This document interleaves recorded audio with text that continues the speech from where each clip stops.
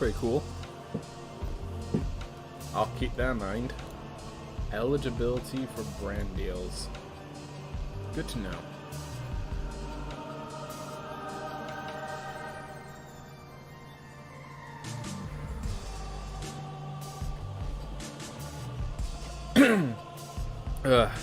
Hey everyone, welcome back. We're just doing some more chill Rogue Legacy 2 time. I'm actually focusing instead on the question of the day. You'll notice it's not really a question.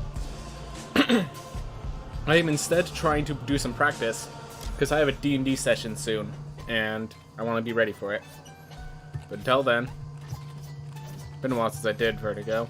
Really, I need to start avoiding Vertigo and Ilk just to like make it easier for people to watch effectively. After a short distance, they will skill crit.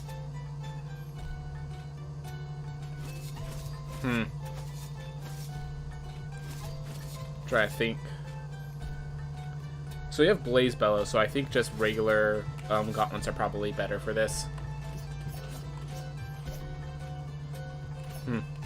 Alright. Let's try it out. How did the last I think the last one went really well, and it shows. I could buy 5? Yeah, it went really well. Okay, it went really well. Just barely can't buy the last gold increase. Alright. Proved int scaling from me. Sure.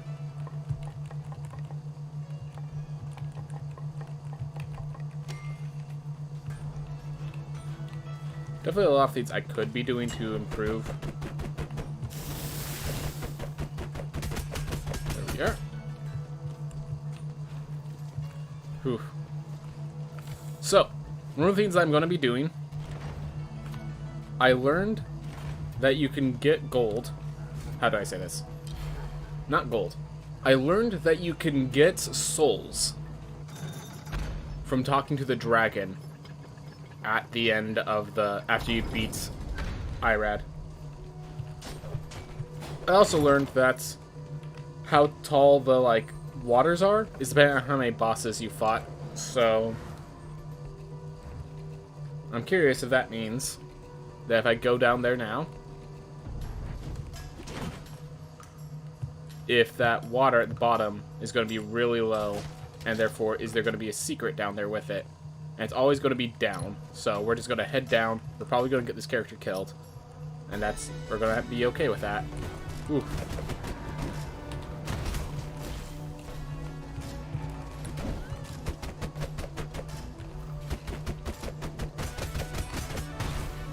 There we are. Just gotta make sure to use that punch. How's it going, Lambo Droid? How's it going, Thalsay? Just start up our run. Gotta be careful of this guy. Armor break is one of the worst it doesn't make them any harder to avoid or any more dangerous. It makes them more dangerous but not any harder to avoid. That's how I would describe it. There we are.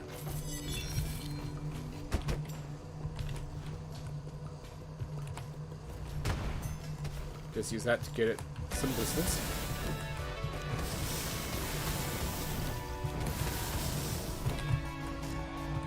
Ooh.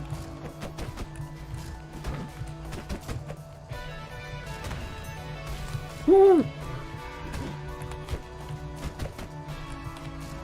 Just gotta be careful.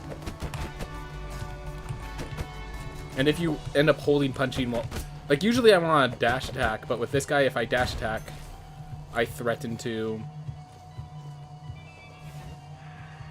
Shut off. I knocked him so far away. Ooh.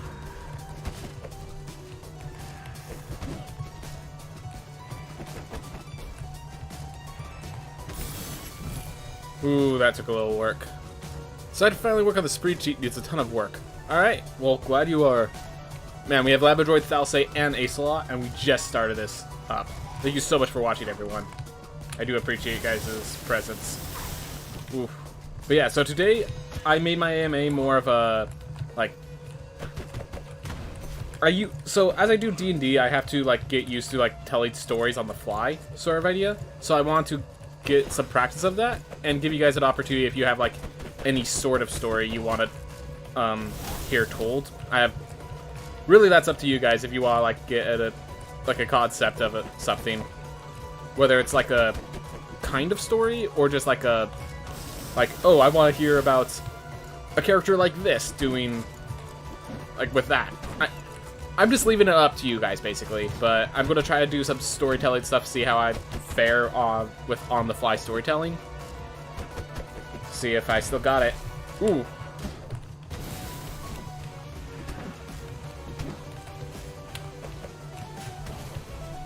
Yeah, elusive doesn't matter with these guys because they deal damage on contact. So even when you're elusive, those guys are still dangerous. So yeah, this is New Game Plus 8. We still haven't done the others.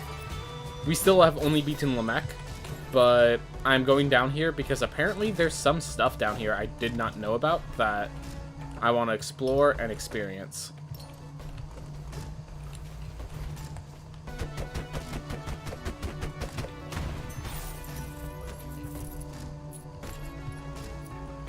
Oof. Alright. Got to the black key.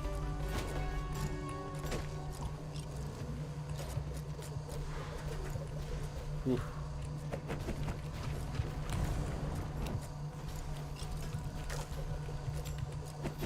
Come on.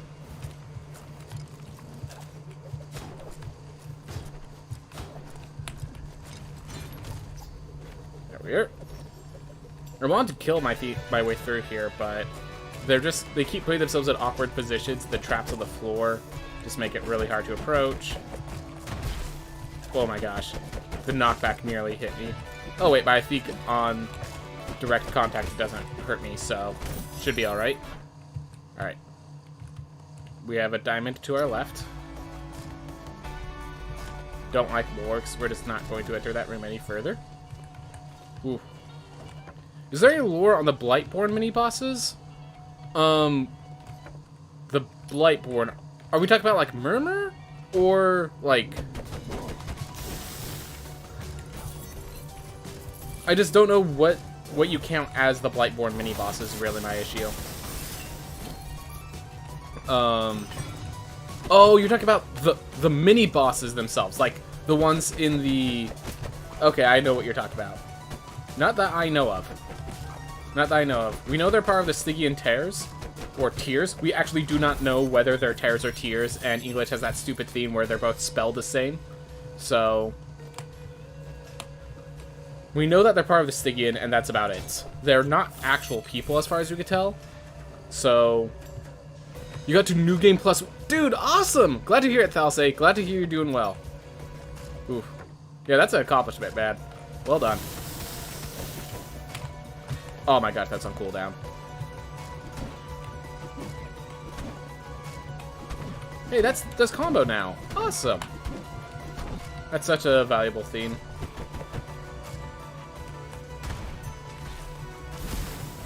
There we are. Ooh. Yeah. What level are you, just wondering? I'm in New Game Plus 8 at level 466, as you can see down there.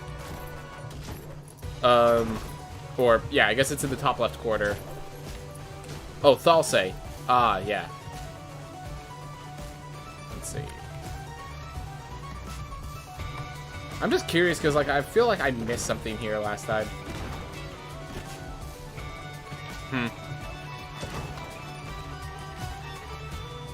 Guess not. Alright. Well, we know the secret. Did you get finished around at 1:30? Nice, man. Nice. Yeah. Obviously, people are going to finish it faster, but who cares? Like, you did it. Good job. Like, that's... if it's not a show of skill, it's a show of endurance. It's, like, it's still an awesome thing. Like, don't let anyone make you think less of that accomplishment.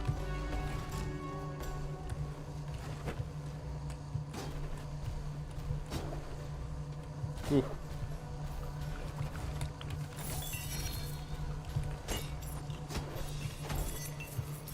Go.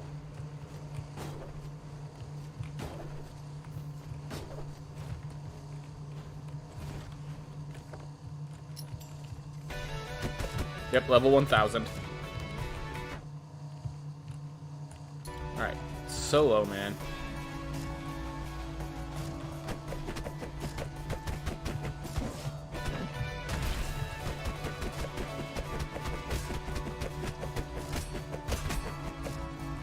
Oof. These skill calculations are not fun. What do you mean? I don't know what you mean by that, is my problem. Alright, I think Fireball is actually going to be better for me, and the Blessing of Wisdom is going to be valuable for me. So the combination thereof is, I'm taking that.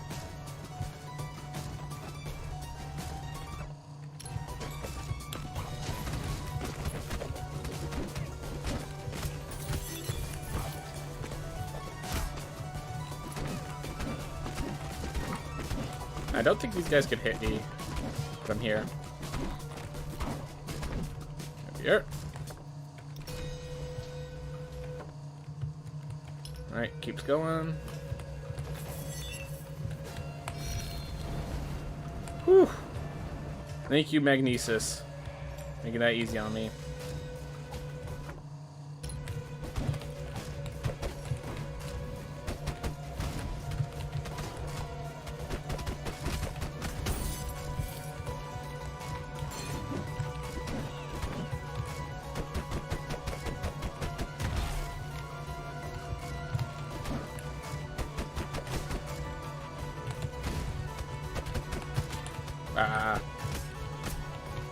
Oh well.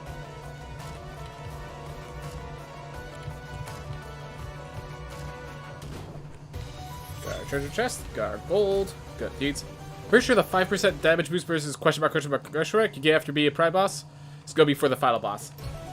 I have a feeling it might be for a secret boss after the final boss. Because here's the thing. To get those damage boosts, you have to get any of those damage boosts, you have to beat the prime boss, and you do not get access to the prime boss until you've beaten the game once. Therefore, I have a feeling that's going to be for a secret boss that happens after the final boss. So therefore, like if it's for the final boss, it is impossible to get until after you've already beaten the final boss, at least once.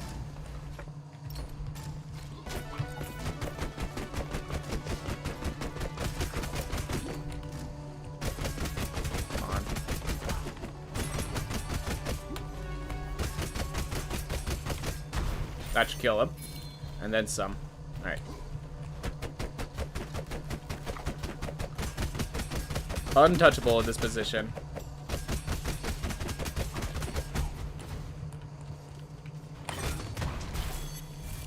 Whew. Alright. Still going down. Ooh.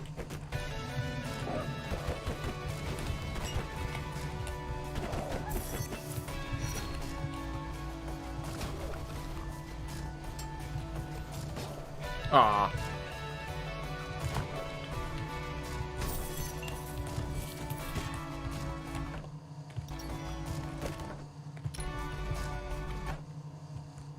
Alright, well, there's one directly below me.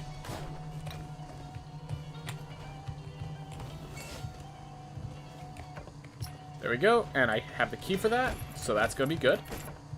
Alright, so we have that door unlocked. Ooh. So kind of like a Brohanus situation. Yeah, that's what I'm thinking. Something like that.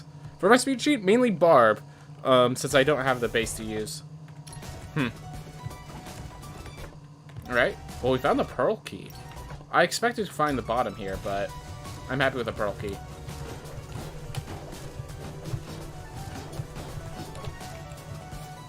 Alright.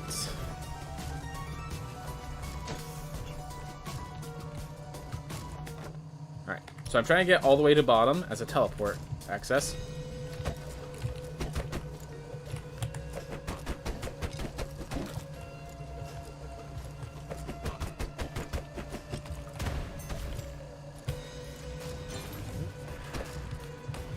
We're just gonna keep going.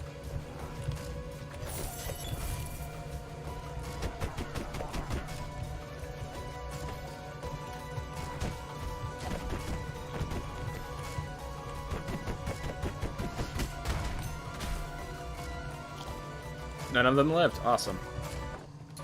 It's easier on my side. Perfection.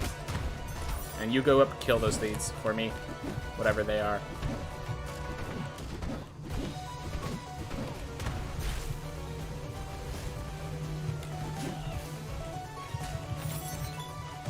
There we go. Whew. Just get my way through. At less than half the opponent's level. You know how it is. Whoop. They have a path down, which I want to take. Alright, down to my left.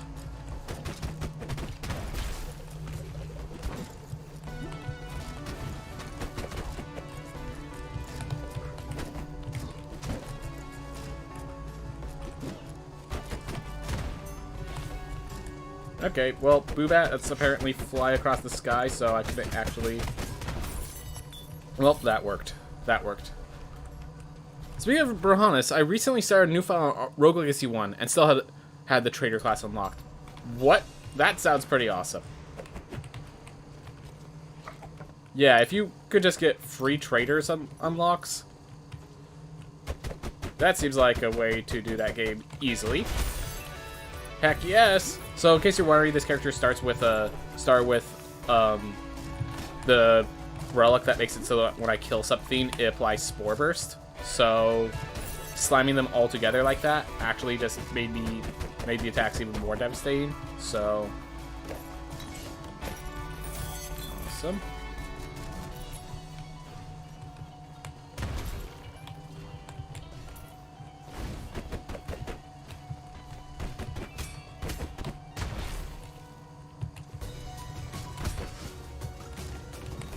Bro.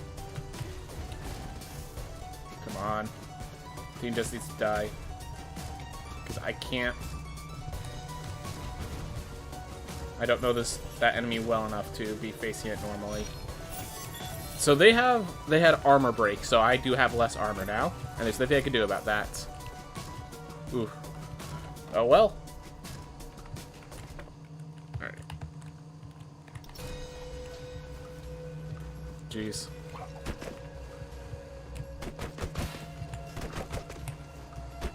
There we go. That's what I was looking for.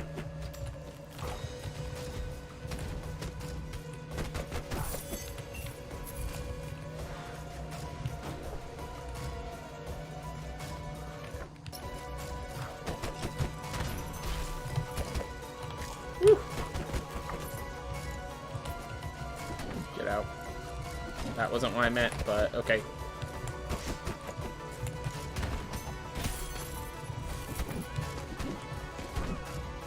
Go. Just gotta be very careful, because dangerous area. Least dangerous.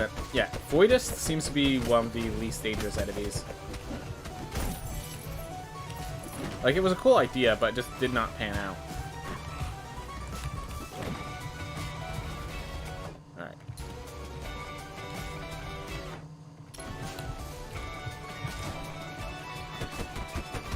Yep. Ah, I was trying to use my punch, but mistimed, I guess.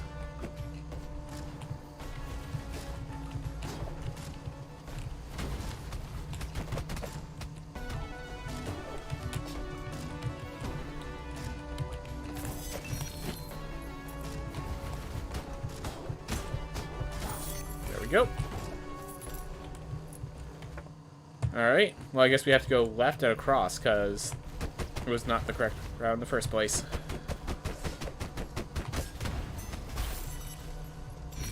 Yes. Looks like I killed 2 by the gold health gain. Such. Alright. Up until... Left it up.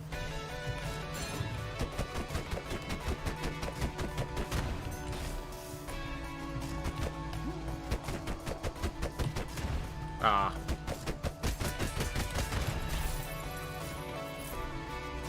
Really nice set of spells. Okay, I have to go way off course to get there, okay. It can be very, very dangerous if you come down, if you come here before you got Void Dash. Yeah, the fact that you can is honestly kind of... I expected there to be a Void Gate in this area, the way there is to get to the tower. I'm surprised that they don't have it. Excitedly surprised. Like, this is, like, when you see threat level is maxed out, that should be enough information for you to come to the conclusion you want to make of whether or not you should be here. I do like them laying go of your hand here, honestly.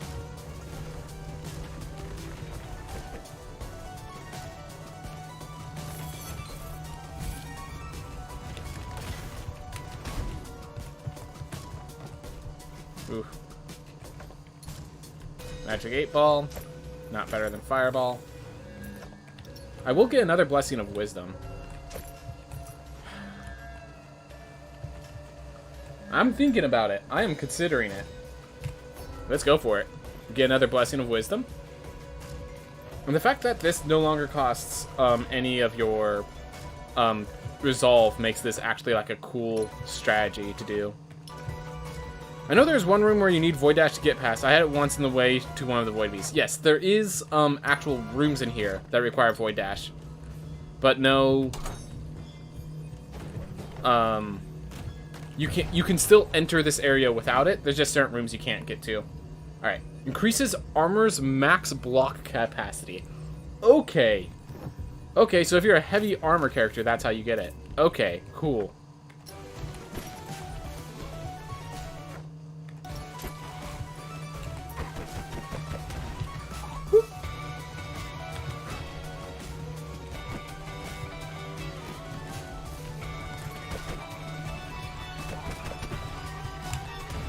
Ah, missed.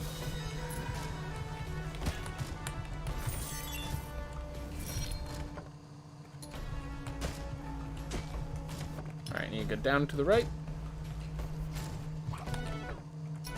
This is what I was looking for. So this water grows as you get to higher levels. So it's way down there now because I only defeated Lamek, and it goes all the way to the top once you've defeated all the bosses. I was always curious if there was like something hidden down at the bottom. Oh well. The actual reason I came up here is so I can come back to the top to unlock the Pearl Gate. Yeah, you need that rune? I think a lot of people need that rune. Definitely, like, haven't been finding some of the newer runes, so to have found it there feels great. I think I cleared out the first few rooms. Yep. Alright, well. All that's left is the dragon, who is way off in that distance. And I'm wondering if I want to do that right now. I think that's definitely something I want to do before I really, like, focus on other things. So here's the thing. Apparently, and I learned this from watching T-Lore, awesome dude. He's a friend of mine, and he's been doing some channel stuff himself. You finally got the high stakes room, which is the super crit multiplier. Nice. Nice. But anyways, the reason I'm bringing up T-Lore is he has been doing a theme. He does videos where he talks about each of the... How do I even say it? He talks about each of the things added. So, with this one, he ended up talking... There is some stuff that I didn't know about that was added in this patch. That it's good to know. So, I learned it because T-Lore talked about it. Apparently, if you talk to that dragon after defeating Irad, you can come back and talk to him, and he'll eventually give you souls the way that other NPCs do.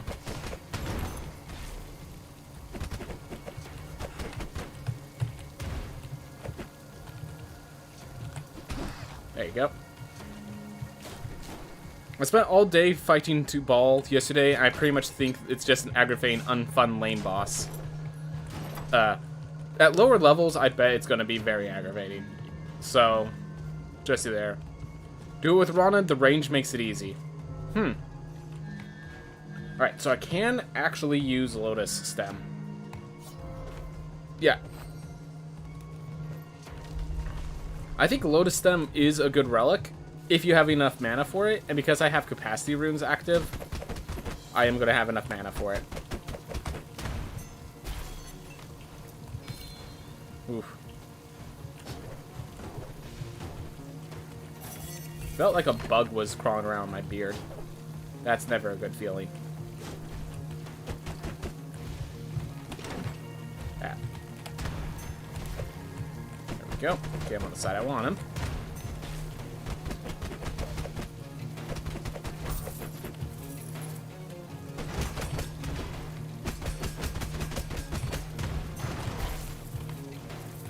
Yep. That knockout punch is such a fun thing to do. Like, this is one of the most fun specials, whether or not it's the most powerful. Alright, here's my strategy. You get over there. Ah, the armor's still affecting you. Alright, well then. Alright.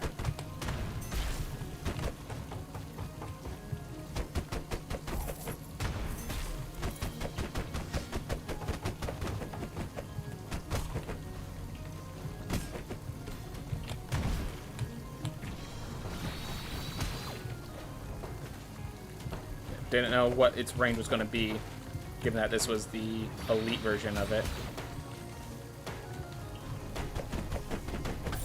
Whew.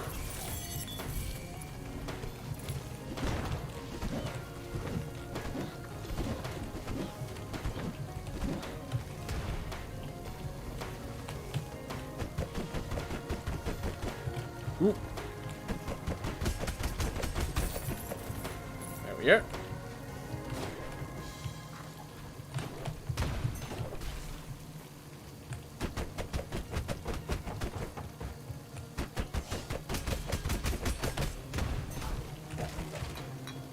Here. Those stem is already full though, so don't need those. That's awesome. Maybe it's just me, but I really enjoyed fighting Tibal. Yeah, when you're at appropriate level, I think it's a good fight. But it's definitely one of those things of, as someone who fights them at an extremely low level, the ads just become a nightmare. But yeah, I fought him with this file, and it was a fun fight.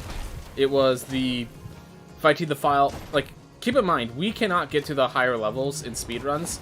Therefore, when a boss fight is hard in the early game, it escalates even further for a speedrun.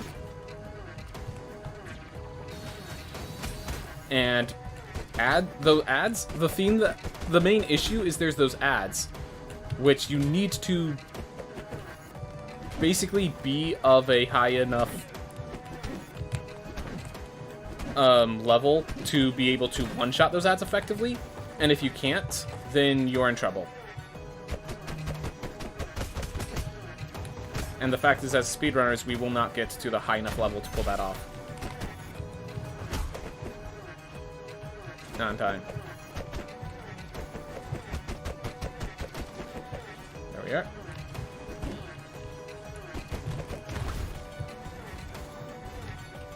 That was a bad time to jump, but we managed anyways.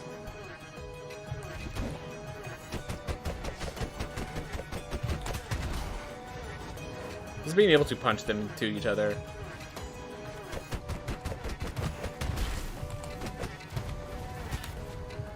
Alright.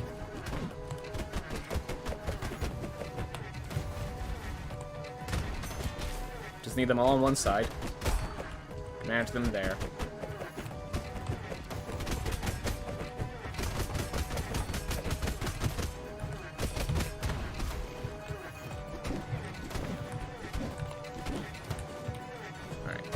I can kill this guy over here. Everything becomes a lot more approachable. It's just this. Alright.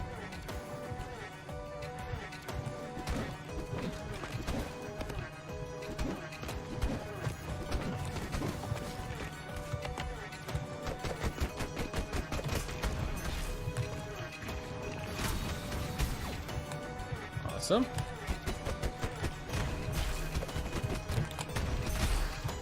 Yeah, the fact that it recharges with only 3 hits and it destroys projectiles, just the combination of those two makes that punch way more valuable.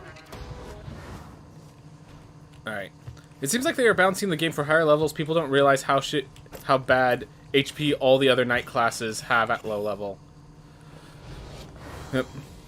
What you just did made me think that a scar where you play as boxer and uppercut sentries to gain height in a platforming challenge would be fun. Someone else suggested it, and we were basically saying, while it's cool, we have access to the Dragon Knight and now the Bard. If they want to do a cool platforming challenge, they have better classes to be doing cool platforming stuff with. Which, by all means, it is a cool theme. It's just... they actually have cooler.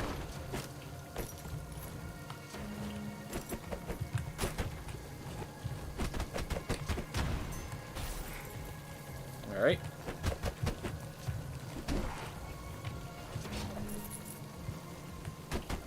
There we are.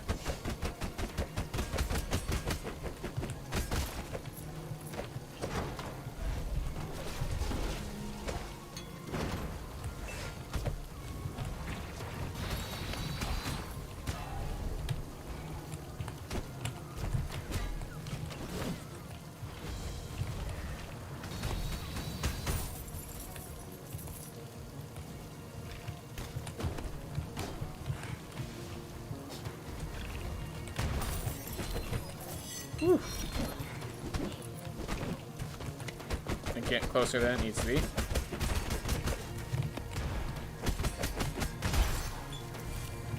Whew.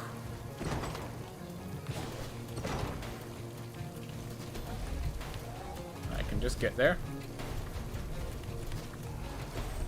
Alright. Oh right, I have elusive. I can just walk on through these.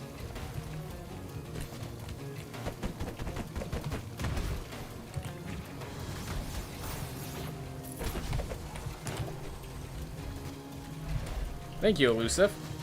Forgot you even existed.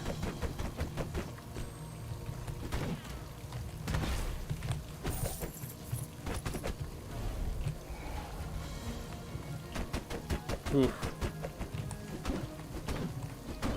Yeah, elusive is weird because there are some enemies where it doesn't work at all on because the enemy is based on dealing damage by contact. So there are enemies that elusive doesn't work on. Which makes it a weird trait, but like, nonetheless, it's a fine trait and a good trait. Do you think there will be any new spells before launch? I don't think so. I mean, you'd have to think of what is the hole that the spell is filling, and I wouldn't know. Maybe there would be a spell around poison mechanic? I wouldn't know. Alright, this fight.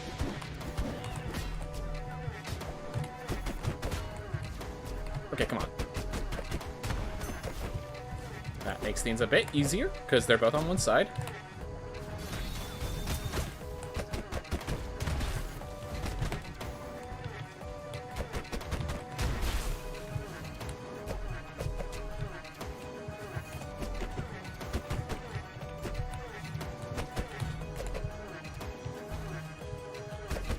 Shove them in the corner. They can't hurt me. I say just before they hurt me.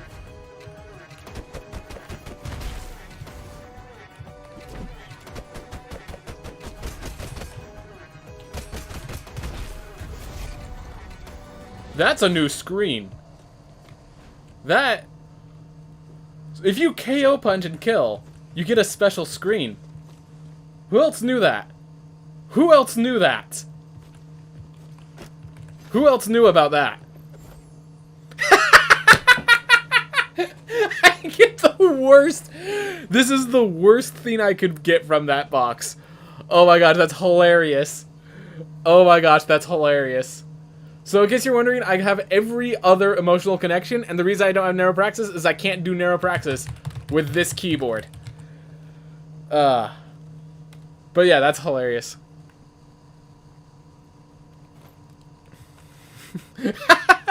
Knowing down values for health and damage, Ranger's turn, and you get, and the first ranger has both CIP and alexithymia, so you can't see health or damage. That's beautiful.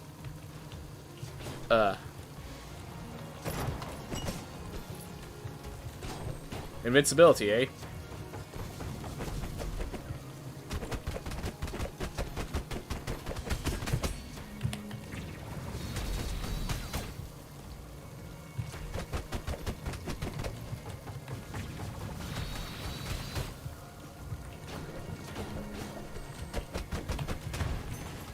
Ah, that didn't kill. I'm not sure if I won't go in. Well, I'm in now, so I guess we're going in.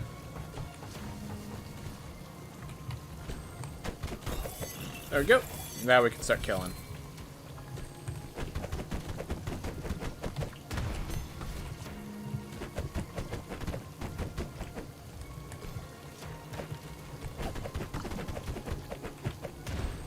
Ooh.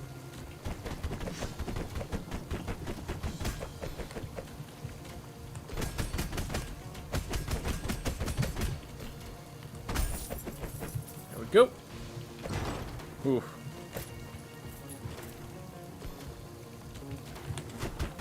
There we are.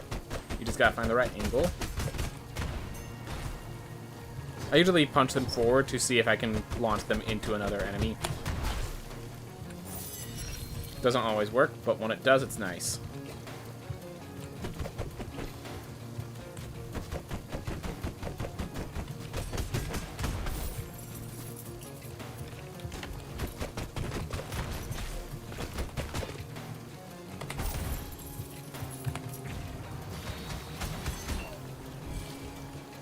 But I haven't gotten any potions to restore this Lotus, which is pretty tough. Ooh, Obsidian's getting set up. Yeah, having a full armor set is probably really good to have, because we have all those runes to increase armor gain. We have a lot of things to make armor valuable. And armor has become much more valuable with it actually working properly now.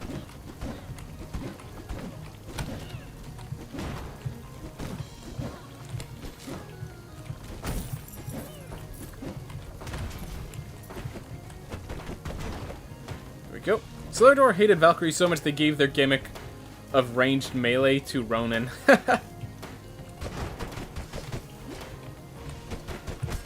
Alright! Elusive! Elusive! Aha! Elusive! And I just locked myself out. Oh, no, I didn't. Got close to locking myself out, though. Not even sparkling water to recharge my... Oh well.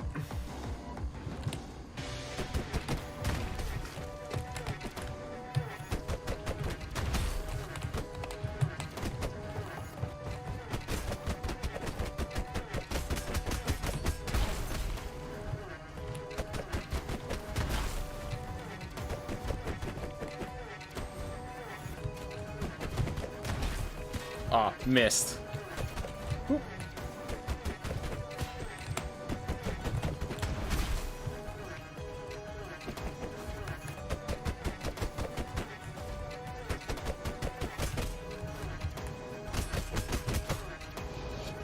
Go. Nope.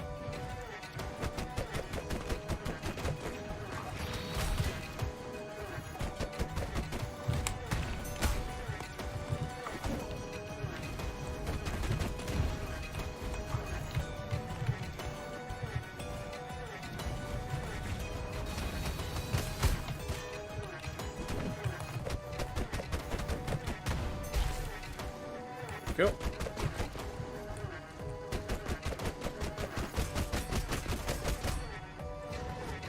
Oof.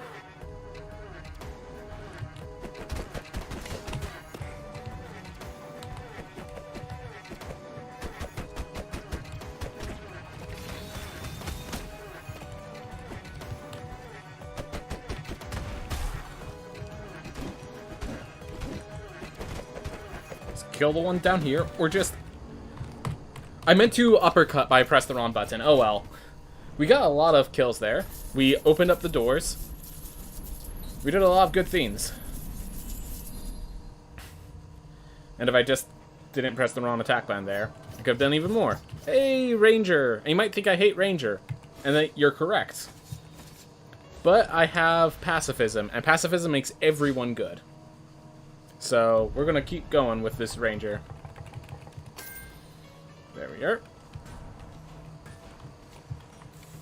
Ah, yes, the new rune. Oh, I have an amplification rune. More important is the folded rune.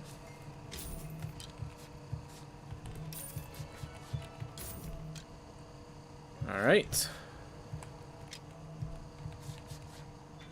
No, I need 40 for that, but only 20 for this. I need to get to maximum armor block before I can armor block cap. Hey, didn't even realize I had a resolve rune to purchase. Alright. Taken care of. Taken care of. Alright. Everything I'm wearing is maxed out. So I think it's just a question of, is it time to start buying other things to max out? Alright.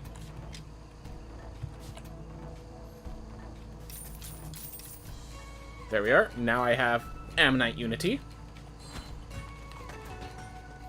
Look at that. 451 armor out of nowhere. Just gain Ammonites in the other set, which makes Quenching Rune much stronger. Folded Rune possibly valuable. So what do we pull out for that is all that's asked. I think right now we'll pull out 2 Siphon Runes. So I could take out 2 Capacity Runes. 40 there, 20 there. Awesome. Yeah, just need to make sure everyone has 100. Alright, cool.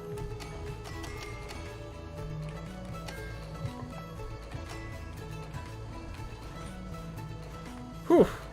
Well, now we have a very healthy pacifist, everyone. Very healthy pacifist. Ranger, worst class no matter what controller you use. Some people actually really enjoy the Ranger. Some people actually really enjoy the Ranger.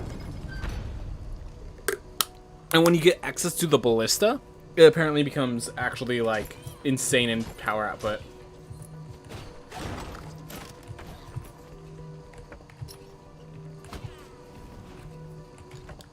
I just realized I have access to the Ivy platform. They actually recognize that that's not an attack. The way they recognize that the shield's not an attack. I have Clumsy. Awesome.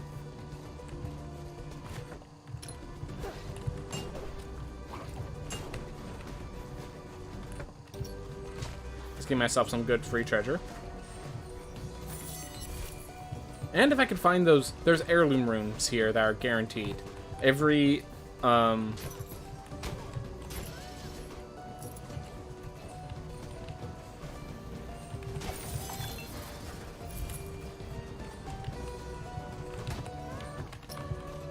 Alright.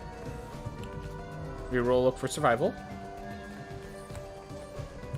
This increases by 50, but I don't use Mana Pool right now. Even when I do, I think 50 points is not enough to warrant 20 resolve.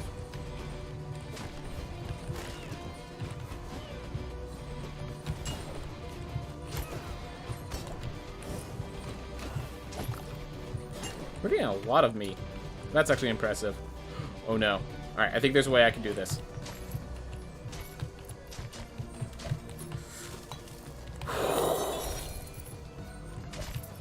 Yeah, so when you drop on them... Okay, that was... intimidating.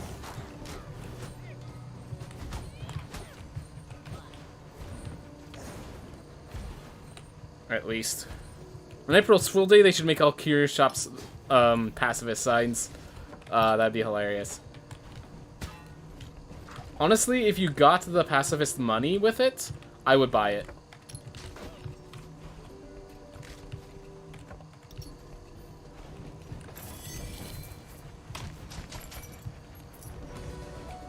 Now that I take damage, no more meat. That's my guess.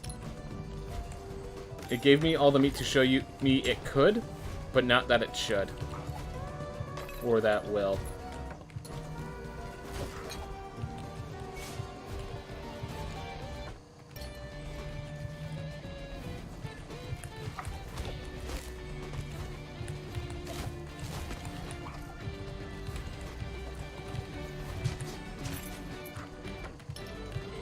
I was hoping for a little curio shop here, but that's okay.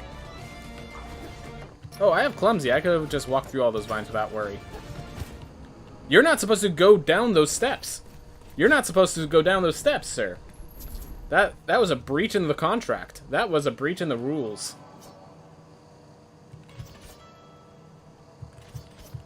Alright, we just got Chef with Windwall with no other theme to help make it weaker.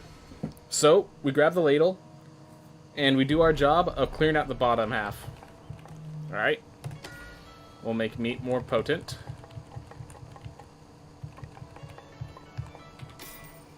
Start increasing our armor.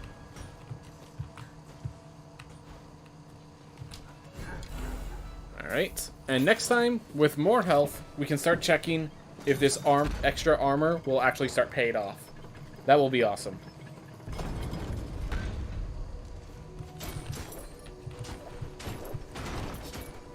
Can I just state that we do not have any of the gilded set. We do not have any, but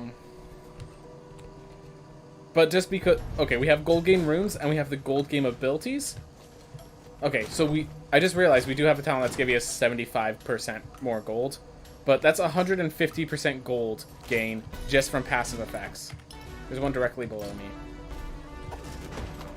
Alright, well, we have a meat lantern here, so we'll keep that in mind for when we need it. Alright, they're all right and then down. Got it.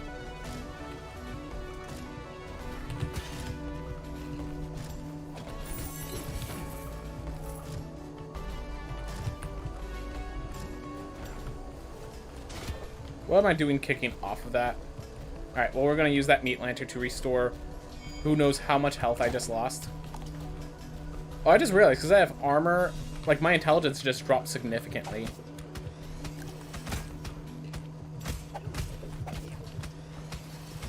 I'm dealing far less damage.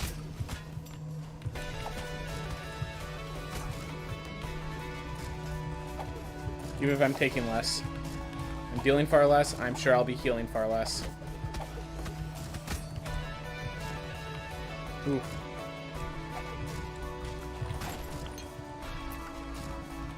Alright.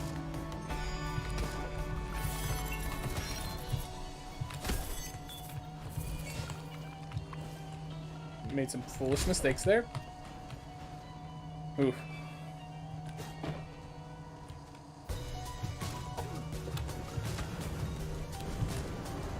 Oh, I didn't realize those were the homing projectiles. Wow. I did really poorly. I did really poorly that time. There's like several times where it's like, oh, I didn't realize it was that weapon. Oh, I didn't realize it was that weapon. And then they added up.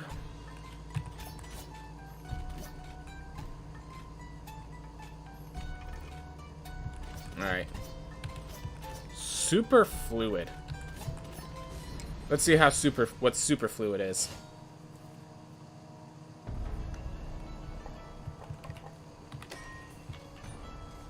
You can dash in any direction. Oh, but shuts off. That's a cool trait. But the thing is, it shuts off the dash is in the direction I want to do. Which makes it not as valuable as I hoped it would be. Alright, we need to re-equip our intelligence, by the way.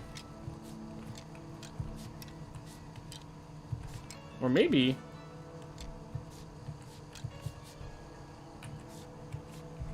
yeah, we're going to re-equip our intelligence for now. But I think I need to get M. Night set through a different means. So we have Obsidian Weapon, Obsidian, Crescent, Obsidian. Why do I feel like my armor is way higher than it usually is? Nonetheless, yeah, super fluid seems really weird. Well, there's only one thing you can do when you're super fluid. And that's the Sun Tower.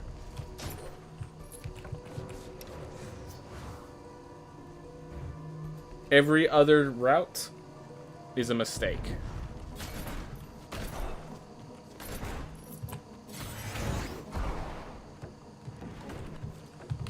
it doesn't work for you? Like, it doesn't do what it... Like, it does nothing when you use it? Or... Like, it just... It doesn't pan out when you try it. Because not panning out when you try it makes complete sense to me. But doesn't work mechanically? Yeah, I wouldn't know why that would be. Alright. Apparently... Alright, there it was. Knew the Magnesis runes would pay off.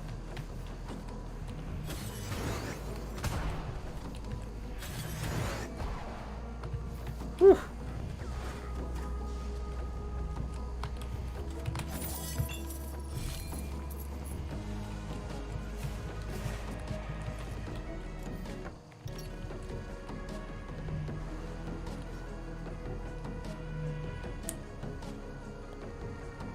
Try to figure out how I'm supposed to do this.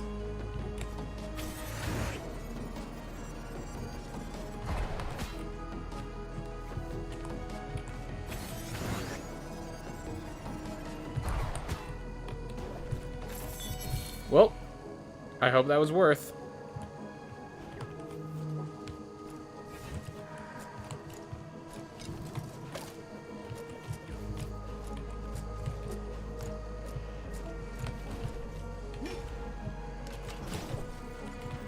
Yeah. Super Fluid with multiple dash runes is probably amazing.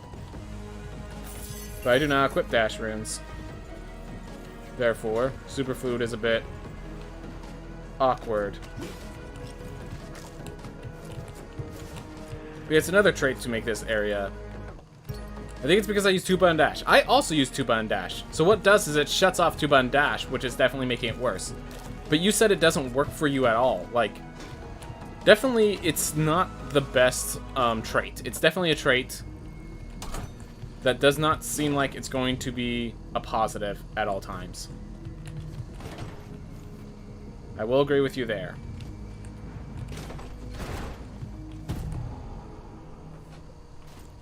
The mechanics should still function properly. Alright. Duelist with Rage Tincture.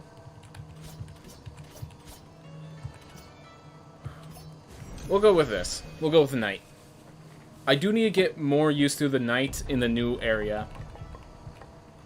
Get myself ready for some fights there. Down there.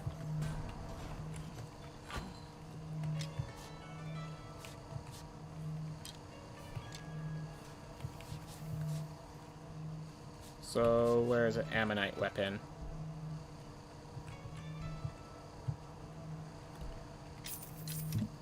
Can't upgrade it high enough. Okay. Darn. I ran out of iron? Or too expensive? Too expensive. Yep.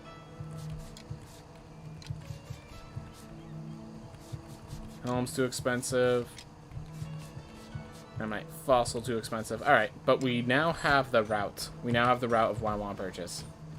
That's important. But yeah, I'm thinking of switching out all my obsidian set for an ammonite set and seeing how that fares. And then I'll instead have the crescent. I definitely want the crescent cape. I'll probably have the crescent sword as well. And then the rest of it will be ammonite, I think is my next set that I'm going to go for.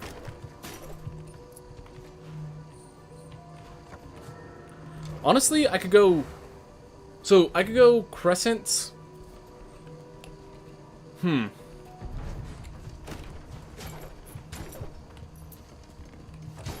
So, if I have +4, that will be a total of, I could have a total of 150 points, so I could probably go 2 crescent, 2 ammonite, and 2 obsidian, and be a very tanky, very durable character.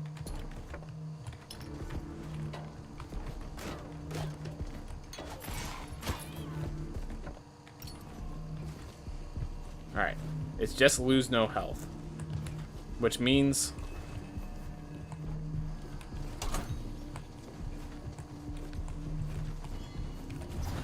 Alright. Got my last Magnesis rune. That's gonna be great. It was the first trait I got in Dragon's Vow, maybe the newest patch fix. Yeah. When Dragon's Vow just first came out, there were some things that weren't working properly. For example, the crits for the crits for the characters also didn't work properly. The Ronin could not get crits for hitting the tip.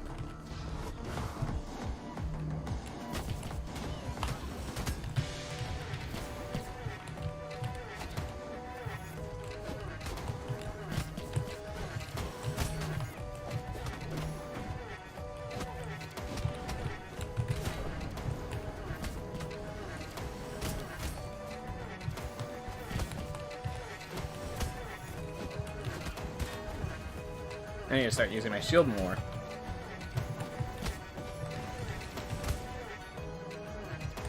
Oh, no, mana.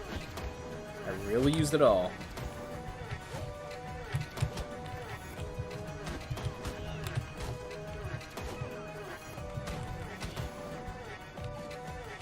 Ooh.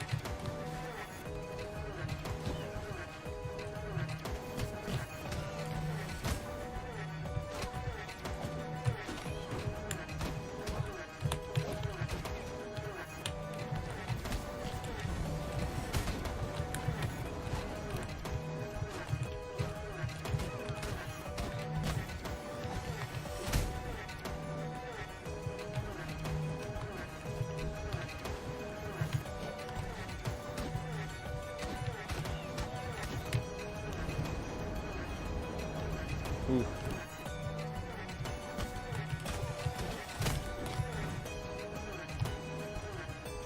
Ooh.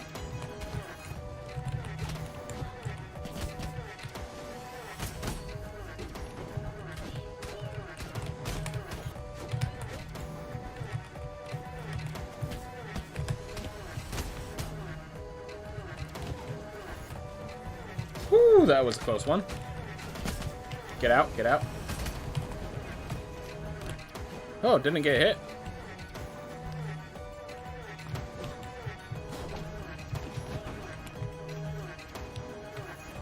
Ooh.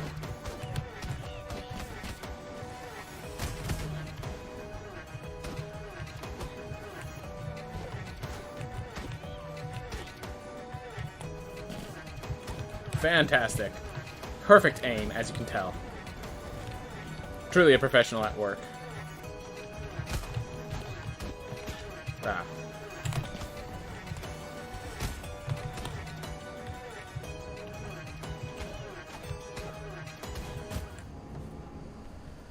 I was just so certain he was dead that I just jumped up and did that attack. Secrets of Drylock are going to be fun to watch. Yes. Not sure how fun they're going to be to play, but they're definitely going to be fun to watch. I'm certain of that. Alright. Now I'm only seeing super fluid. Alright,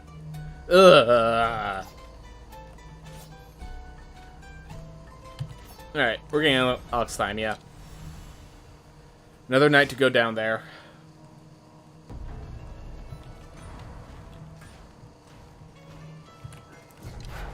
Alright, well, I need to get enough gold to purchase the ammonite increases. Honestly, I just need to map out what I want as my final set, and then I need to start working for it.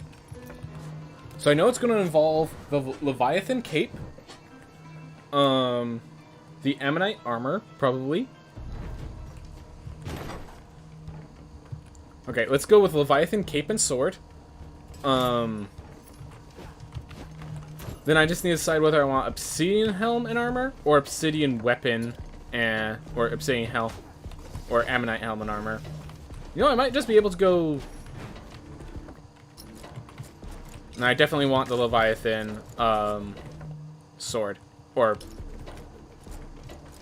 I'm gonna look at the sword stats for the Leviathan set. Actually, I just realized I could probably force...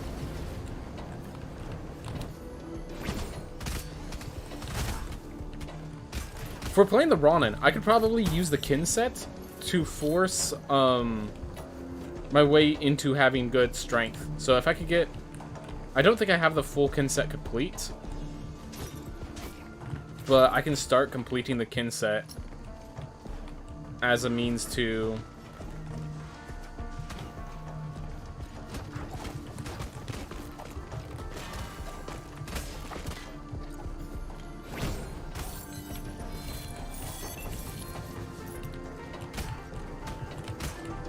Yeah. Whoever my... We will have sword and... So here's my idea. We will have sword and cape of whatever damage-based theme I want to use.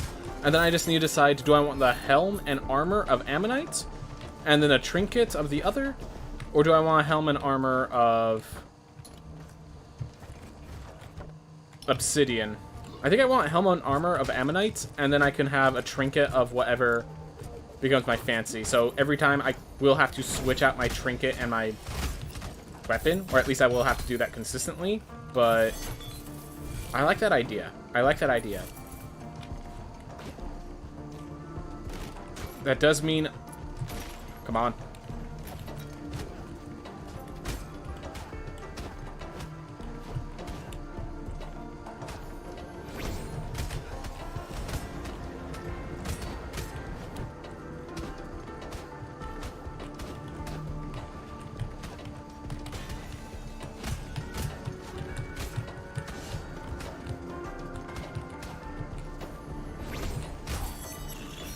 Go.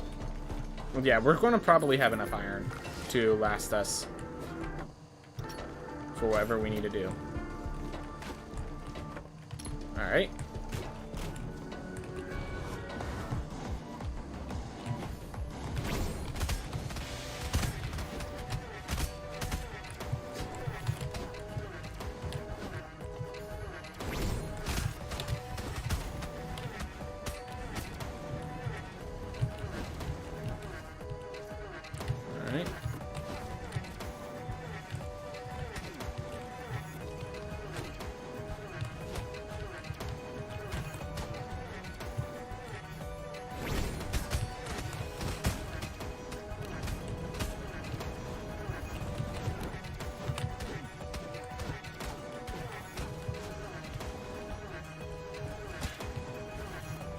Ugh.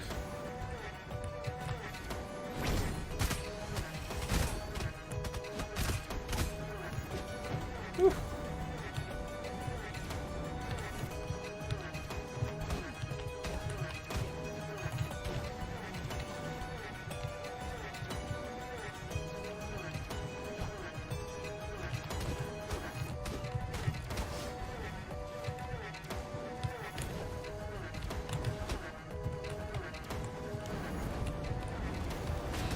Use that. That did not work out nearly as well as I expected it to.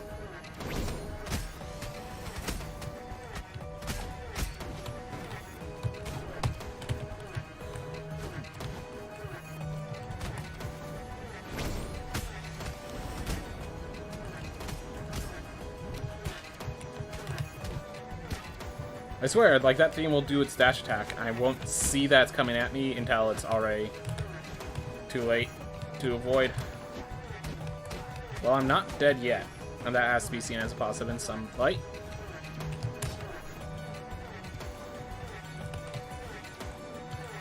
Not the greatest positive, but a positive nonetheless. One of you has to be near death, right?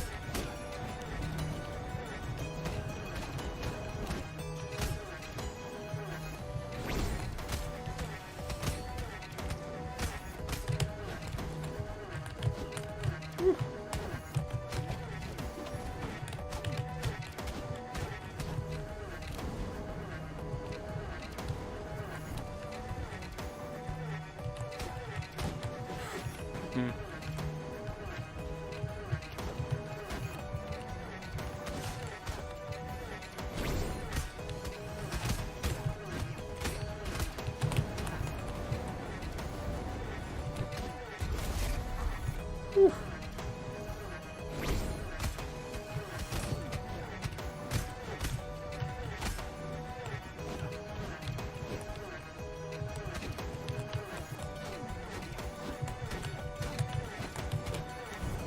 I was afraid of approaching, so that's why I was like swinging at thin air for so long.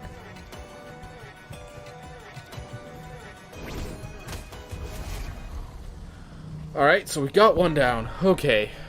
Hello there, what have I missed since yesterday, since your new game counter has gone up by 1? Well, you missed us finishing it, so... You missed us finishing the last one, but that's it. That's really... We fished that, we beat the Primal Mech on this fight, and we have moved on to just trying to...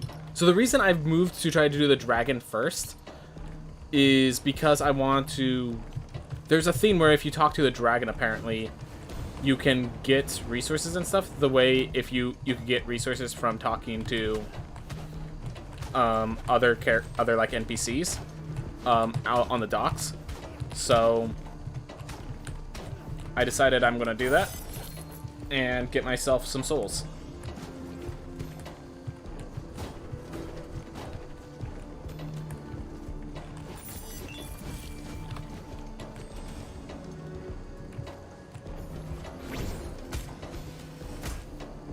There it goes. Finally dead.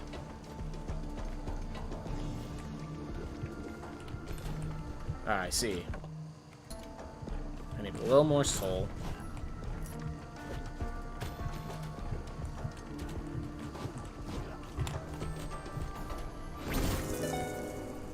Didn't see that one projectile there. I'm guessing this character also has a trait preventing the ability to see health. Yep. It's a trait. And... well, it didn't last much longer. Alright. Compulsive gambling. That could be good if I want to search for chests. Otherwise, we have another bag of spoons cook. I kind of want to do just a regular frying pan, but bag of spoons just too good. Bag of spoons just too good. Alright. Let's try to get our setup ready. So we just need to decide. So we have the obsidian trinket already. So we have the ammonite chest. Then we're going to need the crescent sword maxed out. Alright. So crescent sword, ammonite chest, and now ammonite helm. Alright, I cannot max out the ammonite helm, so we're heading back to our regularly scheduled set of equipment. So we want, yeah, crescent cape +4, crescent chest +4. Yeah, we're just working on it. Pizza got nerfed and it's still good. Good to hear. I never was much of a pizza person myself. I hate to tell you that, but it's true. But I'm glad other people love the pizza. And I'm glad that it was proven worthy of a nerf and is still good. So glad to hear it. Glad to hear it.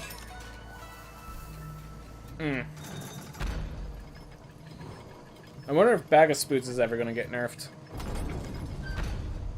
I won't know how to nerf it. I think I'm one of the few people who can manage the arc, so it might just be a thing that's strong for me. And, like, honestly, like, it's never going, like, Bag of Spoons is not going to affect the speedrun, because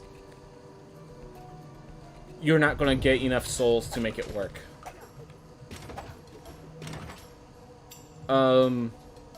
You know, maybe Bag of Spoons can. Like, it might, like, it's probably just because the artisan passive of the chef is so strong. Like, that might be what it is. Like, the chef might need some nerfs to its survivability because it has so much damage output or something of that nature. We'll grab the Grave Bell just to be safe.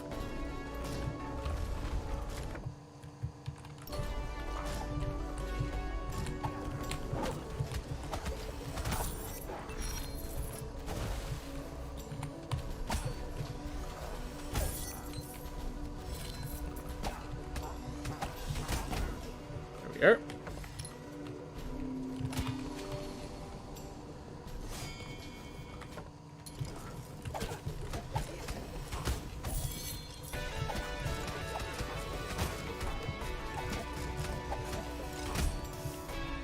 Alright, we'll just trigger that and then dash through it. Yeah, we need one right and a lot in other directions.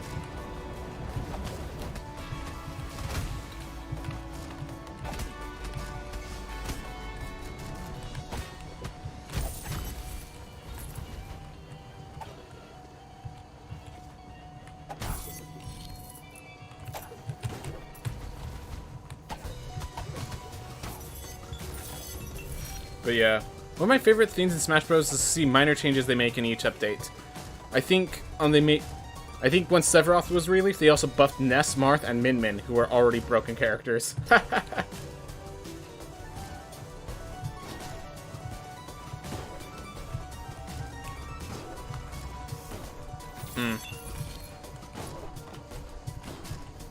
Okay, so first off, Marth wasn't broken. Lucina was broken. Marth was actually... The problem was Lucina was so much better than Marth that no one would play Marth. So... Like, buffs to Marth makes sense. Buff to the sorties in general, though. That doesn't.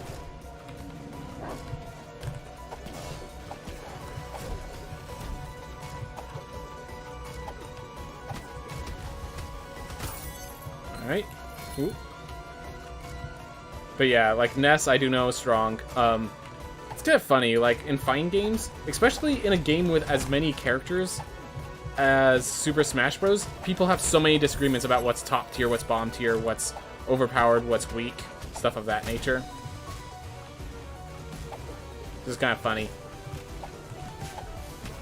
Because I do try to keep up to the best of my ability.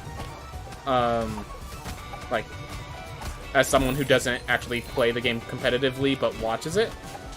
And you get a sense of what characters are strong and not by what characters you see too much examples of. Like, Pyra and Mithra seem to be quite a bit overpowered, because I keep seeing them everywhere. Alright. I wonder if I talk to him here. Alright.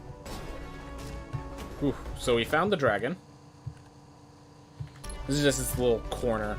It had no way down, so that's something I gotta consider. But yeah, so yeah, with Super Smash Bros., it's always a lot of yeah, as someone who's played Smash Bros. Brawl for 4 years and then went straight to Ultimate, you know who's broken or not. Do you mean like competitively? Like you played Super Smash Bros. Brawl competitively? Even then, like, when I watch people that are at, like, the professional level, and they have disagreements about who's, like, top tier, who's bottom tier, stuff like that. Like, Esam will have a different opinion than MK Leo, who has a different opinion than Hungrybox. I'll get it, Hungrybox is, definitely far more of a,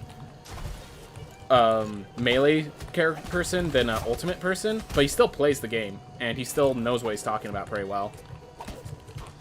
But while they do have some agreements about, like, oh, this character's top tier, this character's high tier, and, like, you know, these characters are low tier, stuff like that, they will have disagreements for a lot of things, and they all agree that Lucina, between Marth and Lucina is the one that's powerful, not Marth. Like, Marth has everything, but it's like there's no results with Marth. The only person who can play Marth effectively is MK Leo, and he's also the only person who can play Byleth effectively, so because MK Leo plays it, doesn't exactly tell you if it's broken. And like, there was actually an interview, and it was like talking about the flaws of the characters that he plays. He's like, honestly, once people start figuring these out, I've got to be ready to switch off of them, because I'm just surprised no one's figured it out yet. Until they do, I'm just going to keep using my characters. So, like, MK Leo will main characters. He is the best player in the world, and he will main characters that, like, no one else even touches, really. And, well, other than Joker, of course. Of course, is, like, Joker and Pyra and Mithra. But, like, I don't know of any other pro playing Byleth other than MK Leo. That is such a good relic for the chef. But I'm not sure I'm going to get in there. Alright.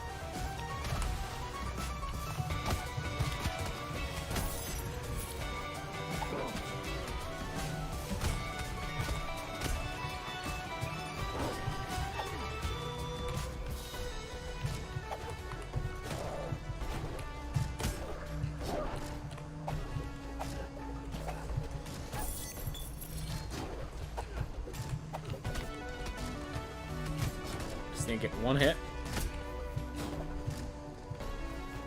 Ooh. Brawl had an online and simply also had a lot of flaws such as RAM tripping. Yep. Brawl was not a competitive format. I know that much. I know that well. Heavy characters being easy targets and Meta Knight being the only character in Smash history to be double S tier. Yep.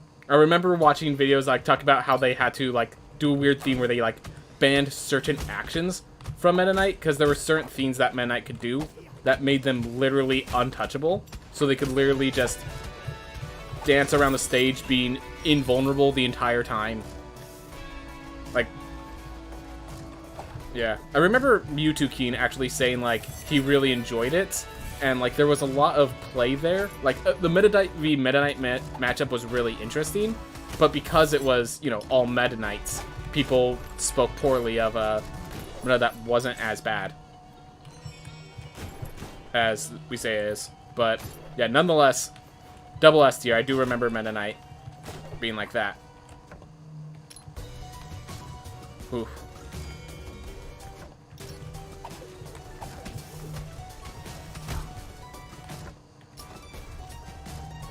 But yeah, you're correct in saying that Min Min was broken. You're definitely correct in saying Min Min was broken. Min Min is still pretty broken to this day. Like, with those buffs, Min Min has been just...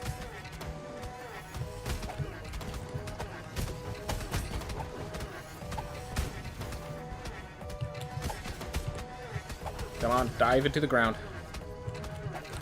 Whew.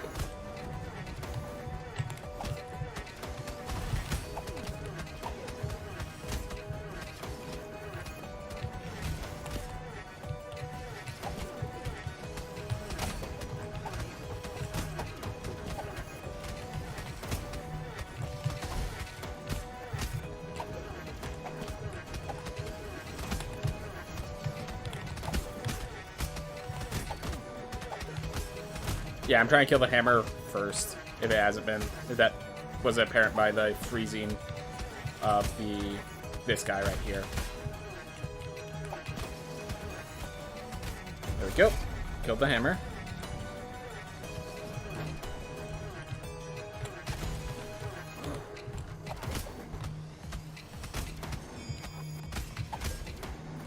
Because yeah, this guy becomes a lot less threatening when you just have to worry about it chasing you. The threat is because it's chasing you while you're having to deal with all those projectiles from the hammer. So, having only one makes it a lot easier. Whoop.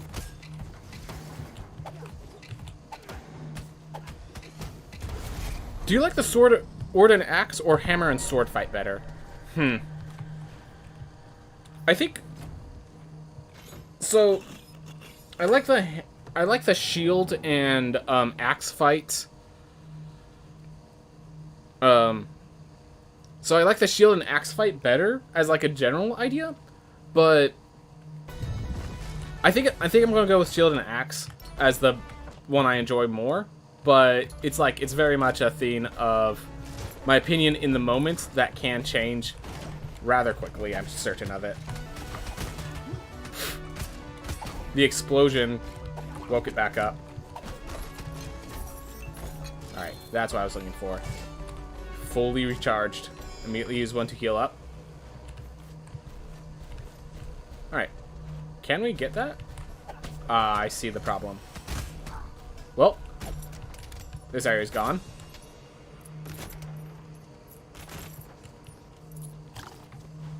Once there's a seagull attack there, the entire place went up in flames. I'm going to return to main menu and just teleport to go beat Irad, because the thing is, I'm trying to do this to talk to the dragon afterwards, because you can talk to the dragon after beating it. And so we're going to just start popping through. We're going to take care of Tubal, and we're going to start talking to the dragon every single life until the dragon tells me the story and decides...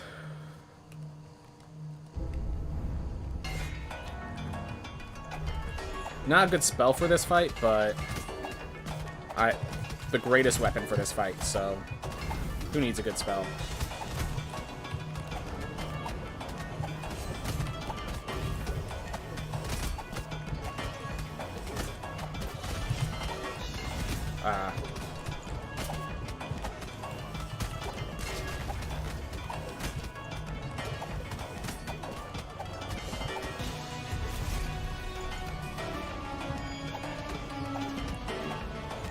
I feel like this split right here and the split after it need to be replaced. Like, this split is much more threatening than the walls split that comes after it.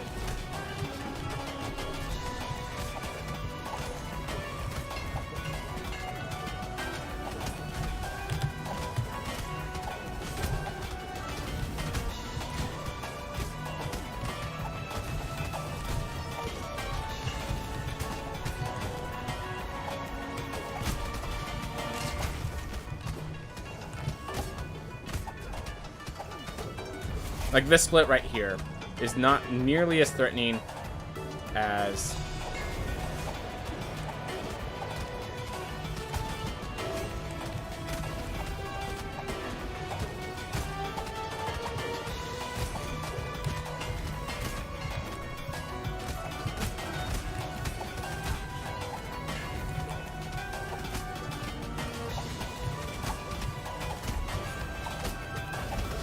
I need to get out of this corner.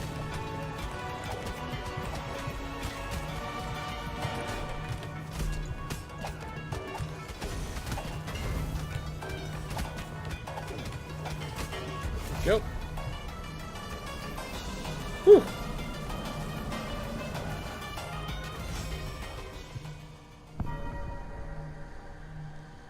Yep. If you truly get into Smash Ultimate, which I do want to, I just like, it's one of those things of how much time do I actually have to invest into it, but it is something that I do like watching the scene at the very least. Yeah, usually range beats heavy, heavy beats fire, fire beats projectile, projectile beats rage. Yeah, I do know that the matchup charts are a huge theme of Smash. Too many Seiko says I've laid wristlets. Alright, I must rest. I think there's a feat, so when he rests... The dragon is asleep. You pet the dragon. There we go. You get to pet the dragon, like petting a good doggo. Thank you, dragon. So we're gonna come back here. So the theme, from what I understand, I now have to start coming back here to pet the dragon between each. Yeah, I need to pet the dragon between each life. Basically, is the goal from here on. Dragon best boy? Yes, dragon is best boy.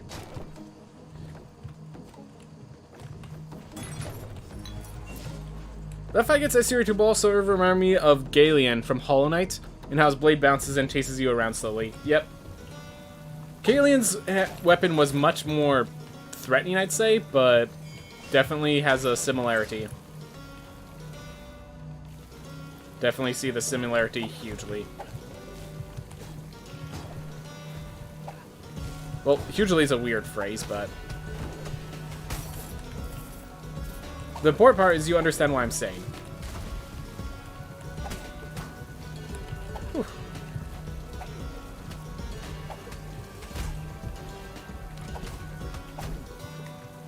There we go.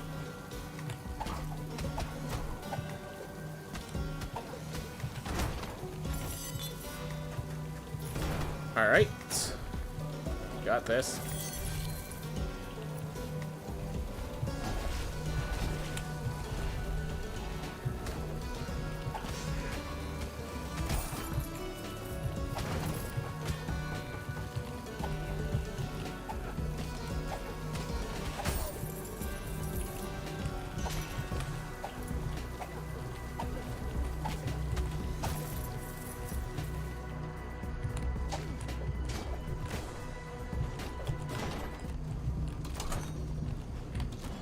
That was a little closer than I wanted it to be. Oh well. High stakes rune.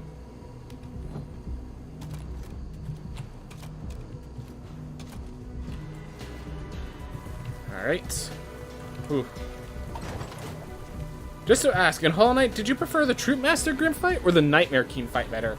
So the harder so once you get good at it, the harder fight is always more fun. Like, for example, you know, like we're spoiling a lot, obviously. But, like, you know, the Mantis Lords is one of the greatest fights. Like, I don't think many people disagree with that. But if there's any fight that just directly is better than the Mantis Lords, it's Sisters of Battle. The thing is, you don't throw Sisters of Battle at someone who just got through Mantis Lords. The part that makes Mantis Lords awesome is because you fought Sisters of Battle first, because you got good at that fight, and then they have the harder part. The advanced version of every fight is always ends up being the magnum opus. It's, you know, we had to make this fight so that everyone could beat it, which means we had to pull back at certain points. And the prime fights are, we stopped pulling back, and so we gotta show you everything that this has to offer. So therefore, the prime fights are always preferable, always better, but they, like, what they do for the story, it's, what they do is they are more fun for the, all the prime fights are better for just general gameplay purposes, but they're not better for the story. That's what I mean to say. Nightmare King Grim had to exist before, or, how do I explain it? Troop Master Grim had to exist before Nightmare King Grim, or else Nightmare King Grim would just be unreasonable. Mantis Lords had to exist before Sisters of Battle, or else it would be way too overwhelming. Oh, yeah, except for Winged Nosk. Yes, Winged Nosk was just, well, actually, the whole thing is that it was a horrible monster that we had to fear. That was the whole idea of Nosk, and so they let off of that. I will admit, I did not like Winged Nosk. You're correct there. Because it felt like a completely different fight, first off. But, like, you're talking to someone who didn't like Nosk in the first place. So, people who like Nosk might probably liked Winged Nosk more. People who didn't like Nosk liked Winged Nosk less. I could confirm to the second group. I know I cannot tell you anything about the first group. But I assume that that's how it feel.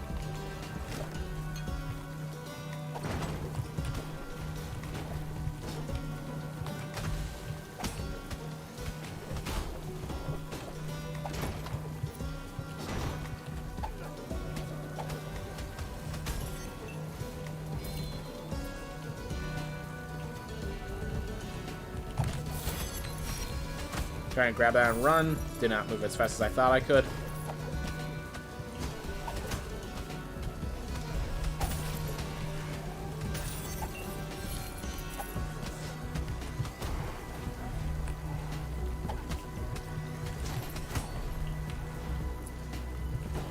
Ooh.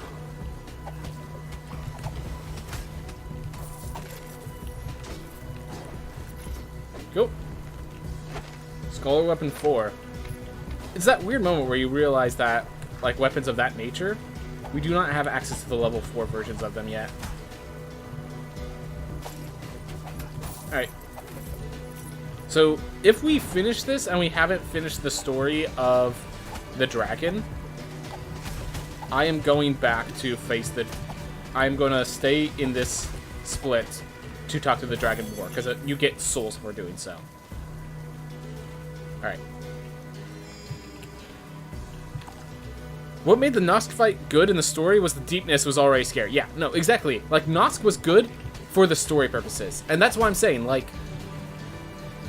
A lot of bosses are created for the story first, and then, the combat element has to come afterwards.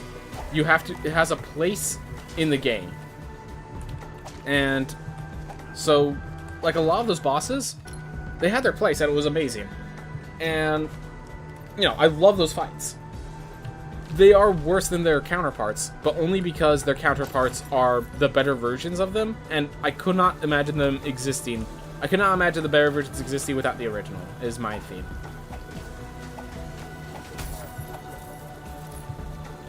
There's just, like, certain things of when you don't have to worry about design elements like pacing and stuff, where when you're allowed to let loose on that stuff, where just everything becomes a lot more... You can... Yeah. I'm having problems phrasing it other than, yeah, I like the harder fights better, but only because I had the easier fights first. And then, yeah. Nosk was a horror movie. That was his old intent.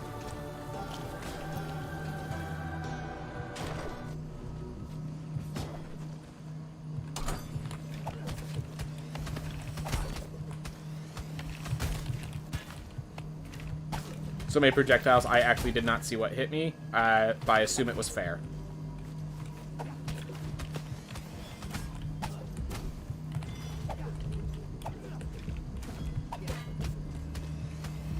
Well, I got hit by that guy. That time I did see what hit me. I just saw a little late.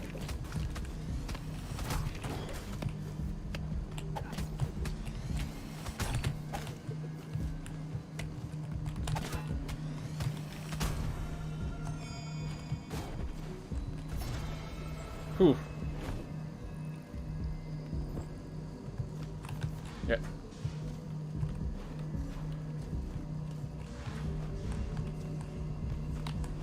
Yep. Just like, yeah, Nosk, I think that was the thing. Nosk was more of a story-based fight. Like, Nosk is his arena. And I think one of the things was that the Dark Nosk was, the fact that it disguised itself as Hornet meant that the, like, evil Nosk was, how do I explain this? It made Nosk still feel surprising. Like, once you break the surprise that it's not like a copy of you, it's actually just a monster luring you in, Nosk becomes less of, like, the scare that is Nosk, it disappears. And when you...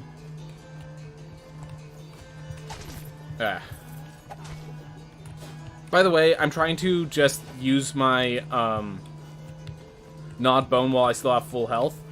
We will get a free heal when we kill the next boss, so I'm just going to explore this area. Like, when we enter the next boss room, we'll get a full batch of health. So I'm going to use this as an opportunity to try to get meat and try to get the Hungry Bone active, in case anyone's wondering why in the world I'm not just going to face Void Beast Bareth. Then you have Zotes, an already joke character and joke fight from the Coliseum is made stupidly difficult because of how randomized he can be. Yep.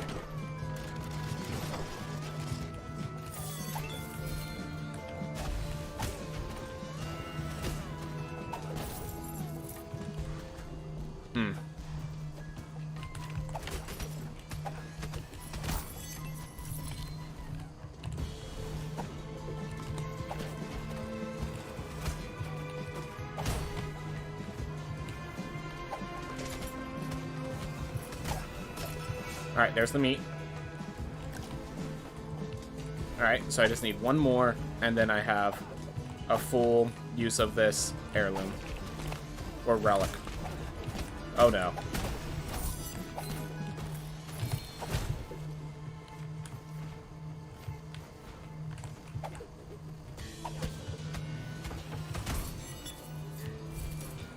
Because of Body Buffet, I can kill enemies as a way of finding meat, which is fantastic.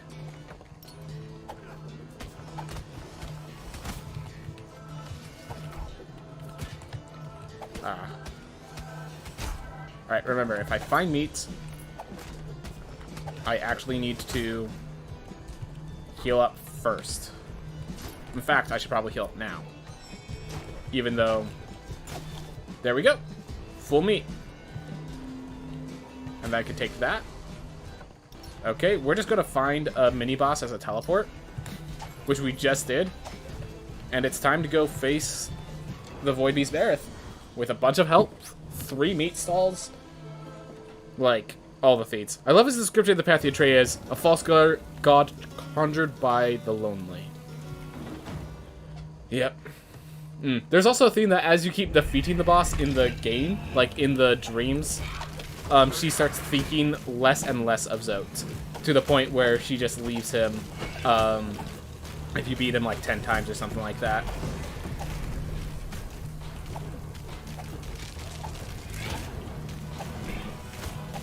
But yeah. Okay, really glad to have him be centered as I start phase 2.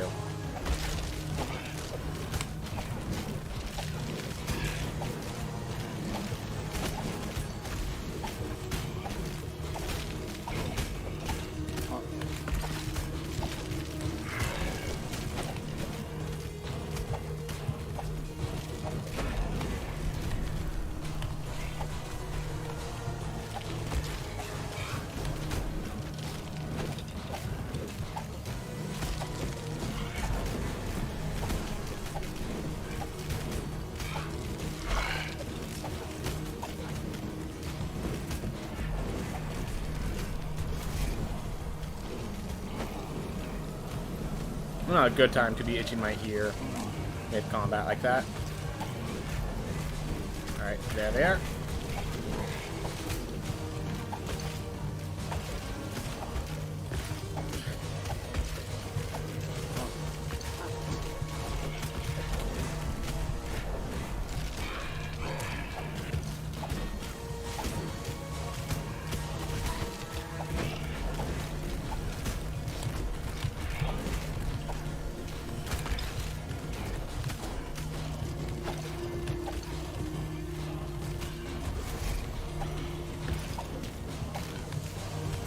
Alright, now we have to deal with a horde of estuaries.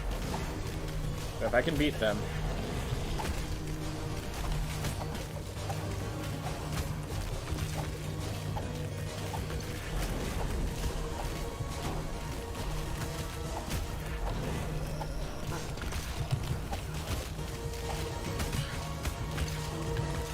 That was nice of them to organize themselves as such.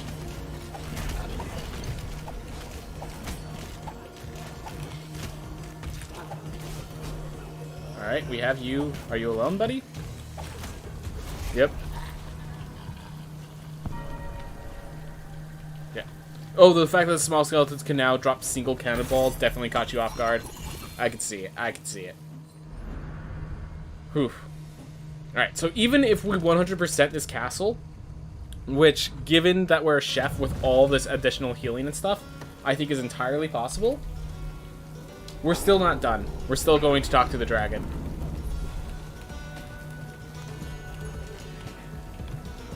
I think I'm going to not buy the teleport here. I have so much survivability. I trust that I can kill even the improved Nama and just leverage the additional gold that I gain from this.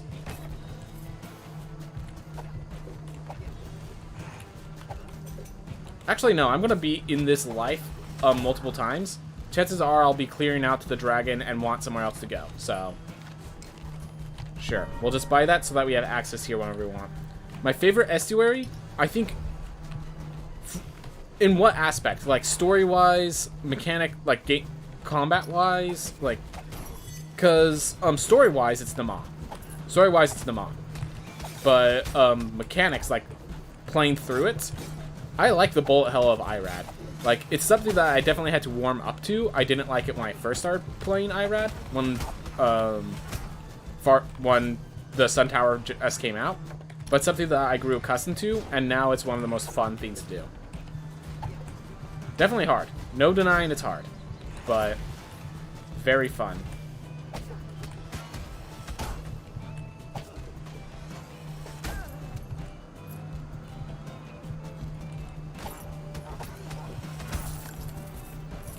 Too much healing.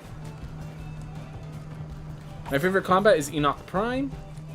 I can see it. Yeah, exactly. Like, honestly, I feel like the hard challenges, in the aspect of how they make it hard but fair, like, they've done really good in designing this game to make the hard challenges feel fair still.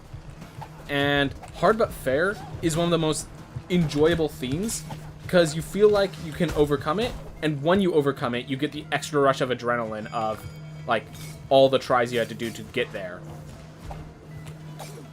So, I could definitely see that. Like, 2-ball might end up being my favorite if I, like, in speedruns, once I get accustomed to how to face 2-ball in a speedrun, you know? That's definitely one of the issues, that because we do not know how to face 2-ball yet, we do not know how to, like, really use them in a speedrun sort of thing, you know? Oh my gosh. And there's another elite throwing those guys behind him. Whew.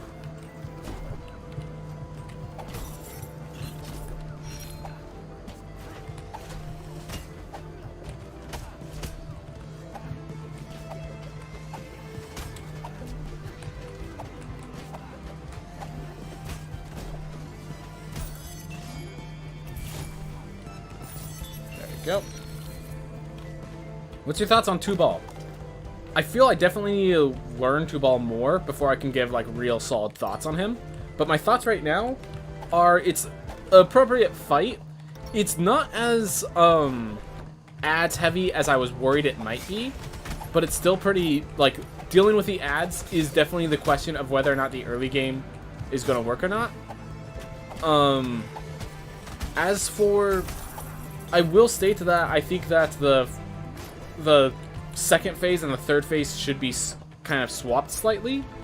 The benefits, the challenge that you're facing in the third phase should be... Wait, hold up. Does that mean...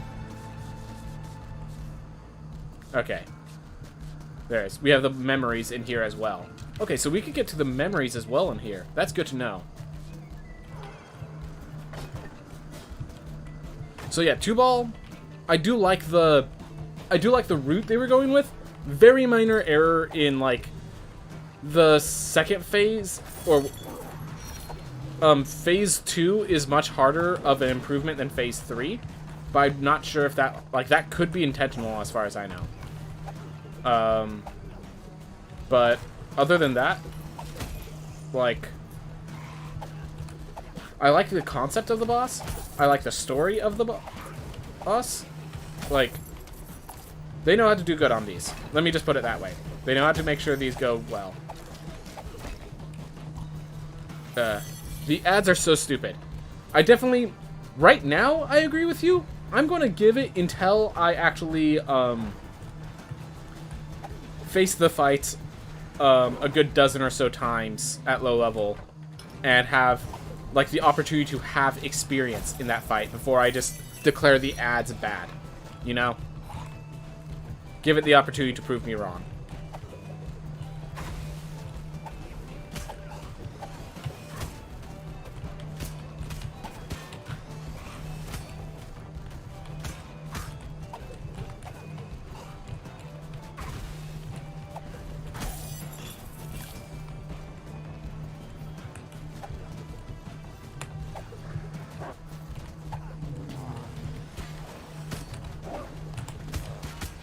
Alright.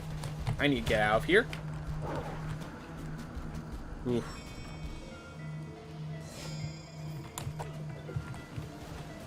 Alright, we open the chest. I think we just have to leave because it's just... that position is just very bad for me. And I'm not going to... bothering with it is a good way to get myself killed. Alright. But yeah, ads are stupid at the moment. I still need to wait till I experience the ads. Like, I do say, like, I hated IRAD at the beginning because it just seemed like way too many projectiles for, like, it was guaranteed you're gonna get hit. Now I do it hitless, and it's like, it's one of my favorite fights. Just, so I'm not gonna call 2-Ball bad until, or like the ad's stupid, until I've had more time to experience it. But I could definitely see, at this moment, it's very, one of those emotionally charged, yeah, this sucks. This is get annoying. The problem is they float around the guy's body, so you can't really kill them, and then they throw nearly invisible projectiles or charge from across the screen. Alright. Increasing the visibility of projectiles, I could definitely see as a worthwhile complaint.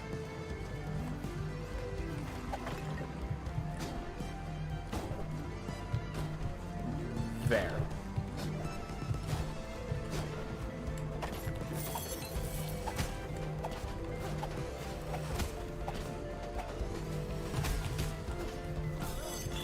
Go. So, I feel like in that case, it's just like those projectiles that are basically invisible to you need to be improved. But, that. In 2-Ball's notes, he said something about the King recruiting new estuaries to replace the original estuaries. So, it's Jabal and Zilla. It's J and Z. The estuaries that he's talking about are the two people who were planning the invasion, basically.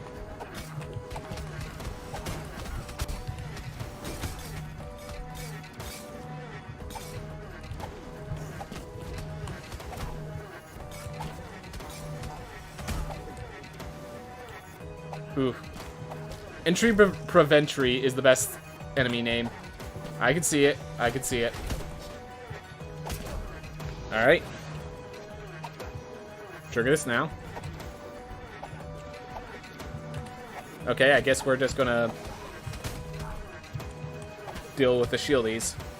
Worry about those guys later. The fact that I can just wait and deal with them later is, I think, a little unintentional. At least a little. Because, yeah, there's an enemy that's been sitting here the entire time. It was part of the first wave. Alright. Oh, gosh. Yeah, you're the one who actually needs to go first.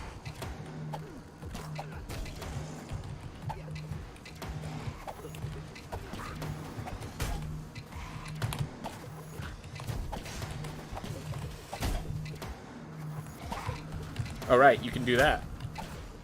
Forgot about that. The hitboxes have an effect there.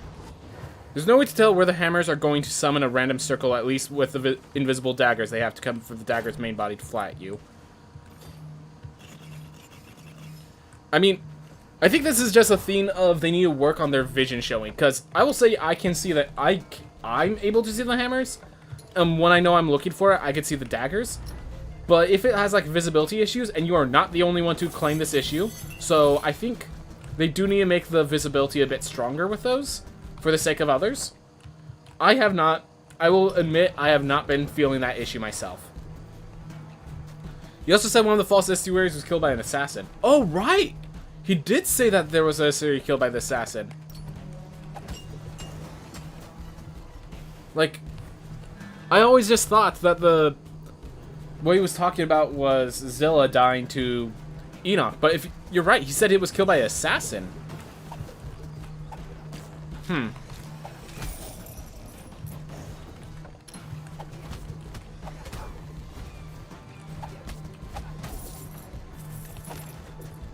Huh.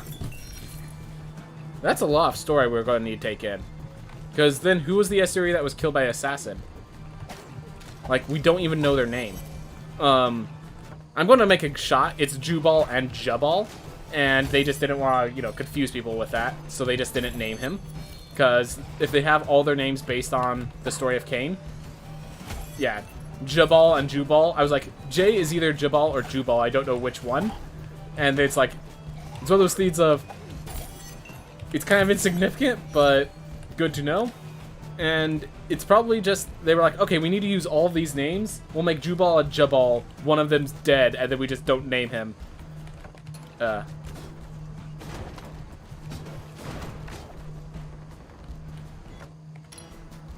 If I'm at the top screen, I could just fall to a random white circle. Oh, that's what you're saying. You're talking about... Ooh. We're gonna get that. Thanks, Neuropraxis. Get out before... Well, I'm already too late. That's okay.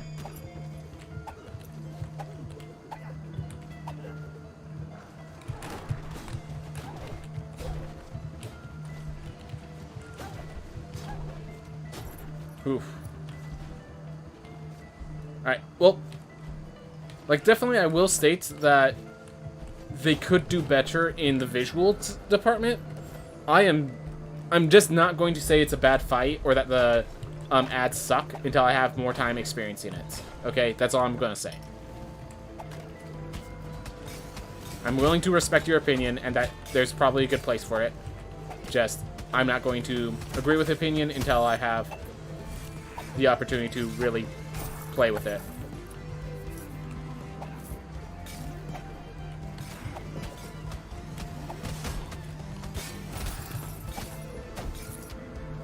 Thank you.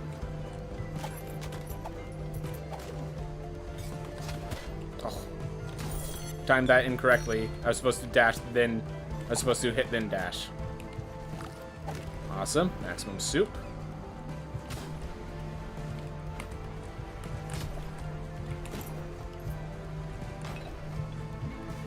Yep. Nameless Light looks awfully similar to Johannes from the first game. Yep. I wonder how intentional that is.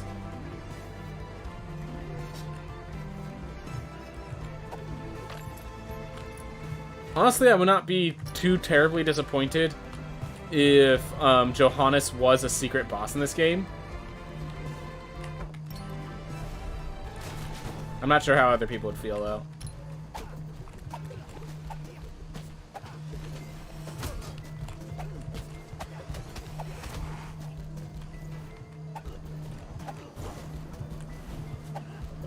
Who's shielding you?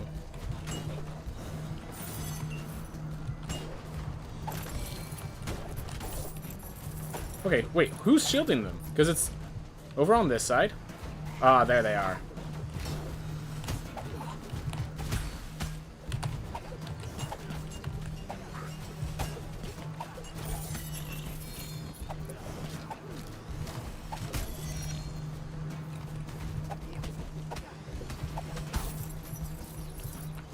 Hey, Firefly, you want to come down here so I can kill you? Add your gold to the pile. And yeah, I think this chef is about to get to max level, even with the 10 increases to max level. Like, I've just been doing so much with these chefs recently. Okay, you all wait. I have a job to do.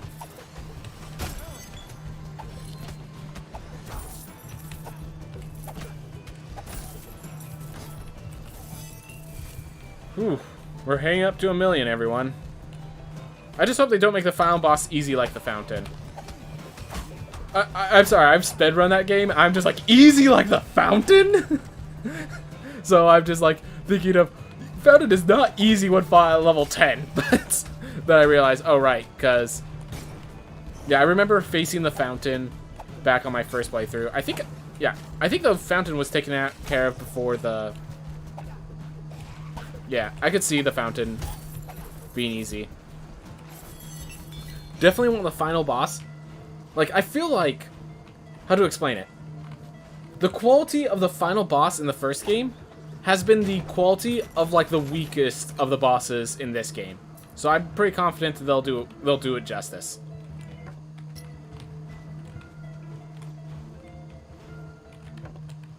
All right.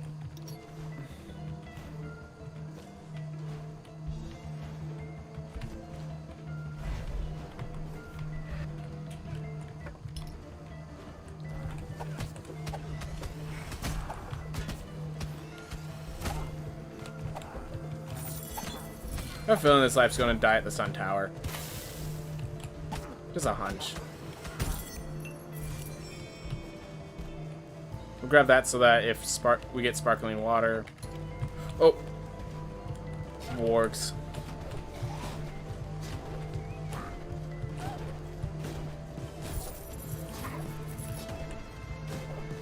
Maybe we're in.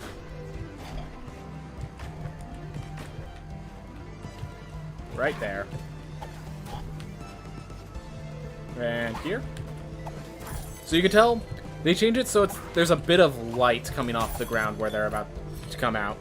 Of course, with the elite versions, they have the ability to burrow away from that position, which makes them more threatening, but worth noting. But I have close space finished. You can't... Okay, we're gonna go mortar more of close space then, because I thought we had close space finished. Even more survivability.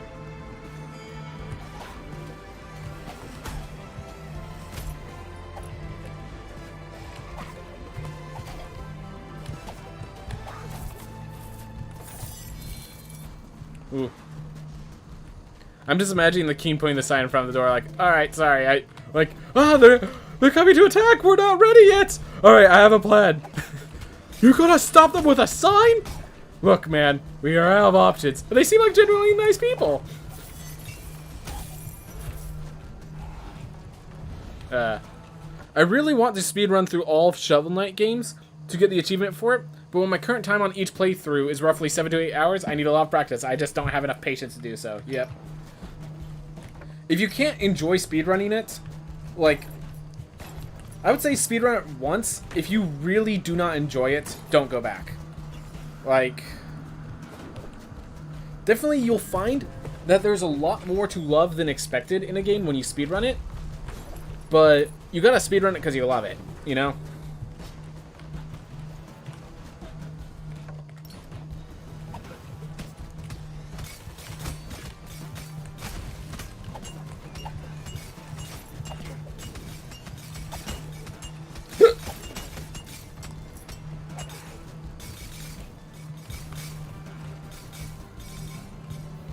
That's unfortunate.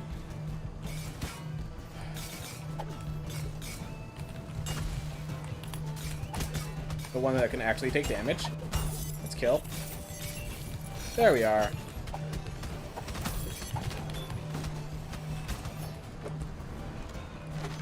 Drown Trinket 4. Alright.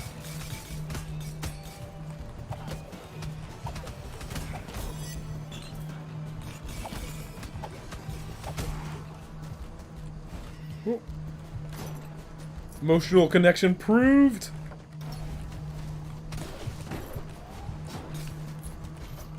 Awesome. I'm loving getting all this equipment. Oh my god, the leather trinket's not even ready. That surprises me.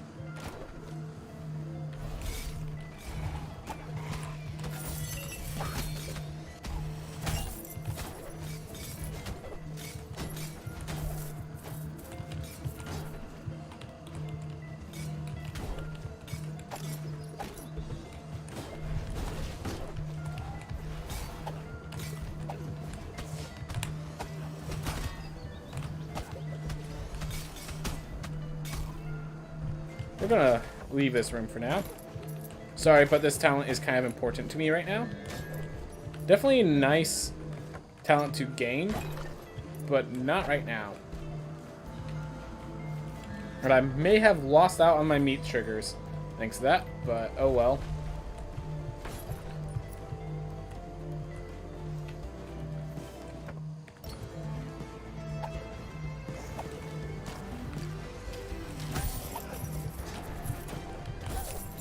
Go.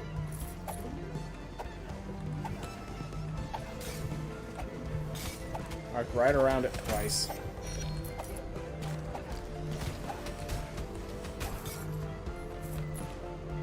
Alright, so I'm going to spend a meat charge now to get me to full, so that will increase my max health.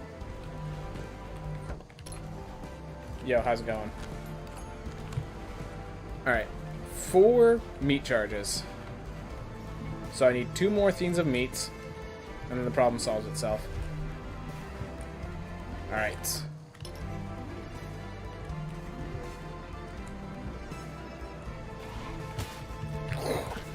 I need more pieces of meat while at full health.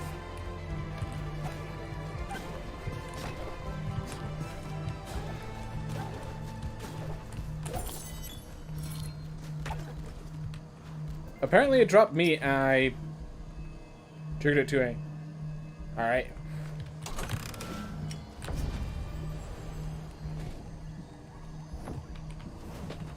Woo! Spirit Knight was my favorite of the 4 games. I knew I could beat it without getting anything. Hence why I did a speedrun for it and got the achievement.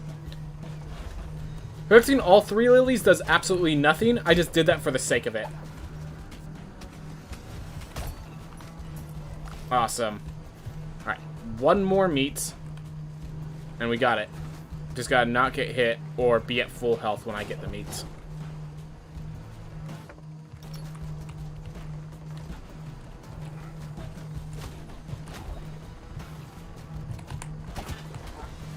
Well. Seems like it's all gone south, but we actually have a solution.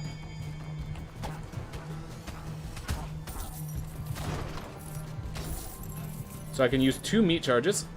Get myself... Okay, I guess I have to use all 3, unfortunately. And there we are. Full health, everyone. 3699. Yeah, right now we're just, like, clean up. Now I just want my meat charges. So now that we have all the health, I want the meat charges. Which means... just collecting... Now I can collect sparkling water as well. So... And I don't care about my health, because next we're going to be facing a boss. So...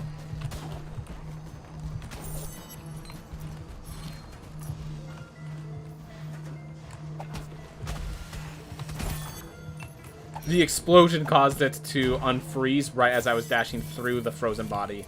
That felt sad. And that was just stupidity. That wasn't anything more.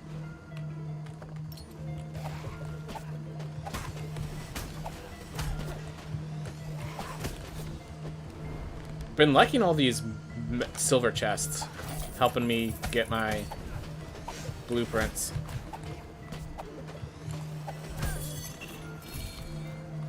Alright. Alright, well I cleared out this area. We only have one meat charge, but I think that will be fine. Maybe. You know what? Let's go to the study, get some stuff there for a bit, and then we'll come back. Finally got a folded rune. Awesome, man. Yeah, no. So weird that the new runes are just so hard to find. So weird. Alright. Let's go kill Murmur. I think that's a good thing to be doing with our time. Whoop. Hey! That's the sort of stuff I'm looking for.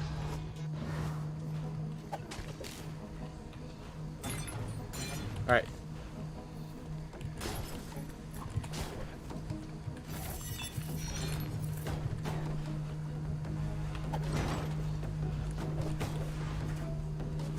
So I definitely did that slower than my speed run, so I gotta be careful because there's gonna be fiends coming at me earlier than expected. There we are.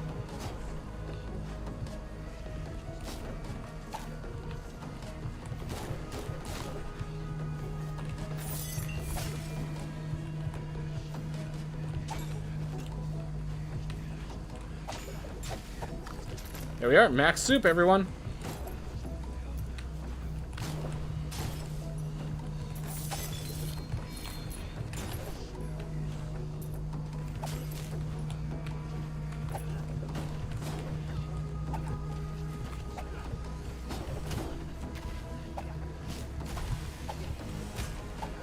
Go.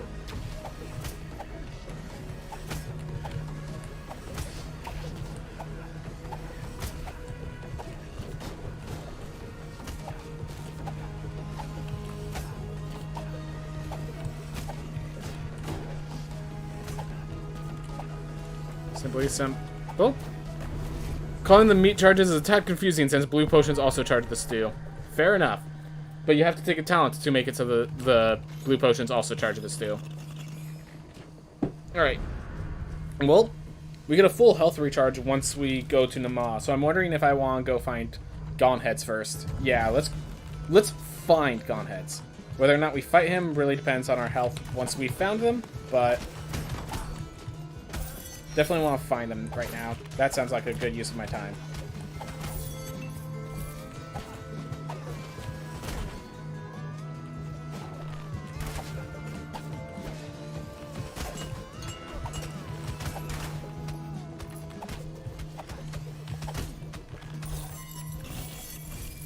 Go. Just gain even more iron ore. Howdy, Mr. Streamer. Glad to have you here, Squeak Cheese Taker. We're just playing this game, having a chill time. I usually speedrun this game, but with the new patch, I need to get used to everything. And while I'm getting used to it, I'm just wrecking teeth in. Alright, well, we found Gone Heads, and we might as well fight them. So we've been having...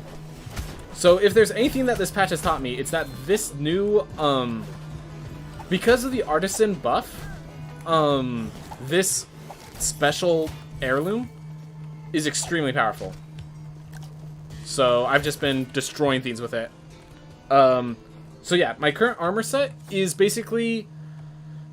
Yeah, so we have a lot of those realms. My armor set is +4 Crescent Chest and Cape to do my offensive abilities, and then Helm, Weapon, and Trinket all being Obsidian to give myself a ton of health.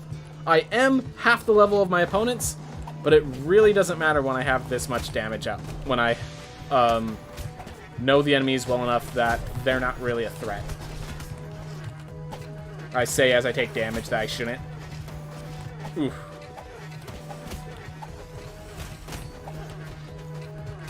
Ooh. Oh my gosh. Alright, well, we're making some mistakes. Everyone makes mistakes, we're all human. Though I'm supposed to be superhuman. That was what's said on the chart. Alright. I can't read your comments right now because I've already made a few mistakes here. I don't want to make more. But my gosh, the fact that I have so much survivability is amazing.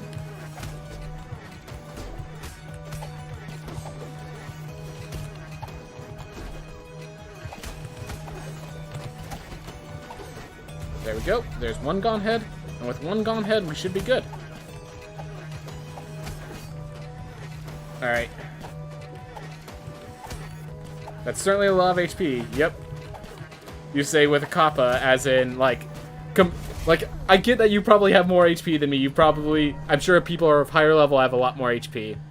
Try the new set much? No, the new set is a strength-based set, and I've been doing, intelligence-based builds. I do have access to it. It seems to be a better version of the Sanguine set, but I just don't really use it. Is Enoch's old battle theme in the background? No idea. Alright. So here's a theme. I could go to the Kerguelen Plateau.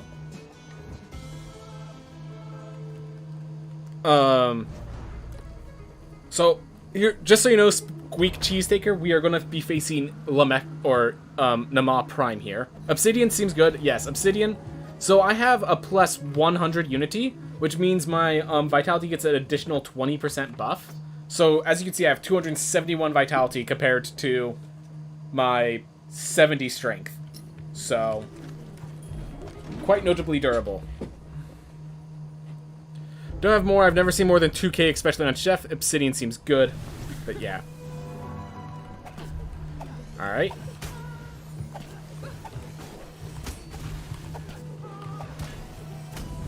Oh, I'm like, what hit me? That was a void projectile, but then I realized because there's these guys here, I didn't even bother paying attention to that.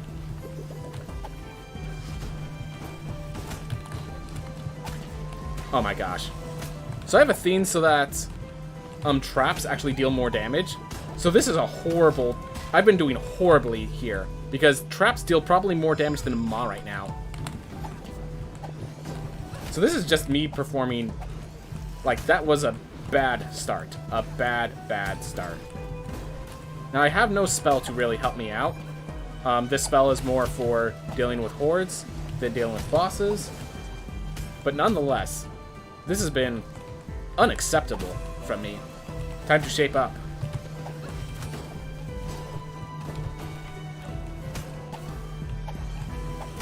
I love the heart. I love the heart. And I love how that heart goes into the story of Nama as you explore more about her. Alright, I'm going to use this chance to heal myself up.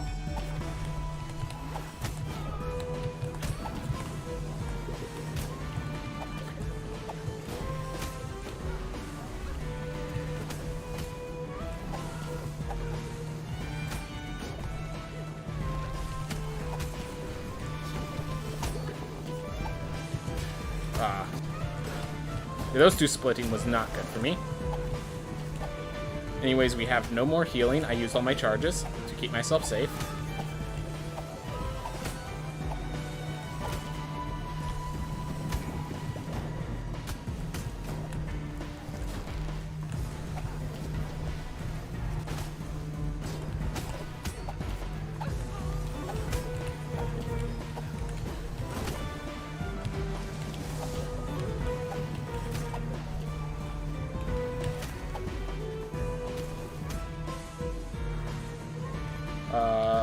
There we go. Yeah, the void projectiles actually makes it easier for me. At least in my mind it does.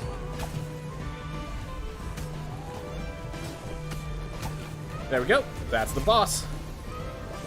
Took more damage than I should have, but still gonna be alright. Ooh. The new lore is really well done. It is. If she had a child, did she also have a husband? Oh, Joel, have you not beaten the rest of it? So yes, she did. I could tell you who the husband is if you'd like me to tell you. Well, I'm going to say it, and you could just mute it for 5 seconds. The husband is Enoch. That's one of the big themes of his fight. That the husband is Enoch, the other estuary. Alright, I said the spoiler. You can come back. Whew. Alright. Yeah, I'm not really using skill crits or the other one. Sharon's trial, I think, is just going to get me killed.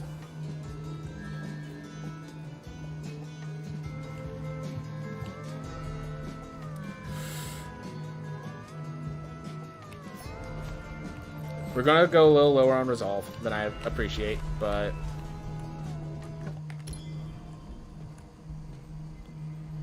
Tried the new classes much?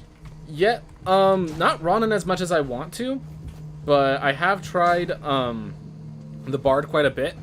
Definitely feel like I need a bit more experience with the Bard before I can really start, like, showing the potential, but it seems like they have a lot, like, a ton of potential. So, alright, that's all the healing I want before I go do that change. Do plan to do the Bard more, and once I make a strength build, I think I'll end up liking the Ronin. But, like, the problem is this is such a heavy intelligence over strength build that it really is not rational to be a character as reliant on strength as the Ronin. Ah. Oh well. Oh well. Found...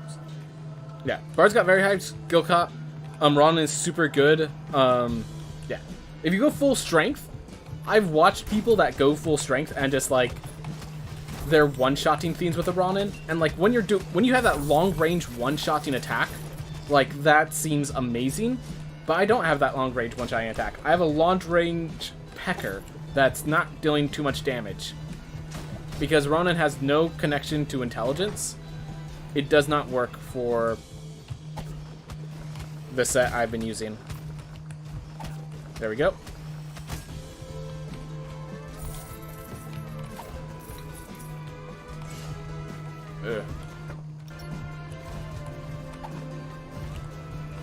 Because, yeah, with the drown set and stuff, it seems like an amazing class.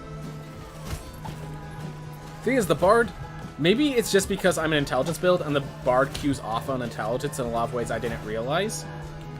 But the Bard just seems generally, if you can figure out how to use it, it's going to be strong. As a person who goes with intelligence, it's definitely seen absolutely insane.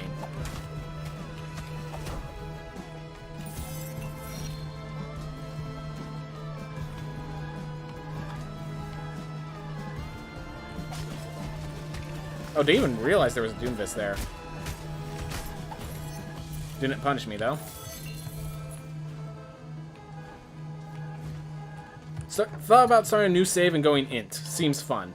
Definitely. Int builds are... I would say that they deal even more damage than strength builds, but you have to, like... The whole thing that makes an int build challenging is you have to strategize. You can't just... If you mash your attack, like... I think you can definitely use your spells much more than most people do, but you can't just throw your spells out willy-nilly the way you can with attacks, which means you have to really be considerate. A lot of the times the attack is literally just charging up your weapon, so you have to recognize that. And it makes some classes, like, sometimes you just can't play the character because like, for example, sometimes you get Wind Wall or a talent that doesn't really deal damage, and it becomes a thing of, can you even, like, play the character because you don't have a damage source? That is definitely an issue you run into. If the class doesn't have a innate use of intelligence in their class somehow. Like, for example, the Gunslinger has Suave as a natural effect.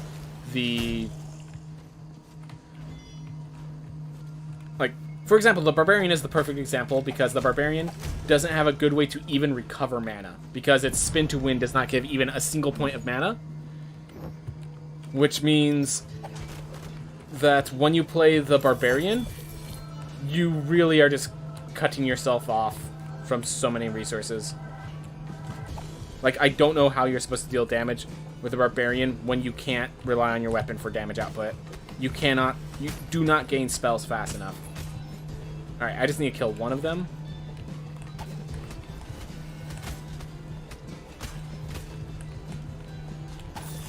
There we are. Now we got this in the back. You know what? Yeah, let's use that. Alright, shoot.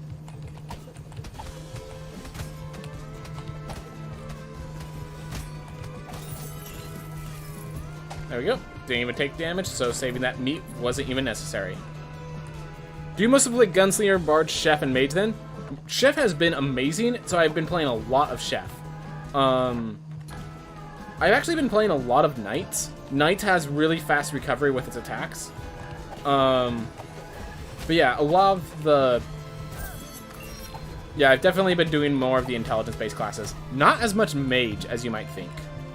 I don't know what... Maybe it's just that I'm not getting offered good mages.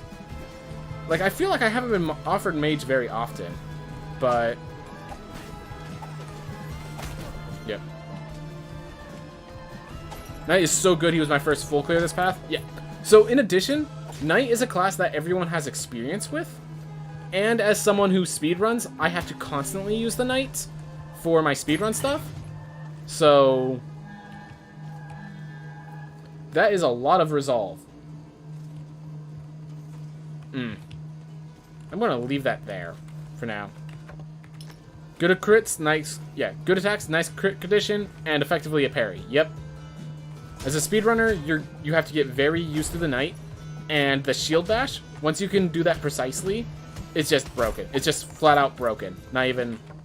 No ifs, ands, or buts about it. It's a broken ability. Alright.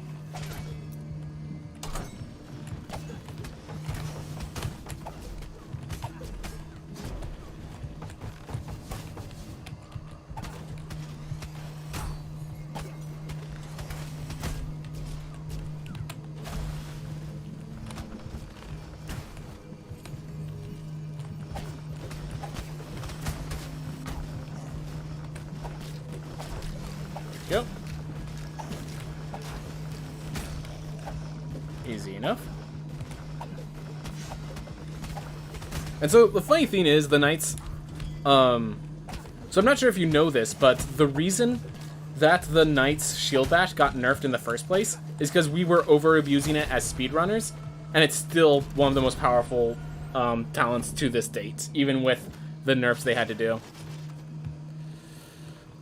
What does resolve mean in the game? You mentioned it, but what is it? So you see how I have 90% resolve? That means whatever my max health is supposed to be, I actually only have 90% of it. So if I took that relic, it would have taken 30 resolve, which would have taken 30% of my max health. So it would have really reduced my survivability. And right now I think just survivability is how I'm going to be winning through this. But yeah, so whenever you get, as long as you resolve is what you use to buy all these relics and stuff, those little thieves at the bottom that give me the special abilities.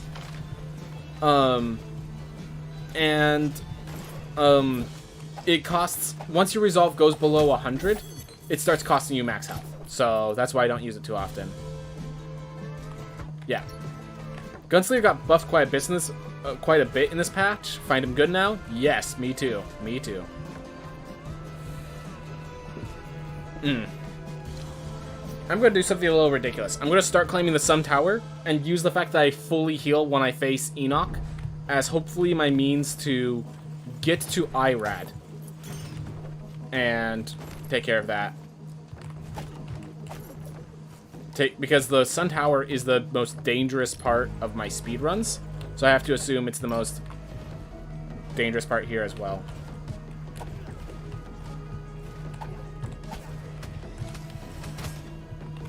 Go. Alright, got a chest there. I'm not used to just casually going through this area. So I'm like halfway wondering if I'm supposed to even be stopping here or if I'm supposed to be just avoiding it.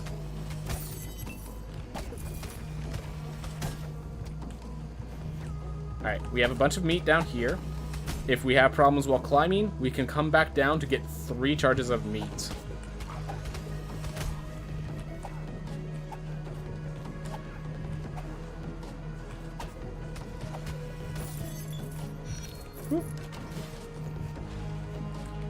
Do you do tactical deaths in speedrun to level up, or generally try to go for as little generations as possible? So right now, it is as little generations as possible. There's definitely places where tactical deaths could be added in. We've been doing a theme where there's actually a tactical death at the very beginning, because there are some traits that are so good if you can get a starting trait, like combative, or something, or like just a starting relic off of it. it's so potent that it's actually worthwhile to die tactically at the very beginning. Also, back in Far Shores, there was a tactical death right after beating Lamech, I believe it was. So there are places for tactical deaths, but right now we found that the time to level up your character eats in a lot more than you expect. Now that we have more game, now that we have a bigger threat that we need to level up to face, tactical deaths might start becoming a theme, but right now the run is just keep it, like, the run could be done at level 1 with no, like, I think, yeah, the world record right now is a level 1 run, because he killed himself for a good trait and then didn't even bother buying, any benefits. So, like, yes, there are tactical deaths, but funnily enough, the tactical deaths have nothing to do with leveling. It just has to do with traits.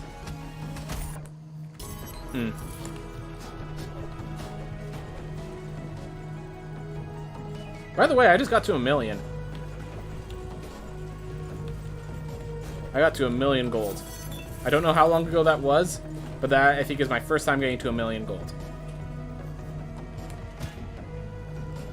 Well, time to kill some enemies to get the armor back. So I'm assuming the resolve can only go to 0% since I don't think negative health is a thing. Yep, once you hit 0%, your health becomes 1. It's like having ostenogenesis. Didn't know deathless runs have already been done. It will probably be harder now. Yep, there has not been deathless runs since this new patch. The main Mindful Line does level 1 runs of this game, and he's been, like, he spent all of yesterday just trying to figure out how to fight Irad at level 1 effectively, because all the ads just make Irad so much harder than he needs to be.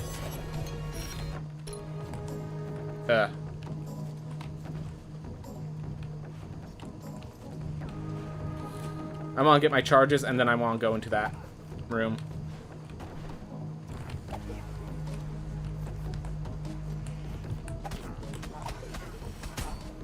Alright. No, just down there.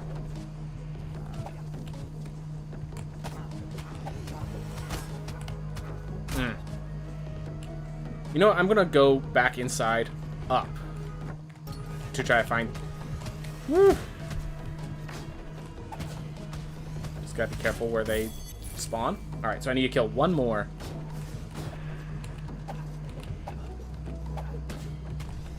So the reason I'm not getting these during the fights is because I might get a mini-boss, and then there might be only one enemy to face. And I can't charge that up.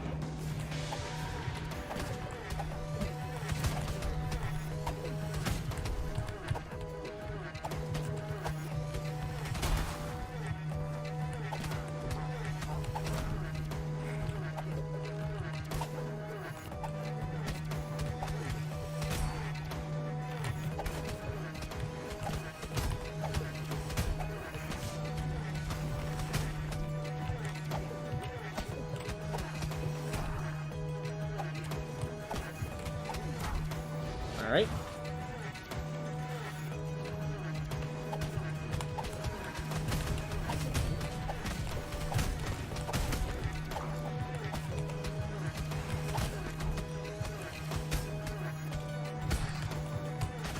There we go. Get myself some frog ability.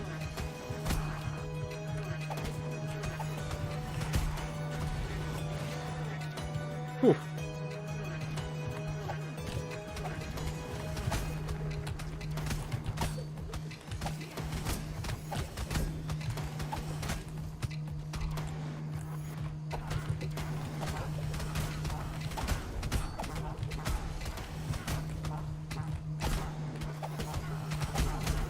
Go.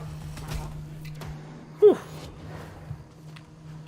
In RL1, it took so long for people to do it because of Slime Boss. Yeah, Herodotus. Gosh, so I've done a few speedruns of Rogue Legacy 1. Herodotus was the nightmare. That was why I couldn't do it consistently. But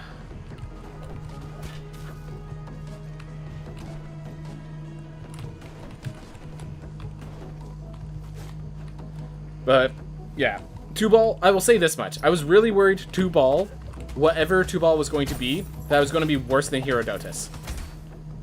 Then I learned that's not possible, so now I'm feeling a lot better. Like, I definitely will say the ads are being a bit of an issue. The fact that you need to kill all the swarming creatures as you're fighting it, and we're not at a high enough level to really just destroy them, is a hurting thing. But I feel like Tubal isn't that bad. Definitely opinionated. Others have definitely had issues. Basically, here's the thing. Tubal seems pretty bad for the speedrun, but Tubal is also not Herodotus, to put simply. Tubal is worse than any other boss when it comes to, like, doing level 1 speedruns. But if we found a way through Herodotus, we'll find a way through Tubal. I'm certain of it.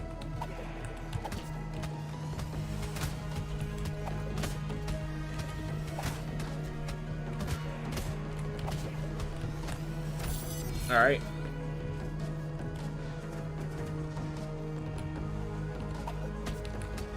Definitely feels like what would be not the last boss, but one of the later bosses. Yep. Second to last feels good for it.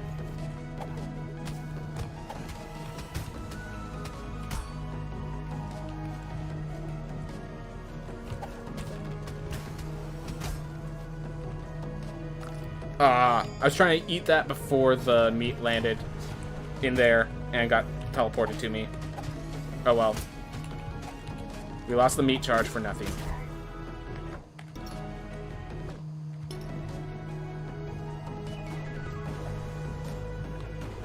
Oof.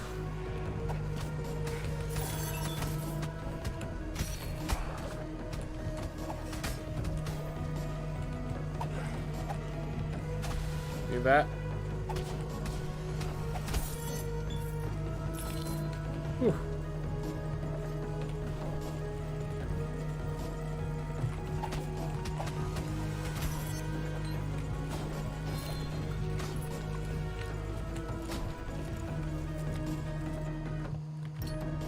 Oh, we still have one treasure chest near the top.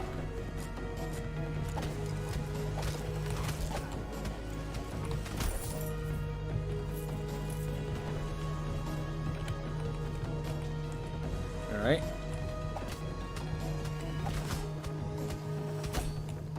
Oop. Well, I'll pick up that meat on my way down, I guess.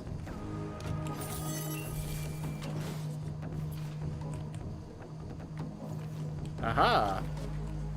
Max soup, everyone. Meat, not rip.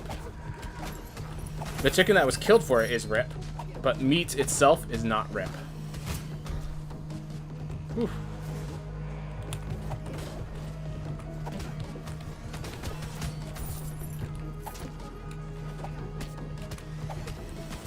There we go.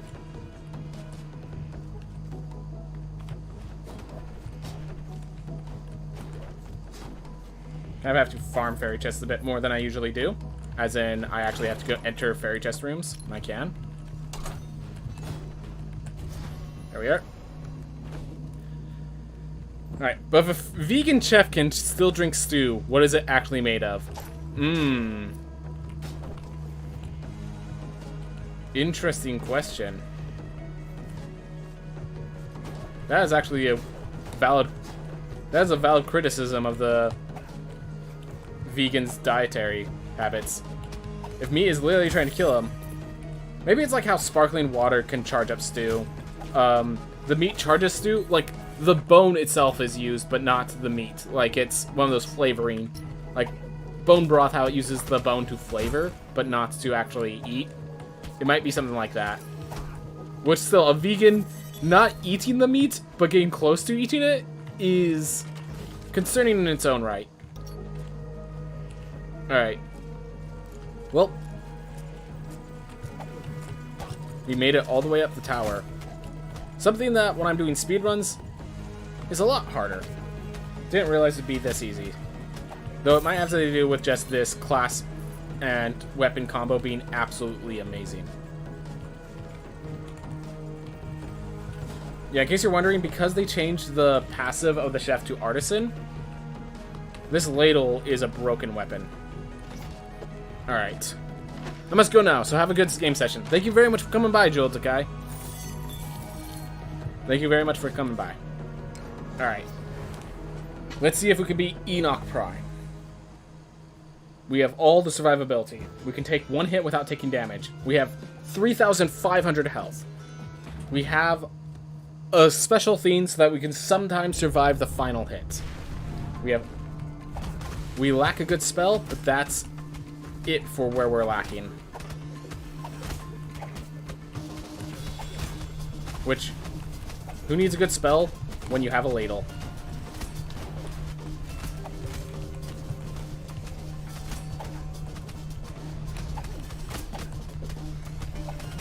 Alright.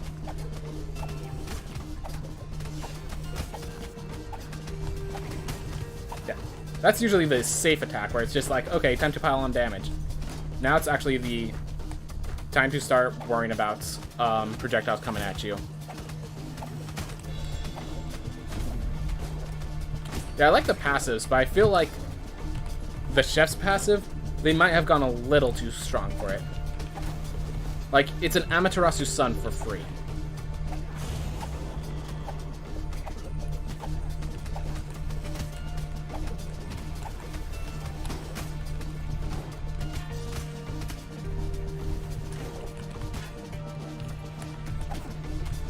Well, suddenly, everything's going south. Well, not everything. We still have a ton of health despite the damage taken.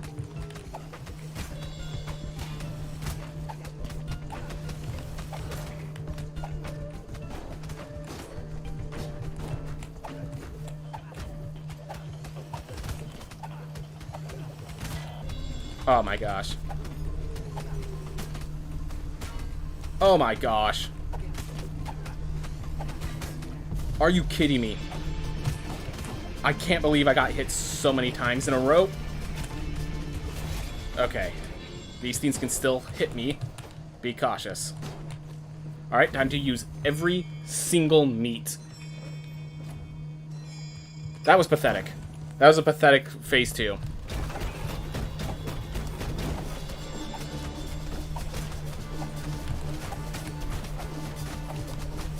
Not the worst phase 2 of my life. Well, actually, it might have, because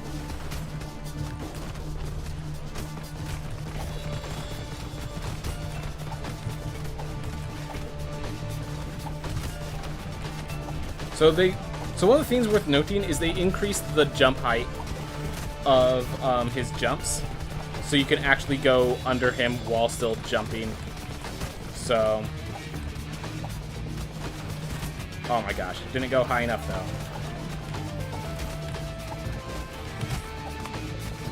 Oh no. We are on the wrong corner. Okay, next hit kills. Don't get hit.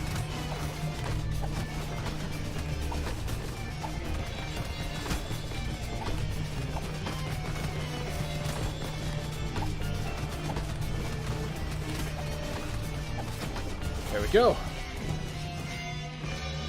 Whew. I think we just go for Irad like this, because the risk of dying at 0 health is a thing.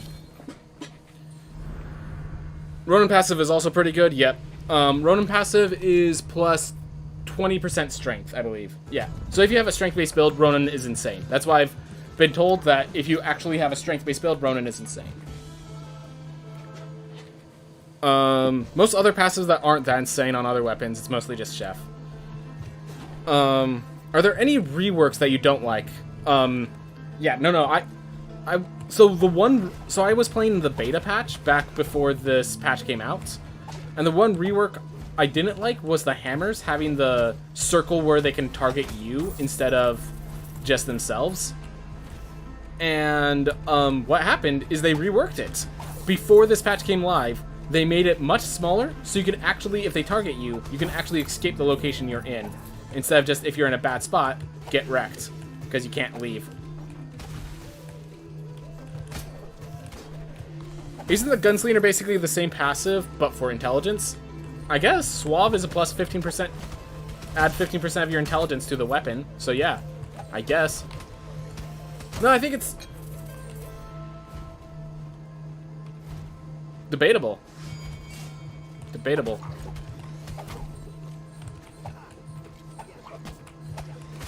Oh. Well, it's a good thing I have those charges. So much survivability.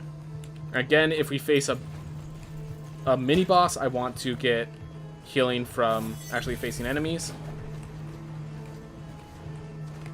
Another game I plan on speedrunning is Mario 64 DS, 200%. Only problem is I got top 100 time. I can't validate it since I don't have a recording. Oh, yeah, no. DS games, like, the sort of things to validate those. Ugh.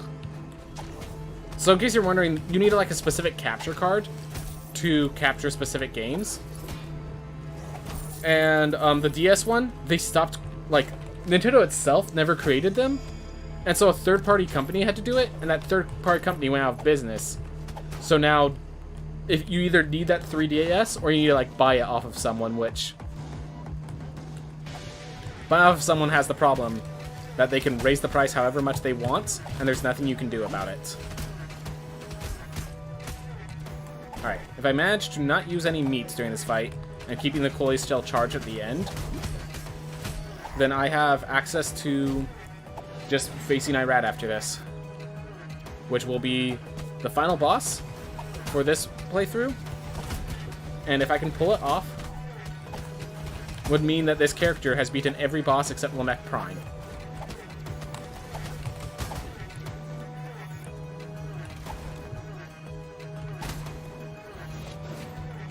Alright. Perfect.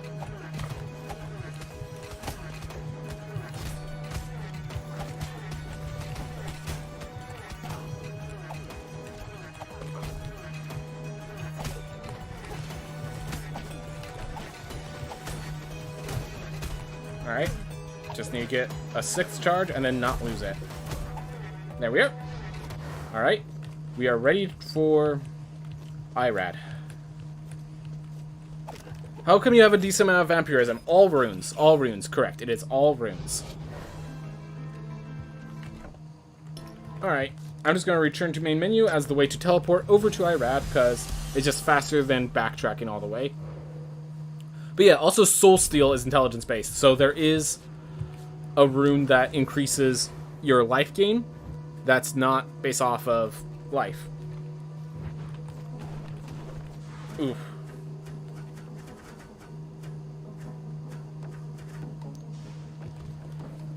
Alright, here we go. Last guy. And I have a pretty good DPS weapon, but not the best talent for this.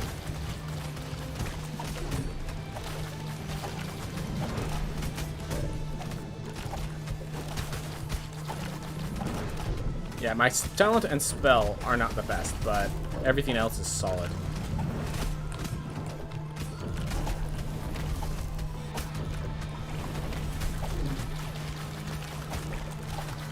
The fact that I'm so many levels behind Irad, and yet you can see the health bar going down with as big of bursts as it does, with as quickly as it does, this is a show of how much damage this guy does with a ladle. My main goal in the game is to get a high enough new game that when Irad and Tupal Prime comes out eventually, I will have them available. Ooh, that's a good point. Yeah. Like, I understand they want to reward people for going into higher and higher new game pluses.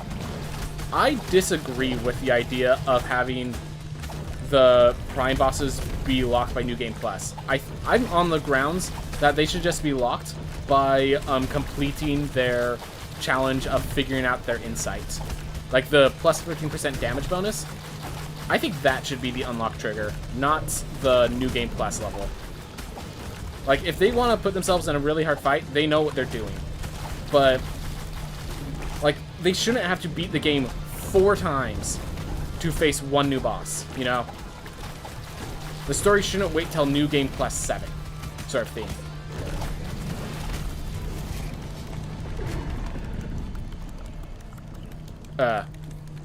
Primes are by far the most interesting burdens, and the fact that they're locked by New Game Plus levels, I don't like it. I think people should be able to get all the Prime bosses by New Game Plus 2 or 3.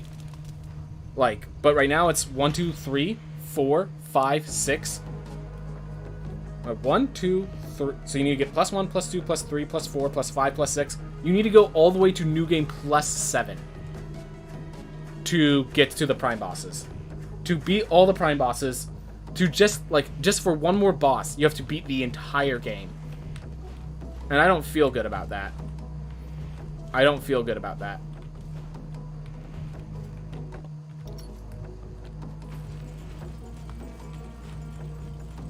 Well, this character beat every boss except for Lamech Prime, and you know for a fact that this character was good enough to beat Lamech Prime.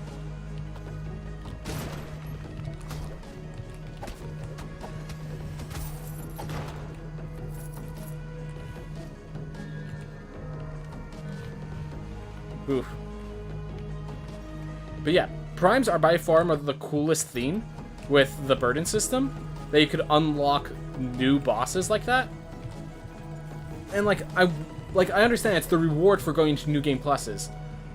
But at a certain point, the reward for New Game Plus should be I get to keep playing the game, not I get to unlock more lore. Like, obviously, I love having more lore. I like having to work for it. But there's a certain point where it's like, I am the exception. You can't... Future Successor's Bargain. I'm going to keep getting money first. But yeah, maybe I should start looking for a Future Successor's Bargain. But yeah, I'm at full health, everyone.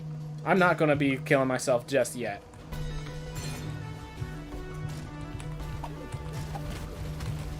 But...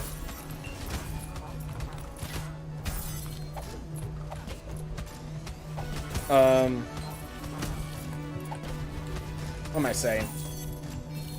Yeah, so I don't think, like, the average person should not, like, a lot of people want to hear the lore, and they shouldn't have to rely on going all the way to New Game Plus 7 just to know what the story of,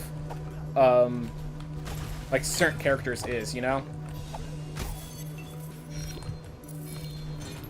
Like, New Game Plus 1, fine. New Game Plus 2 plus do the secret areas, like, you can make that argument. I'm good for that argument. New Game Plus 7? Guys. The average person isn't going to want to do that. And I recognize the average person isn't going to get the lore, but it's like...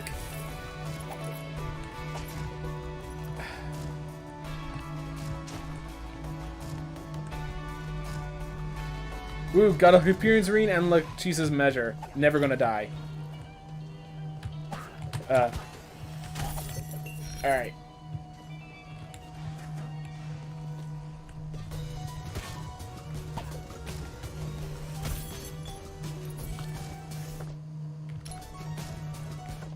I'm currently in New Game Plus 3 with a lot of hours, and yeah, it's a bit of a grind. Yep. Exactly, like, if you enjoy it, great. But as it keeps progressing, the fact that you have to progress all the way to New Game Plus 7 to get to the final theme, just... I think that's expecting too much. As a speedrunner, I don't want to, like... I'm glad that it's isolated to the few who really work for it. I think you could do less and still be amongst those that truly work for it.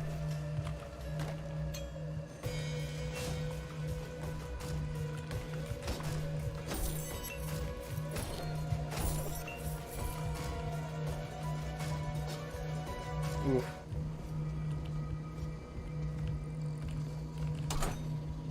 Oh. Can't I just... Yeah. Sprint. There we go. I thought it was always called Lamech's Measure. Makes sense because Lamech is a character that you know. I think a lot of the runes and like fabled weapons and stuff are actually weapons and items from different games. Like from the other games that Celador Games have released.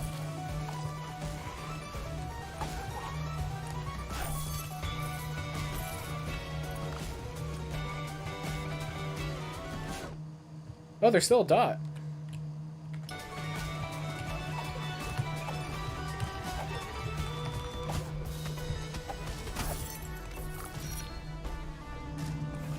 Get everything outside first.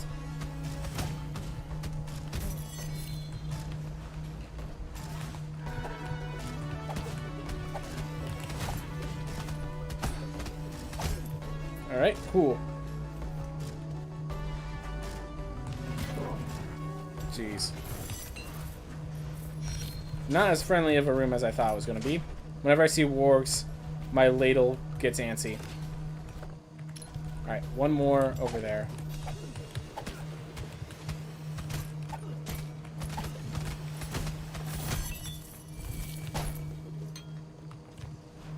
Whew.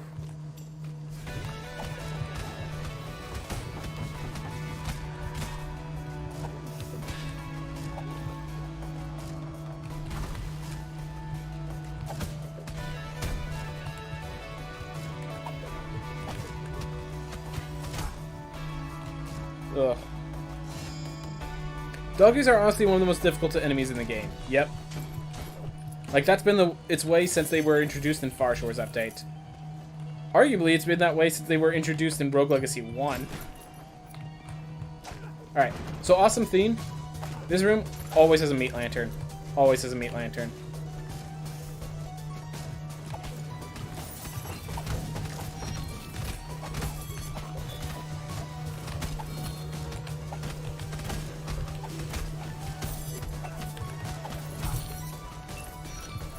Whew. Came out of that with full health and full meat. Feels good.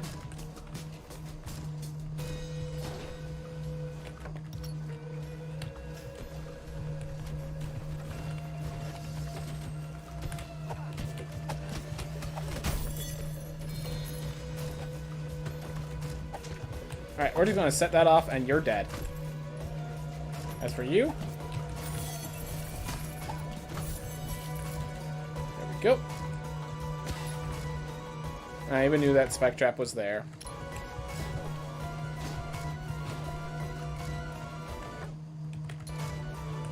You guys remember that one treasure chest that's missing? It was one of those where I have to climb the tower of boxes, but the boxes were all the exploding boxes. So the moment I destroyed one, the entire tower went down.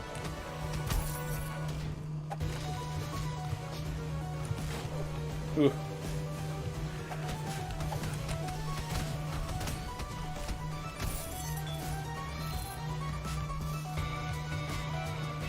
Alright.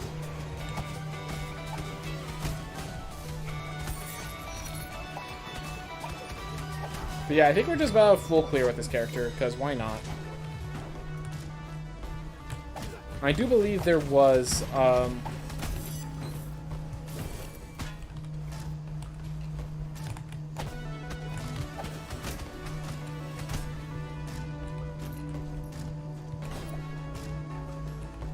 was I saying?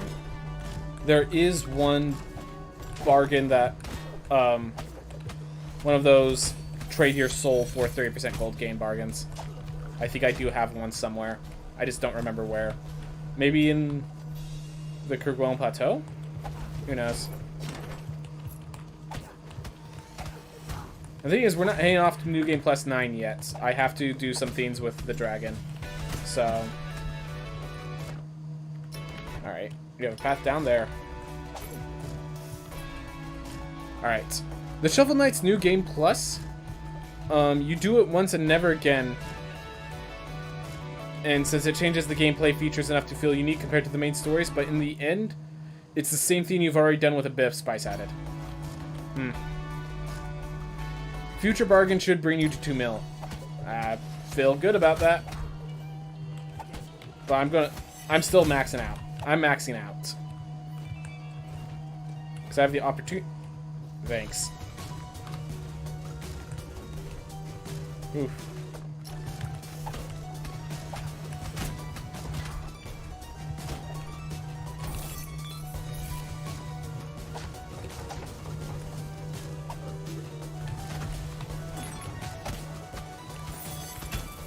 Go.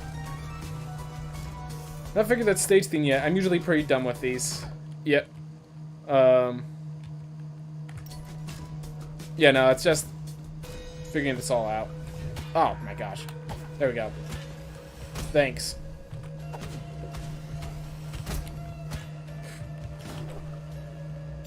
Just use one so that when I drop meat, thanks to the body buffet, which, by the way, the body buffet has been coming in during this run. Awesome. Got the arc perfect.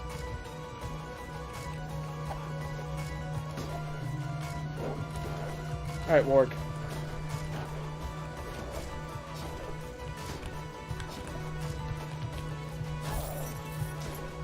There you go.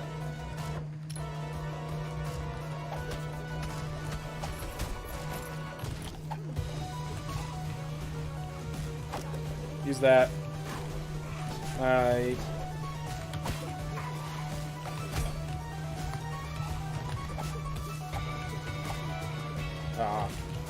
Okay, you need to go down. Okay, I have a solution. Solution didn't pan out when he was too close to the corner. Alright.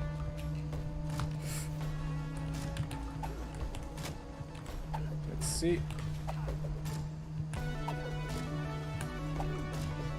There's one.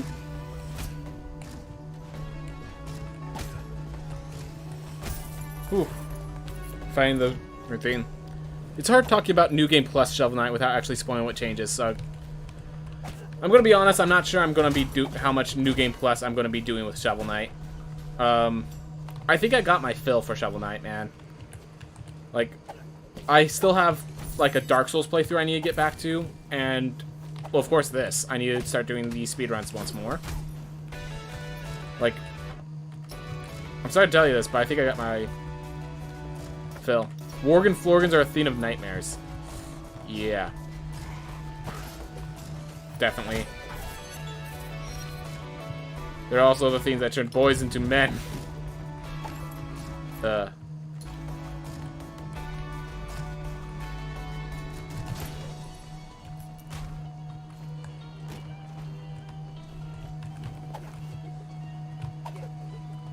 know there's one running around underground. I just needed to... There we go.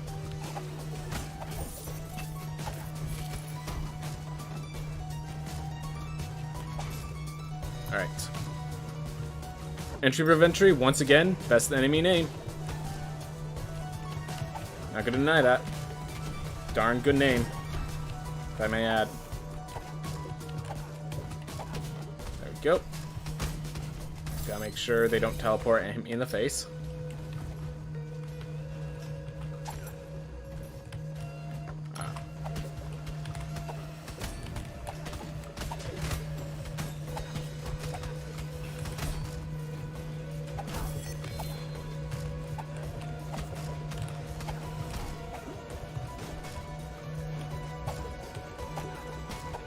Go. Back soldier down. And now we go for the eyeball. Ooh, 2 eyeballs.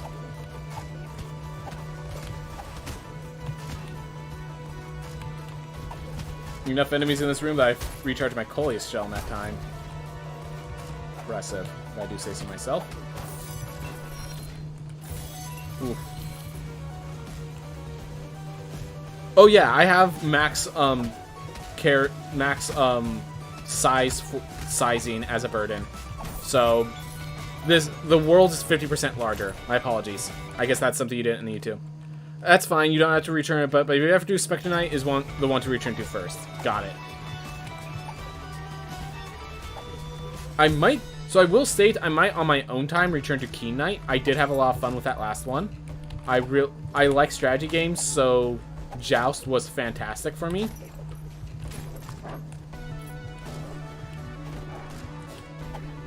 Awesome. Actually got Thing on the Warg.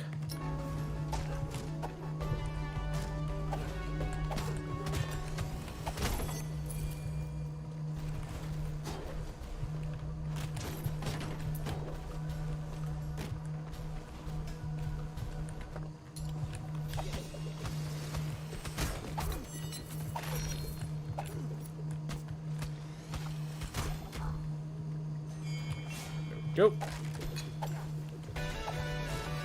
Oof.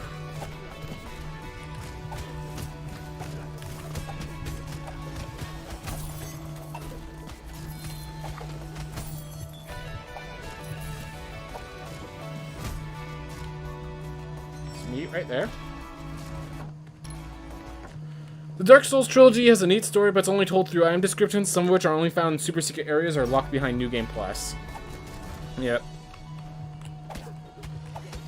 I do know a lot about, like, I know that the story is through item descriptions. I don't know what the story is, but I know about that much about it, so.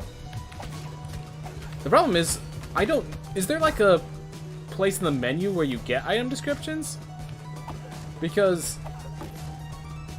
I feel like I was supposed to be able to read item descriptions, and I'm like, I have a bunch of items, and I don't know where to find their descriptions. Like, it's not just on the item sort of thing, you know? Feeling like I'm supposed to like be able to enter a menu, but there's a button after. Thank you.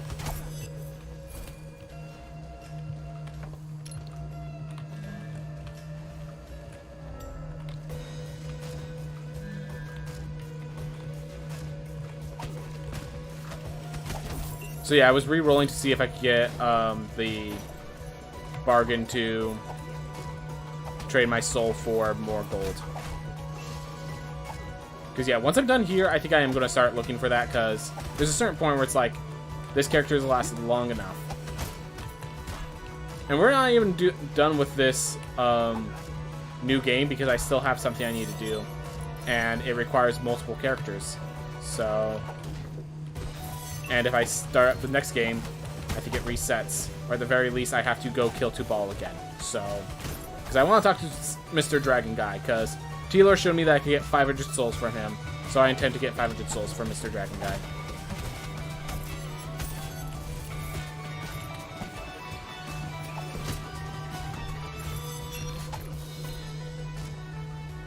Alright. Is Catalyst worth it? My damage is coming from the effect itself, not from my weapon attacks while the effect is active. And also the Catalyst just reduces my survivability even more. Which honestly, at this point, reducing my survivability might be a good thing in and of itself. Because this needs to end at some point, you know? But it's not something I do actively, you know?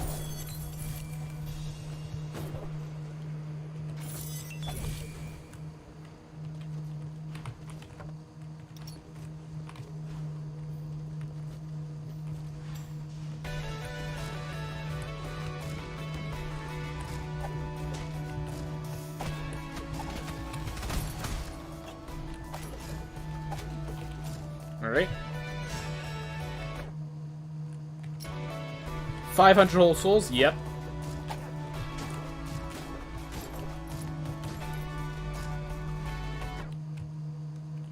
Exactly why I want to do it.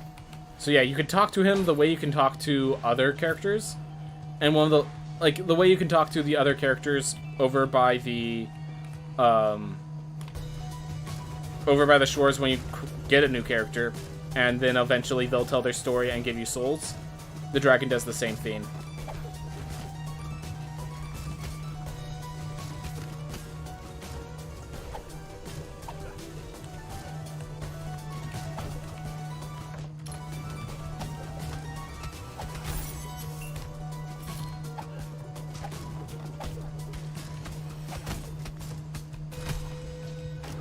Oof.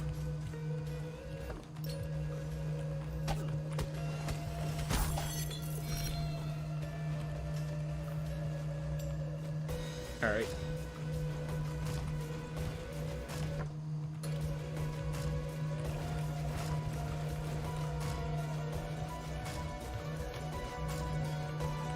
Whew.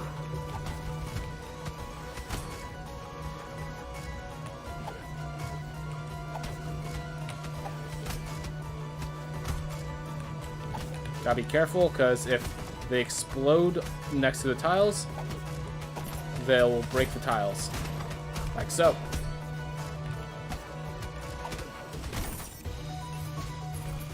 Alright. Well, we'll deal with that later.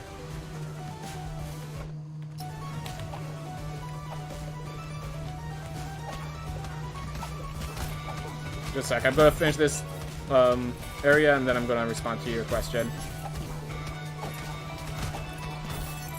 I'm guessing the souls can be spent on revives or extra health or something along those lines. It's spent on castle. Like, it allows us... So it's... Think of it as the premium currency to allow you to upgrade your castle. The thing is, unlike other currencies, the only way to get it is by beating bosses that you haven't beaten before. Which means, of course, there's a limited amount of souls in the world. But not only that, you have, like, you will not max out. And that's one of the big challenges.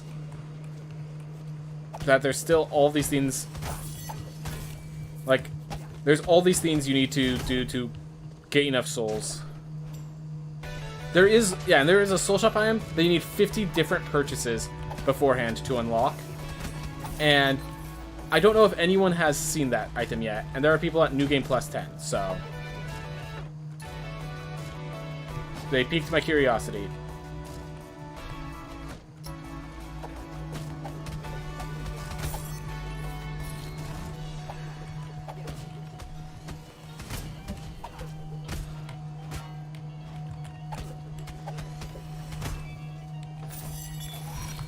Oh my gosh.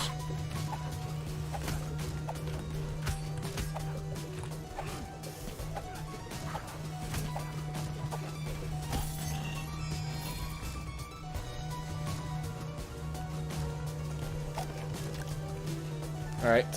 Well, there's scars too, but those are also maxed out. Alright.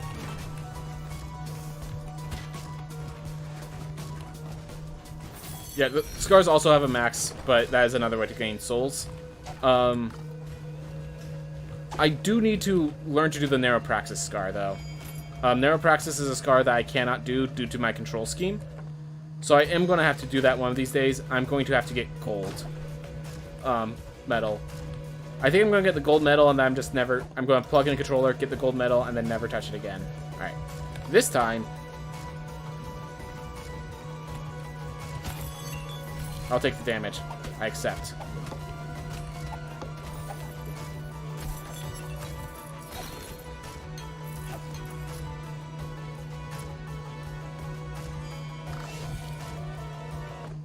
Ooh. Alright. Do that. And we're just not going to bother with that. That seems like a... not the best solution, but the solution, nonetheless.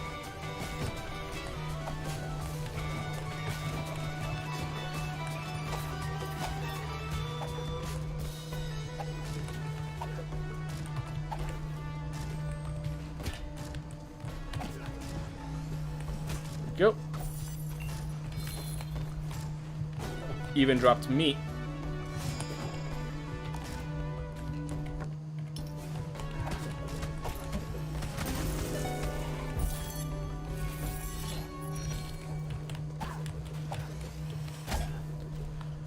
Ooh.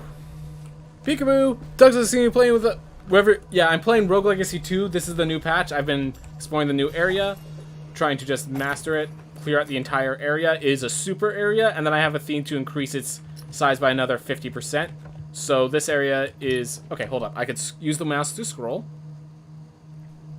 This is all one... this green theme is all one area. So I've just been exploring around, trying to clear it out. Oof. So I won't get any more until the Prime bosses come out? Well, I can get more from going to higher New Game Pluses. So I can get more souls from being the boss at a higher New Game Plus, which is why I'm at New Game Plus 8 and such. But yeah, it means that every soul is extremely valuable. And so...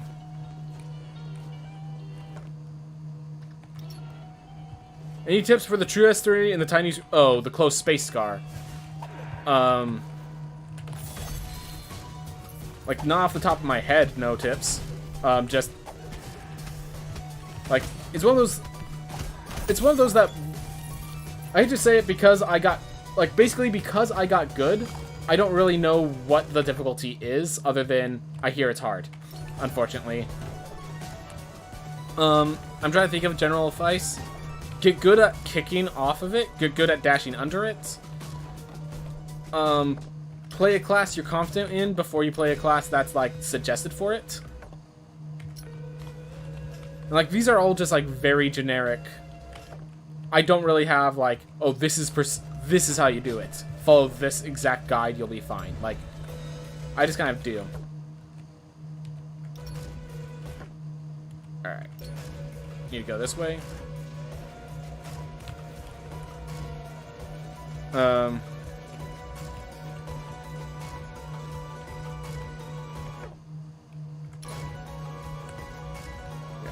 It's very hard to 1-2 gold. See which gun? Yeah. Let's see. He's just very tanky with level 1 gear, I guess. So yeah, you can't really upgrade. Yeah, you can't really upgrade the bosses. Apparently, I haven't finished close space, so you'll watch me do close space, and maybe through watching me, you can figure it out. But yeah, I probably will end up having to do close space today because apparently I didn't complete it because I ended up getting a what's it called? I ended up getting a connection to it. So will this game technically be classed as a Metroidvania since its platform mixed with combat and large open worlds? Yeah, it is technically a Metroidvania. I definitely feel like the Metroid element has not lived up to my expectations. I hate to say it, but I wish the game was much more open for you to go the path you want, and then, like, if you want to break the, or like not go by the order it expects you to, I shouldn't, like, I feel like it doesn't allow that enough.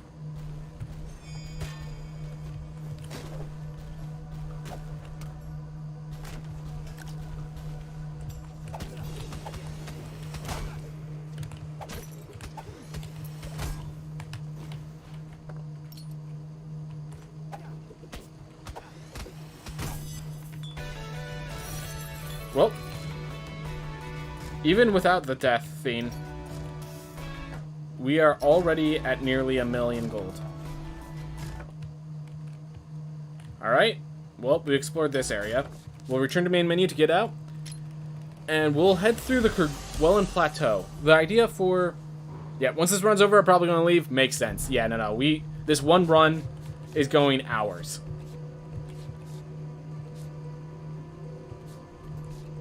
Alright, so you see that little question mark that's still glowing?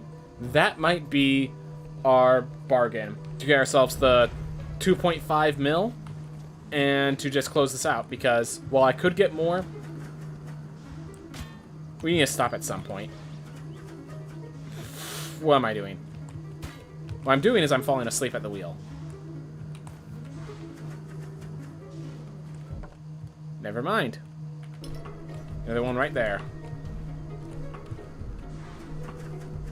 Oof. Make it actual Metroidvania roguelike is basically impossible, as they're kind of opposites. Yep. And, like, I definitely like that they've been doing the roguelike formula, but as you're saying, they're basically opposites, and the conclusion they came up to, it's fine. It's definitely a good one. It's just, like, as someone who likes Metroidvanias, I feel as if it's a bit misleading.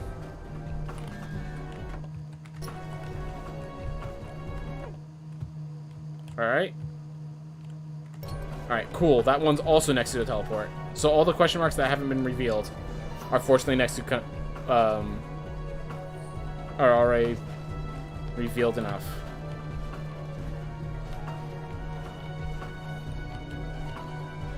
Nope. And we're out of rolls, by the way, everyone. We are out of rolls.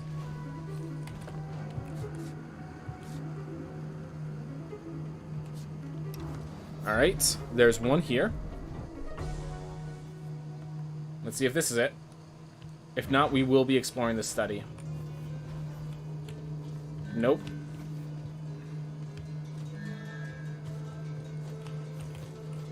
If I can get full charges, I might grab Sharon's Trial. I'm not even sure there's enough enemies to fight.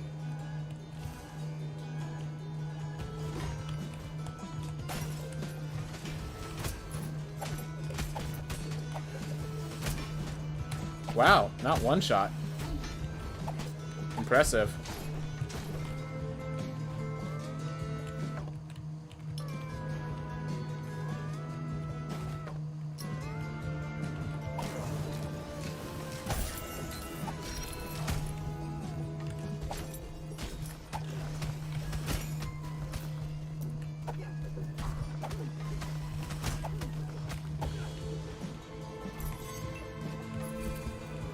go.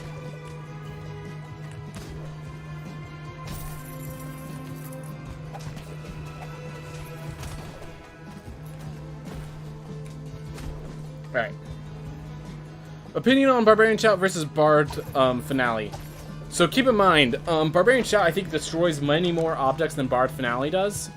That being said, like for the Bard, like I haven't been able to compare them really because of that. I will state that like the ability to destroy much bigger objects with a shout is valuable. Also the ability to freeze melee weapons. Like, here's the thing. Bard Shout is a offensive weapon mixed with defensive tools. The Barbarian Shout is a sheer defensive weapon. And that's an important distinction.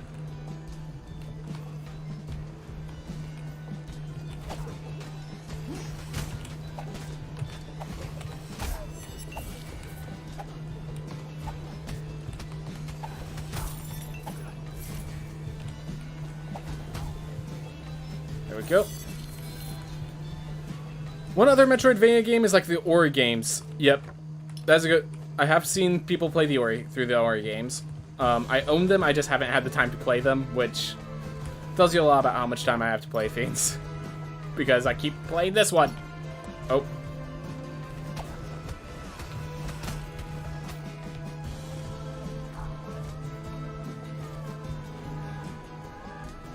Yeah, I will say the recharge of the Barbarians is very unreliable. But then again, the Bard is also takes a long time. But nonetheless, I will say of the two, the Bards is probably better in the general sense. But that doesn't mean that the Barbarian is strictly that bad. Strictly a bad, like, talent or anything like that. Just means it's kind of hard to use.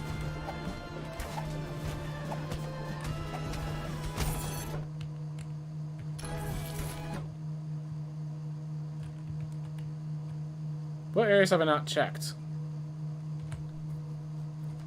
I guess here? Is it there? Alright. It could also be there. It could also be one of those two. Which, if it's one of those two, I'd rather just keep exploring and finish completing the castle, because... Yeah,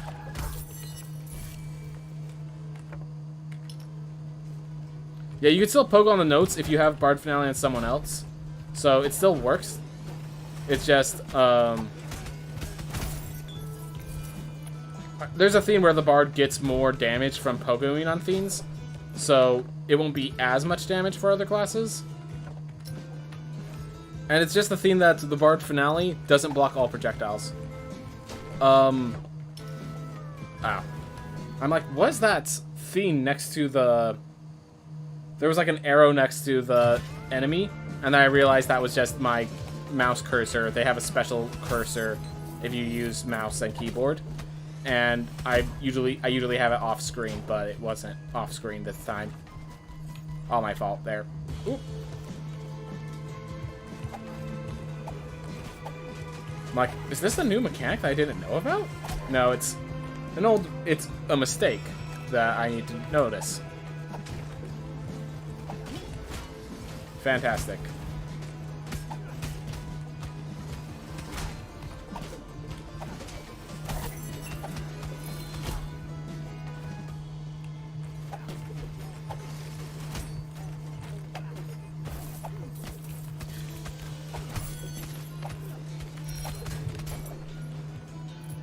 All right. Go.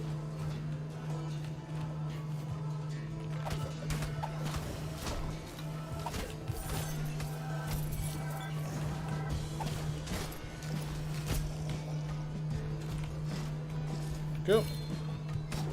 That was not how I wanted to start that fight. There we go.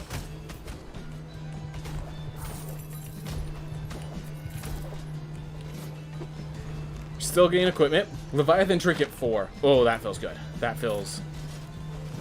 I would like to replace the Crescent set with the Leviathan set. I think there's a theme where the intelligence boost is actually significant enough on the Leviathan set that's sometimes better. Alright. There's a room at the end there. If it has it, we finally kill this character off. The immortal chef that slaughtered all the immortal estuaries. Finally gets to be put to rest.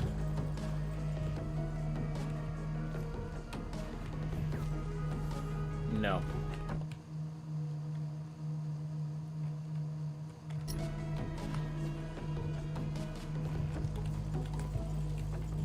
I think I might have switched it out because I didn't think this run was going to get this far.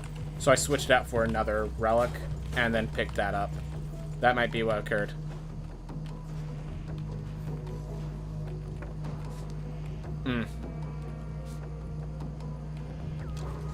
We'll explore this area. There's enough locations here for me to be getting myself killed, or otherwise getting myself more gold. Yeah, at this point we're about to hit 3 mil with this. And keep in mind, there was a purchase of like 51k that I shouldn't have made, but did.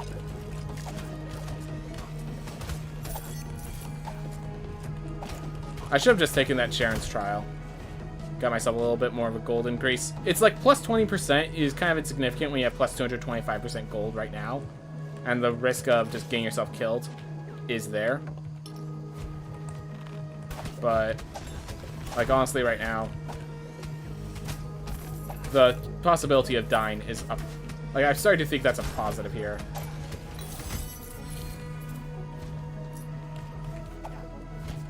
Oof.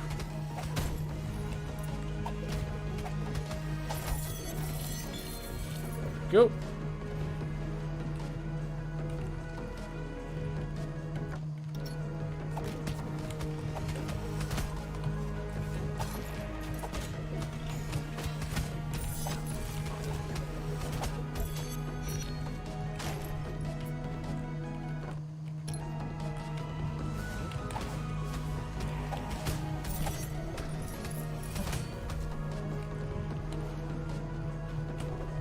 Go.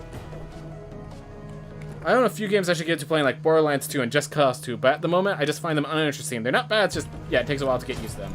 Definitely. I mean, I have the whole Souls, the whole Dark Souls series that I need to play through, that I own, but never touched.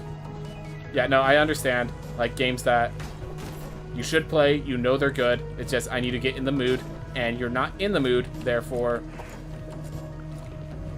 it's not bringing up the fact that I need to play them.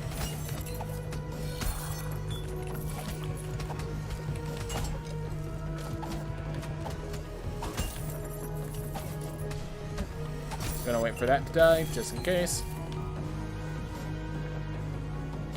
Awesome.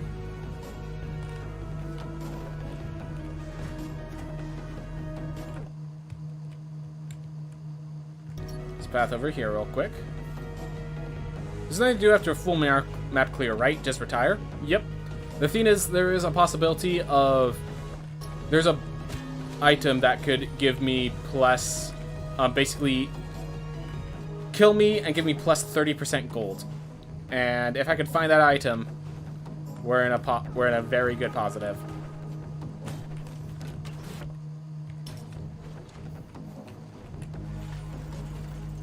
Gain 3.2 thousand damage Ronin crits. Feels good. Yeah, that sounds fantastic.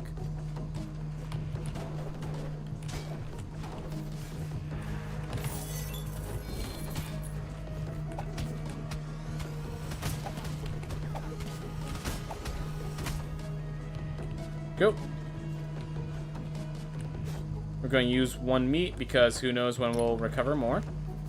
And when it happens, I'd rather not have full charges. Whew.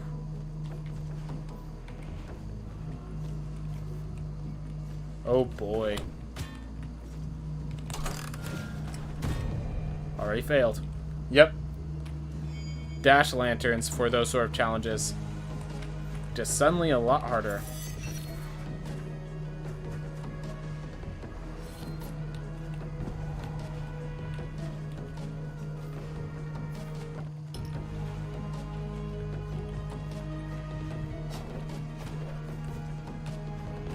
Ronin's range is so big it just could outrange the... Oh, you can attack the... you can attack 2-ball while he's using one of his explosion attacks. That's pretty awesome. Like the crafting one, and I'm assuming... That's good to know.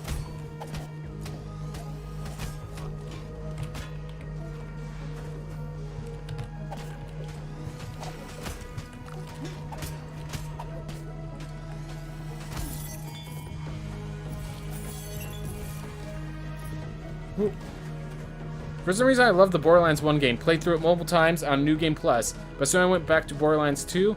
I just found... Yep, I actually did the same thing. I was playing through New Game Plus 1 Borderlands. Borderlands 2 was announced. And so I stopped playing so I could play Borderlands 2.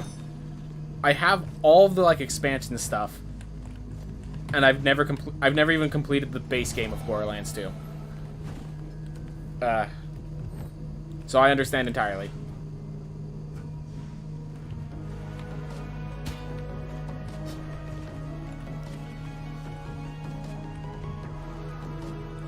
Crafting and phase change. Yeah. Yeah, dash lanterns.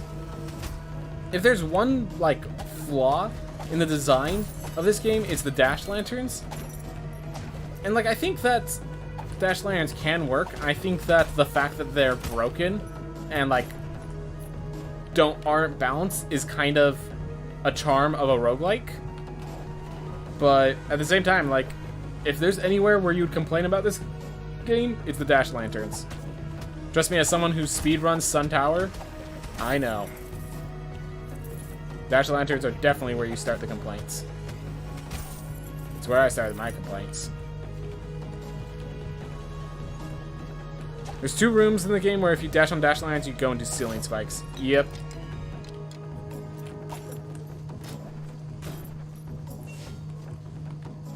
So what happens is the dash lanterns replace the kick lanterns. And the problem, I think if the dash lanterns just had like a low range kick that you could use, it would be fine.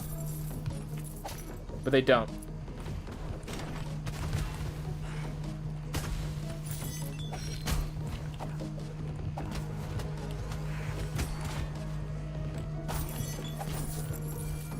There we are. So, yeah, definitely, like, they are made to not shoot you as for areas where they don't launch you as high. And for challenges where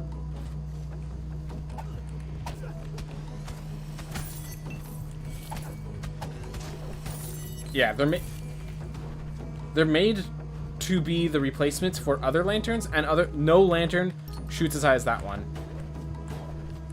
I have to have done this one, right? Yep.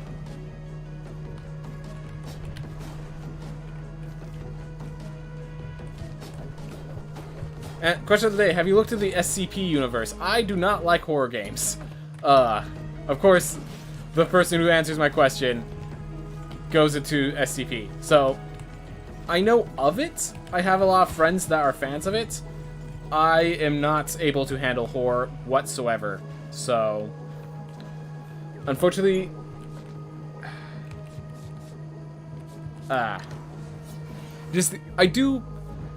there's a game called Control. I watched a playthrough of that with the lights on and, you know, all that sort of stuff, but that's as close as I got to the SCP universe. And keep in mind, in Control, you are much more in control. You are the powerhouse that things need to fear, not the thing running away.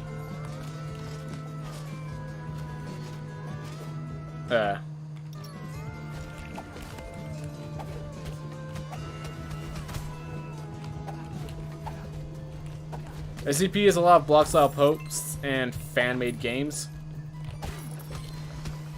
Alright.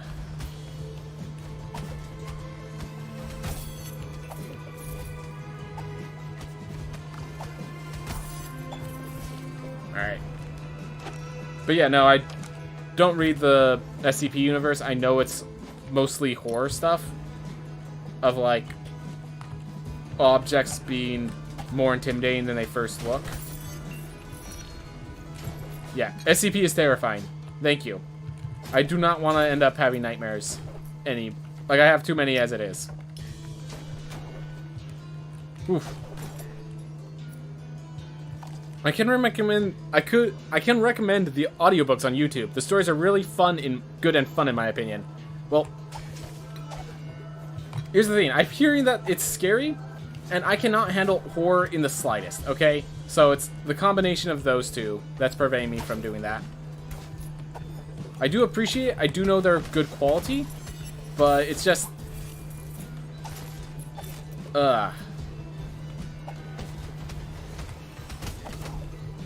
Like, if you tell me a bit of a premise, I could probably...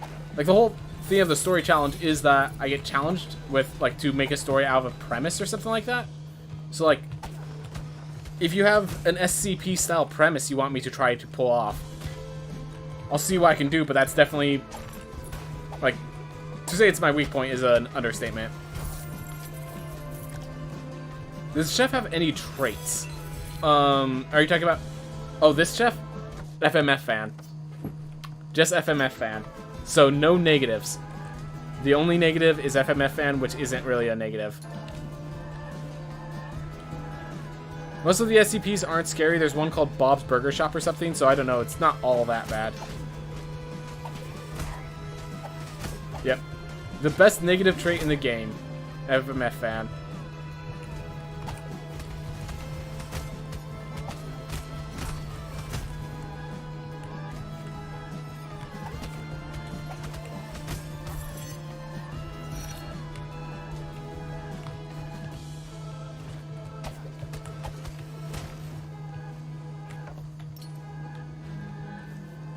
Well.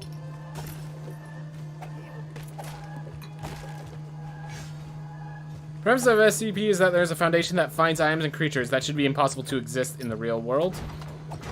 And there's even stuff like IKEA that goes on infinitely. Jeez. Well, we've now cleared out this area, and still no bargains. Alright. We're going to go to the starting area. The starting area has 2 guaranteed places to find relics. And we'll hopefully find it. Oh. Throne door rooms are currently sealed. Caution sign.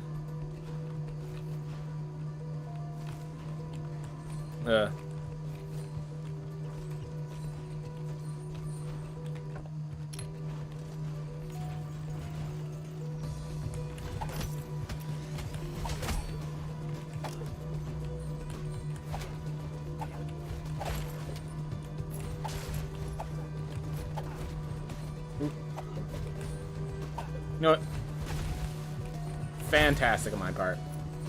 Truly, the stuff of legends.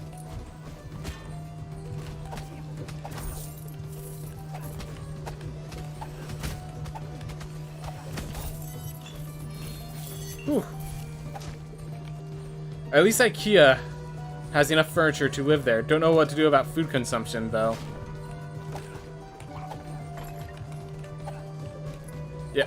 So the most comical theme that, of that sort of style of stuff, the only one that I can muster is one called Welcome to Night Vale.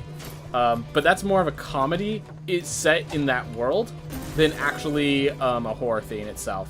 Alright, so for those of you who don't know, the fairy chest is here. Just hidden in the dark corner.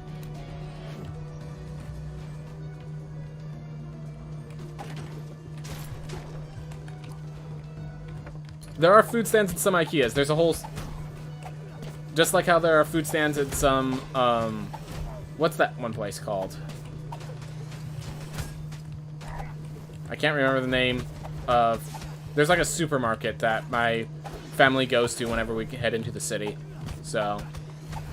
But I just remember being a kid and like just hunting down those food stands because it was the only thing to do there. And their food was taste good. Oof.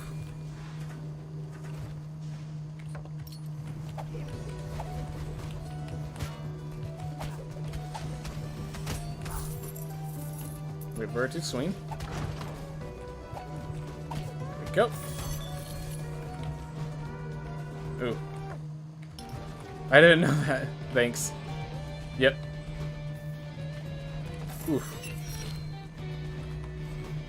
So, ooh.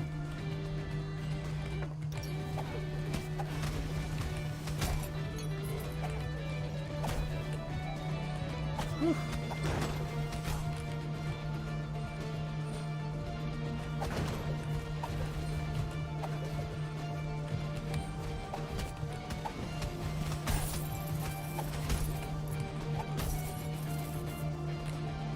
I actually dashed too fast. There was a coin that I never collected, I don't think. Oh well. 6.4k super crit. Heavy stone bargain. Ah, nice. Is heavy stone... Question. Is heavy stone bargain good with a Ronin? Like, I feel like that relic is never good. But, like... I'm thinking like Ranger and maybe Ronin would be the two that could make it work. And they're two classes I can't really play. Just funny. But yeah, as a person who uses magic, the idea of Heavy Stone Barden basically just heavily reducing the amount of mana regeneration I can get makes it not worthwhile in my playthroughs, but definitely see it in others.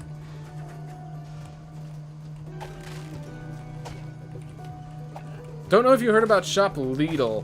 They have released their own clothing brands. I gotta wait till I clear out this room real fast. But Shop Lidl has released their own clothing brands. Bright yellow and blue. Who, although most people mistake it for IKEA since they are the same color. I'm always disappointed. 2 seconds is a lot. Yep, exactly what I was fearful of. Like, every time I use Heavy Stone Bargain, it's like, hey, this will be a time where it's good. And then I'm always... I mean, it was... Like, I think at best, it's like my feeling with Heavy Stone Bargain is at least it's not a negative this time.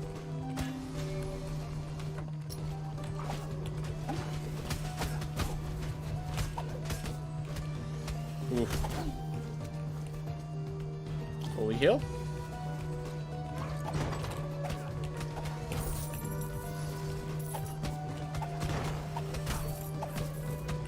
Whew.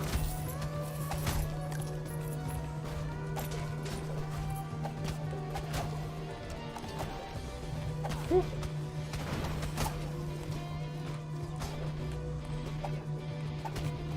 Go.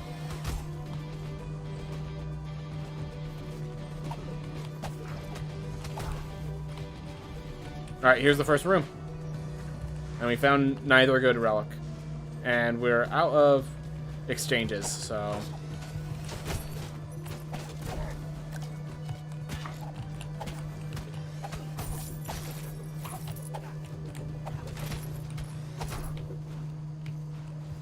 Here's the second one. No. Unfortunate. Alright. There is still more to explore, but at this point it's like... I don't think there's anything that can kill us.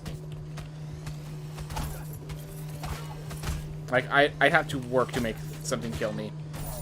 Like, I'm working on it right now, as you can see. But...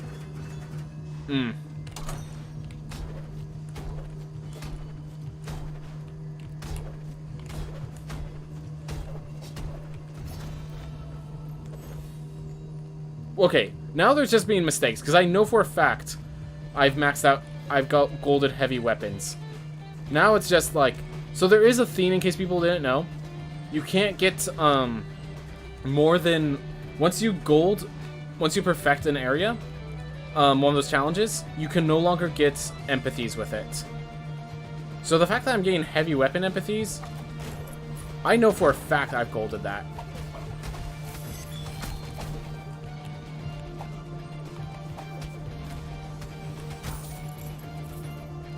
Alright.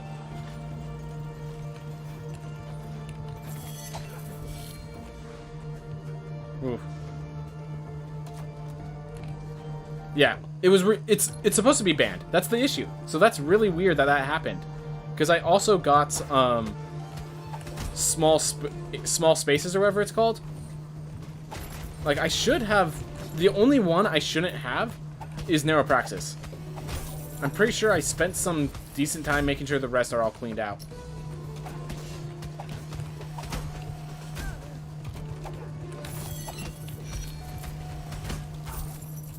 Alright, well.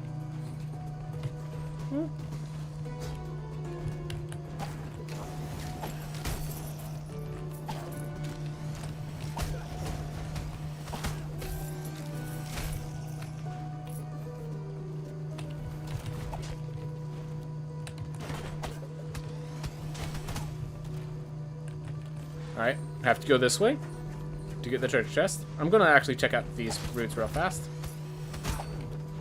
Alright.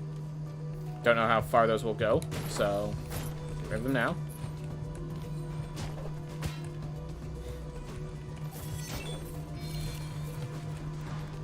There we go.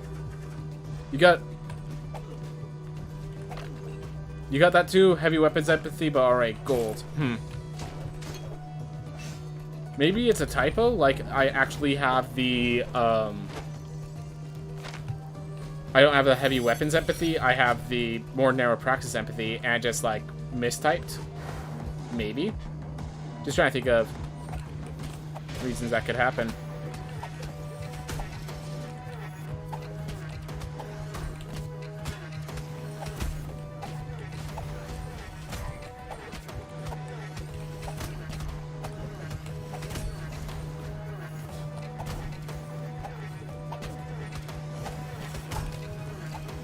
Alright. Heavy weapons is new, so maybe it's just bugged. Possible. I mean, it's not newer to that edition. That edition was added in this, like, patch, as far as I understand.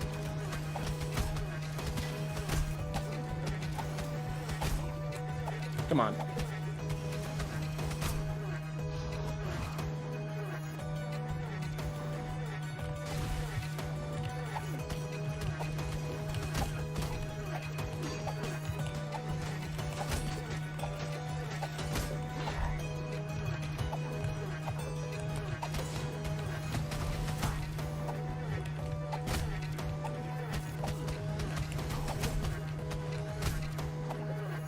Go. Well, either way, I think I have enough ore for most of the things I need. Like, I have 309,000. Hopefully that's enough ore for the things I need. Alright. What are you doing now? Because going through all the treasure chests, because that big door... Yeah, it's... So it's supposed to be time to start New Game Plus. I want... So there's a heirloom that I'm looking for that makes it so that you kill yourself and you gain plus 30% of however much gold you have. I'm hoping to grab that first, so I can get myself, you know, more than I think it would bring me to 3 million gold. Yeah, it would definitely bring me to 3 million gold. And I'm just trying to get as much gold as possible right now. So that's why I haven't dropped yet. Alright.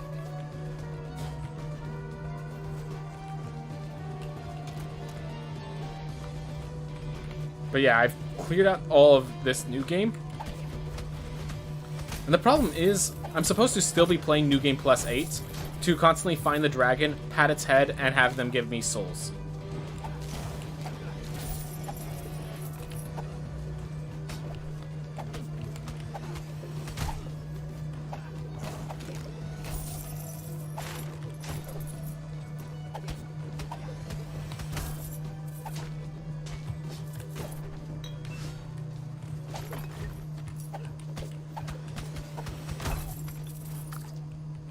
Go.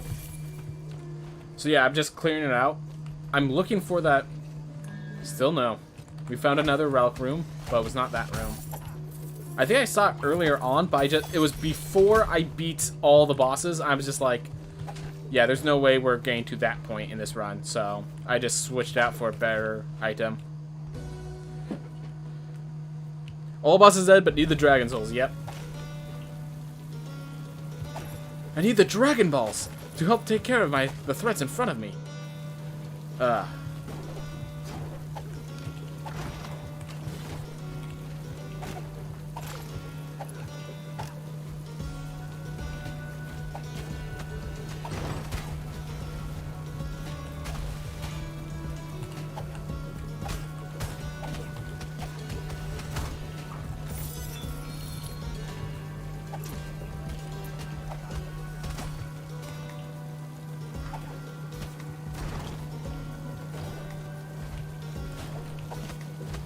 I'm just gonna keep going. Like, there's so many enemies in this room.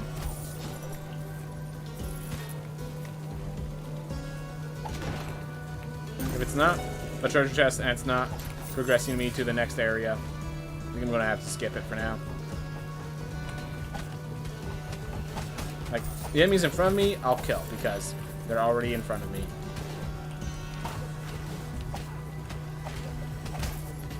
By the way, I think we've already maxed out the chef's level with this.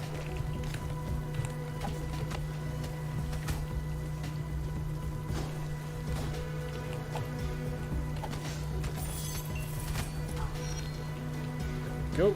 Whoop. There we are.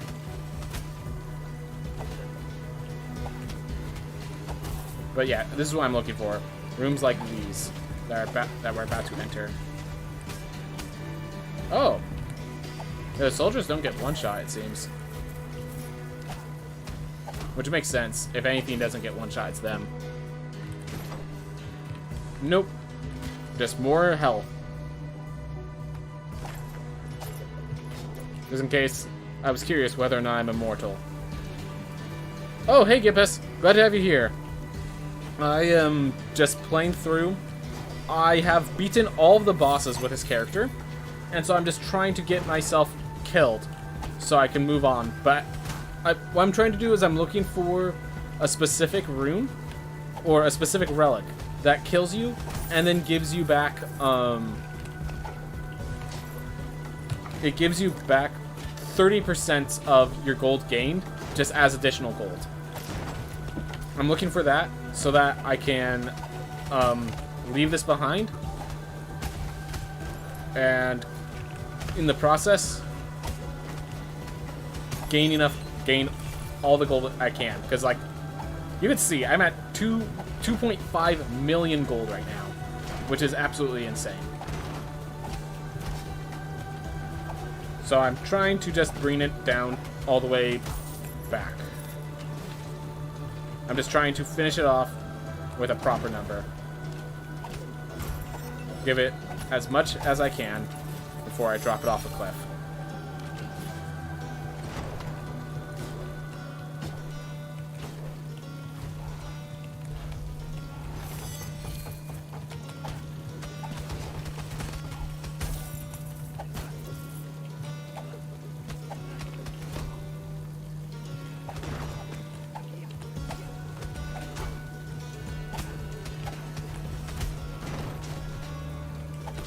Right, here we have another room. Let's kill these guys real fast. Alright, let's see if we can do it. Now it's serrated handle. Oh my gosh, Lambo droid.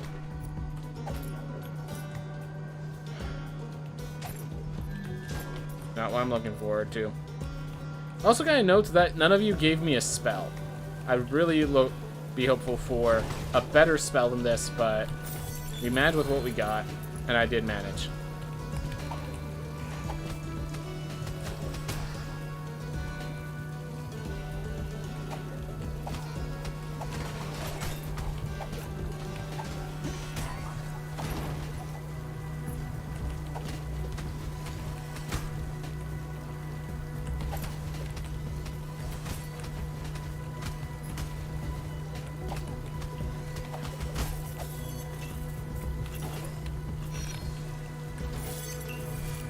Oof.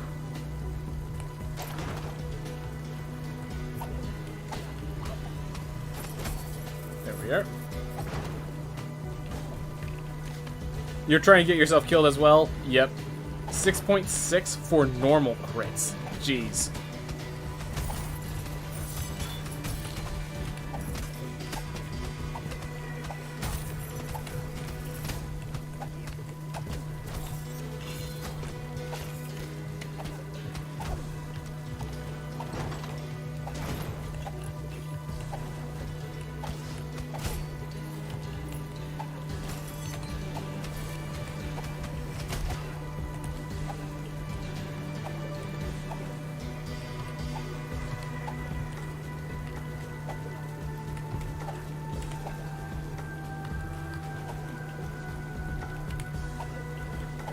Alright. Only one way to attack it.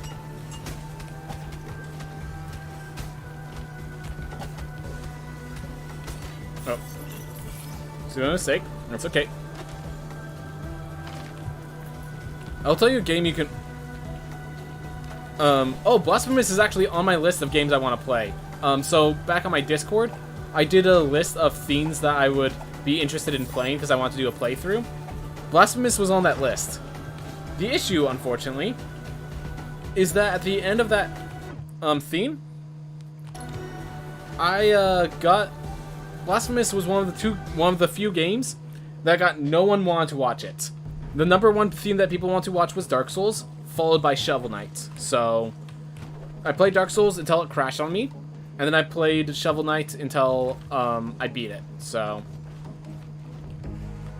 there's one room here that I missed, and it's big enough to have a little relic.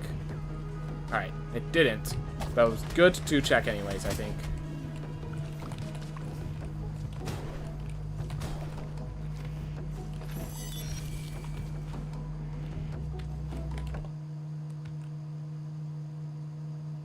Beautiful.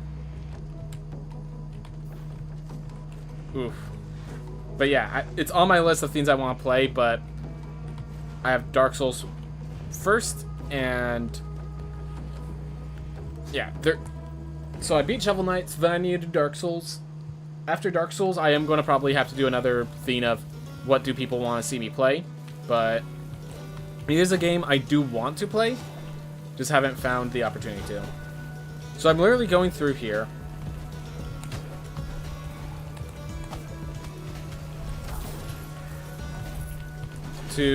Because there's a few rooms that one I completed. Yeah, if it's a fairy chest, I completed it. It just doesn't say that I completed it.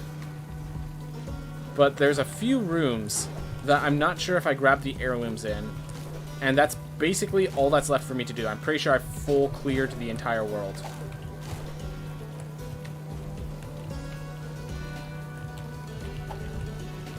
Thank you, Blobfish, for proving me wrong and giving me a target to practice on. So, like, this question mark here. Oh, it's a story question mark. Never mind. So, yeah, this room always has a story in it. Right there. Blasphemous is very good. Thank you for letting me know, Arisois. Is the whole of this game set inside of Castletown? If so, it's massive. Yep.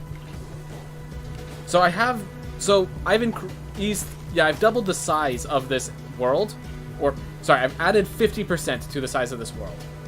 It's a roguelike, and the whole idea is this is a kingdom. Yes, it's a kingdom, and the main citadel is the starting area. Then you go past Axis Mundi, which is this large bridge connecting the other areas. Stuff like that. Alright.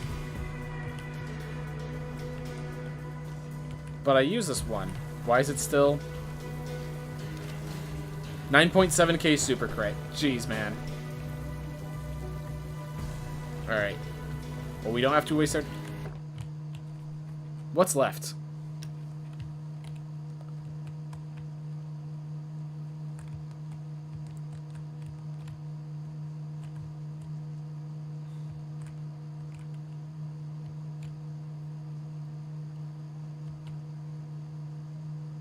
There is one room. One treasure chest, I kind of bought the means to get it, so I can't use that anymore. But there is one room. One little area of a room that might somehow possibly have it. And after that, we done. Got nothing. Whew. Nope, this was the room. Well, everyone, we explored the entire castle, beat every single boss, and wrecked shop.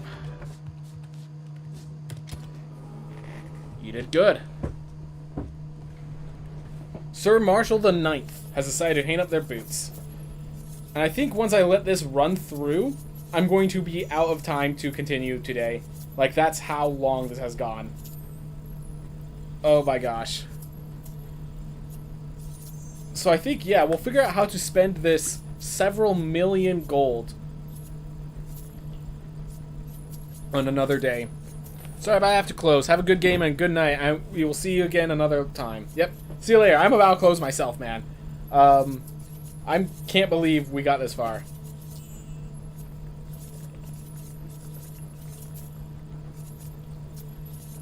But my gosh.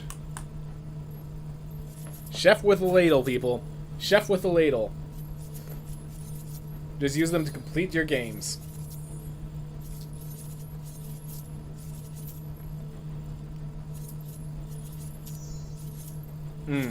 So many enemies. Yep. It's about to go off the screen and keep going. I wonder, can I scroll? You cannot scroll. Unfortunate.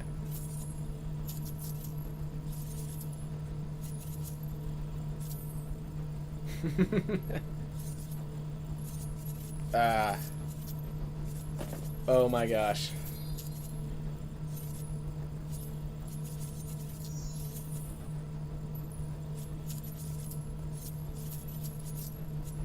There's just that little moment where you can see me going back and forth because I'm indecisive of whether or not I want to face that boss yet.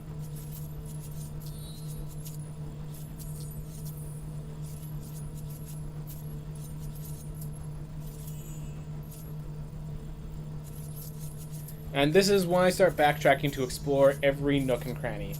There's a kill count? Where is... Oh, there. Enemies defeated. Yep. It's going to reach 500 and then it's just going to keep going. I would like if the enemies just overflow and pop back up from the top. That would be great. I would like if there was a scroll. I would like if there was a scroll.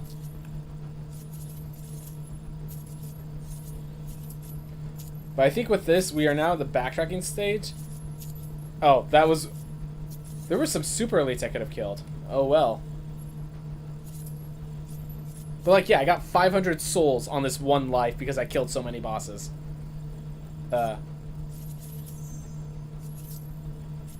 Well, I killed 5 bosses, to be precise. Plus, all the mini-bosses gave me all that iron. Wait, I got that much blood? Is that blood just passive? Like, this is how much blood I have total? Yeah, I think that's how much blood I have total. How much iron I have total. Okay. Because I just saw my iron going up. I was thinking this is how much iron I got during the run, but that looks more like the total iron. So, yep. This is while we were full clearing. Alright, I'm just going to hit the button. So we max ranked with the cook. And I have all of the soul purchases to increase my max rate as high as possible. Killed myself in a tier, but not on purpose. Well, max rank of 25, 826 enemies killed, and 2,648,475 gold. Chefs, man. Alright. We have a cartographer. I'm going to pick the cartographer so I can clear out some stuff, but let's see what I want to buy. Well, we'll start with what I want to buy here.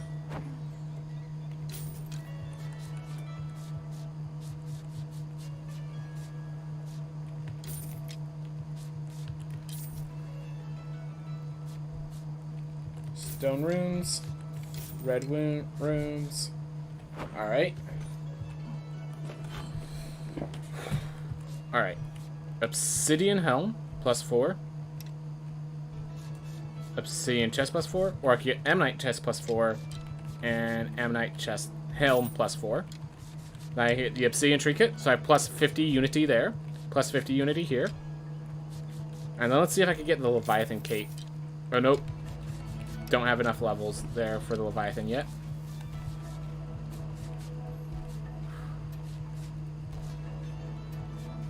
What about crescent weapon? Drowned weapon. How far can I get on kin weapon? I can get to +3 on kin. What about kin cape? I can max out kin cape. Alright.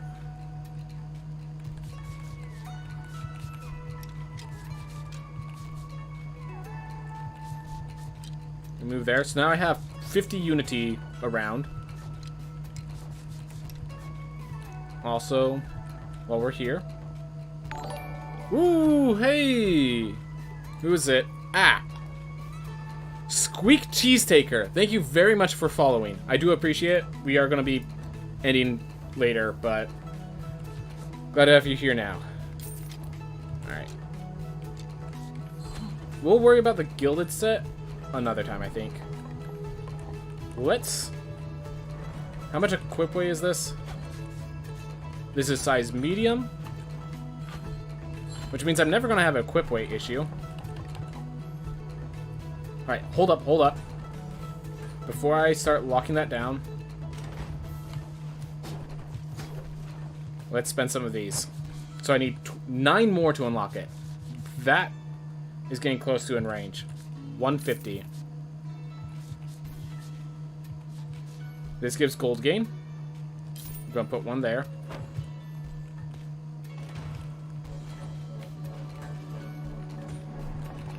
There. More gold gain.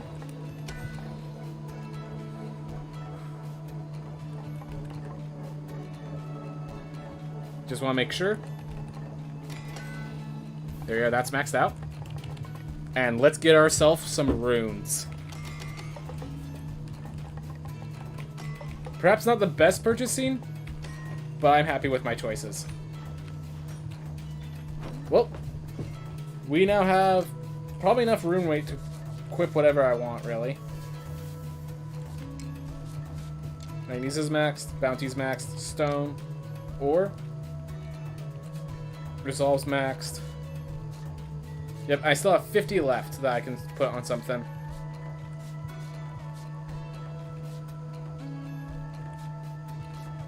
Let's see. Buy 1 there.